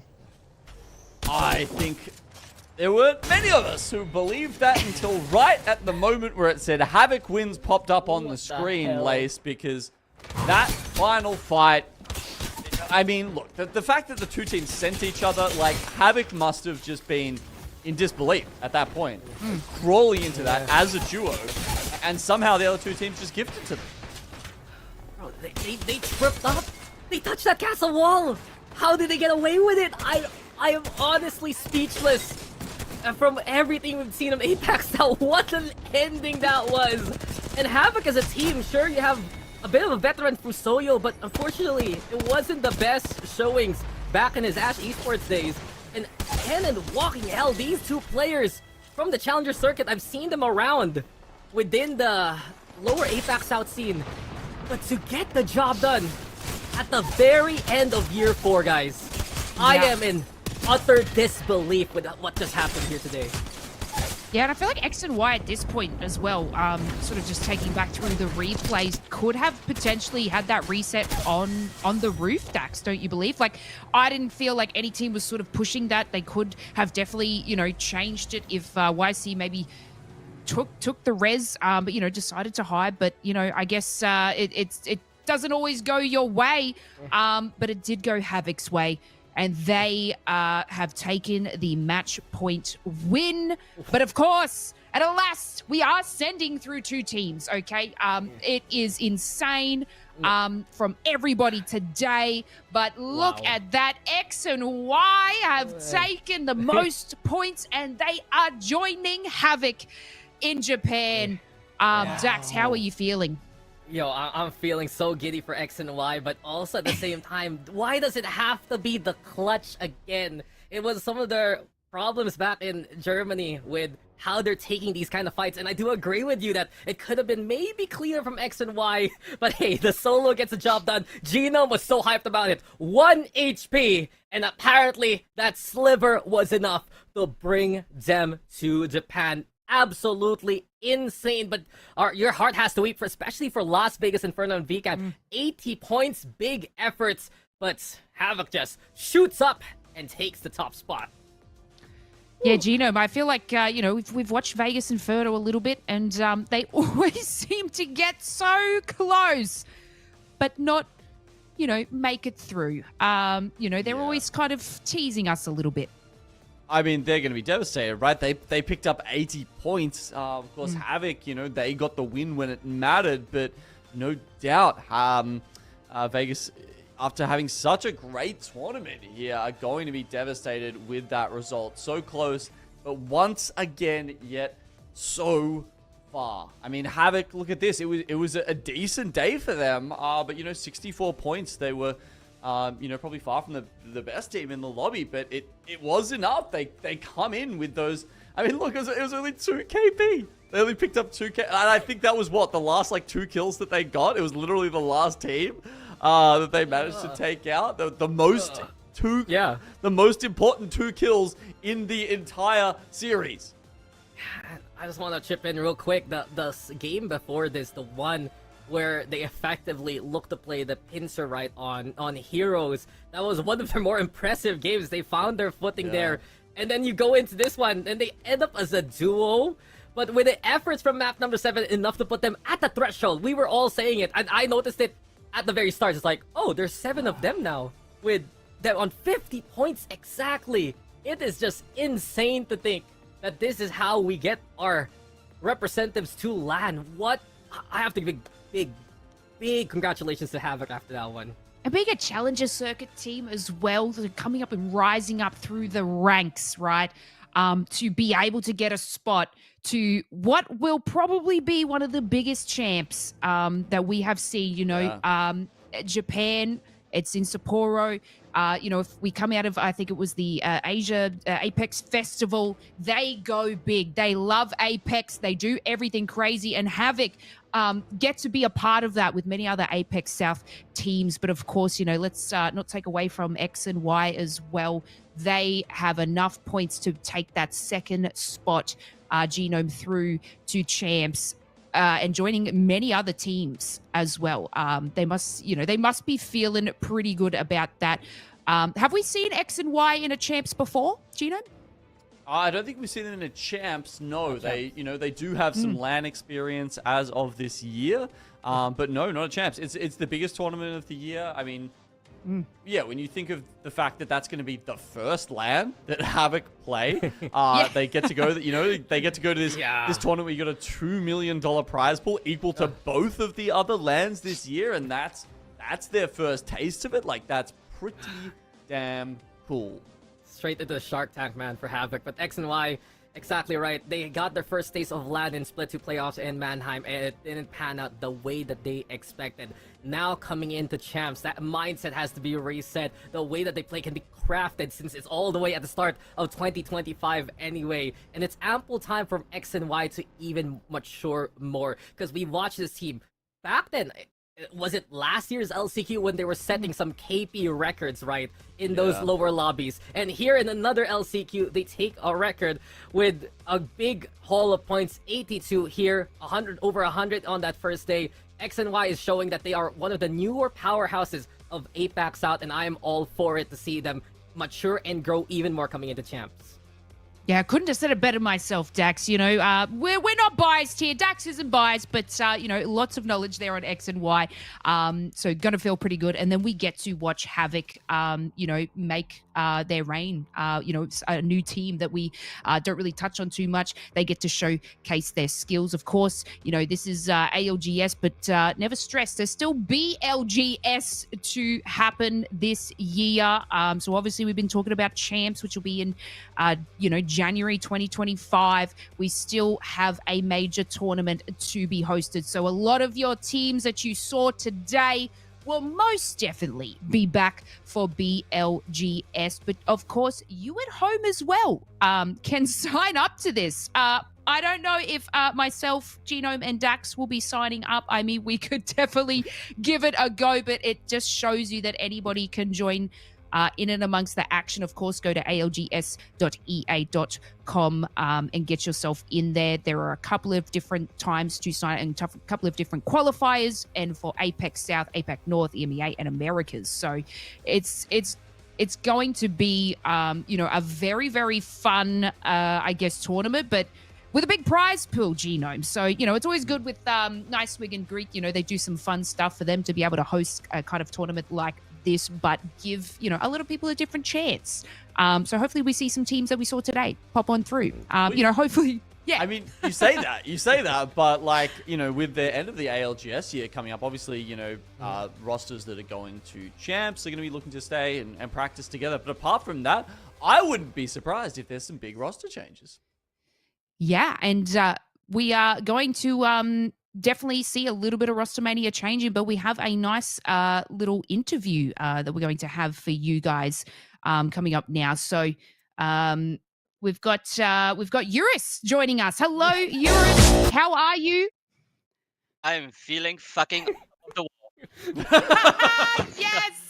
That is the energy. That is the goddamn energy that we want to see from you. Obviously, you know, I couldn't have put it better myself. Feeling fucking good coming out of that. Did you expect things to unfold the way it did today? For us, definitely not. I think we had a bit of a slow start. Yeah, took us a while to get here, but I'm glad it all worked out at the end, you know? I mean, yeah, exactly. You just need to hold on for the very last moment. You know, we see plenty of teams at the top, but that should never make you fear, because there's always that chance and always that opportunity to make it, and you did that. Dax, I don't know if you've got any thoughts for Eurus. No. Hey, we're on broadcast again, bud. What's up? I don't know, man.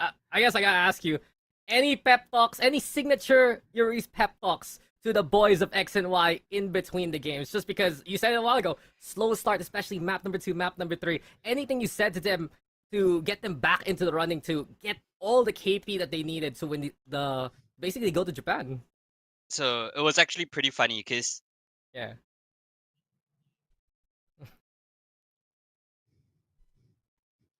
You're fighting and things like that, right? So it came to a certain point where I was like, hey guys, should we change comms, you know, because we're like falling over and we're not getting the results we want. And the boys was like, hey, trust us, okay? Like, I think it's our comms the issue and everything. And I just straight up just told them, well, then don't let us down and don't let our fans down, man. Don't go out 40th again, you know, if you really want to do this, if you really still want to play the comm. And apparently they woke the fuck up, you know, they came out swinging after game 6. So I'm just proud of that. Wow, the Yuri's pep talk after you sent me 3 hours worth of IG reels yesterday. So amazing work for you guys at X and Y. Look, I'll just chuck a question in there quickly, Lace. Look, fantastic result. Obviously it was some big points at the end there.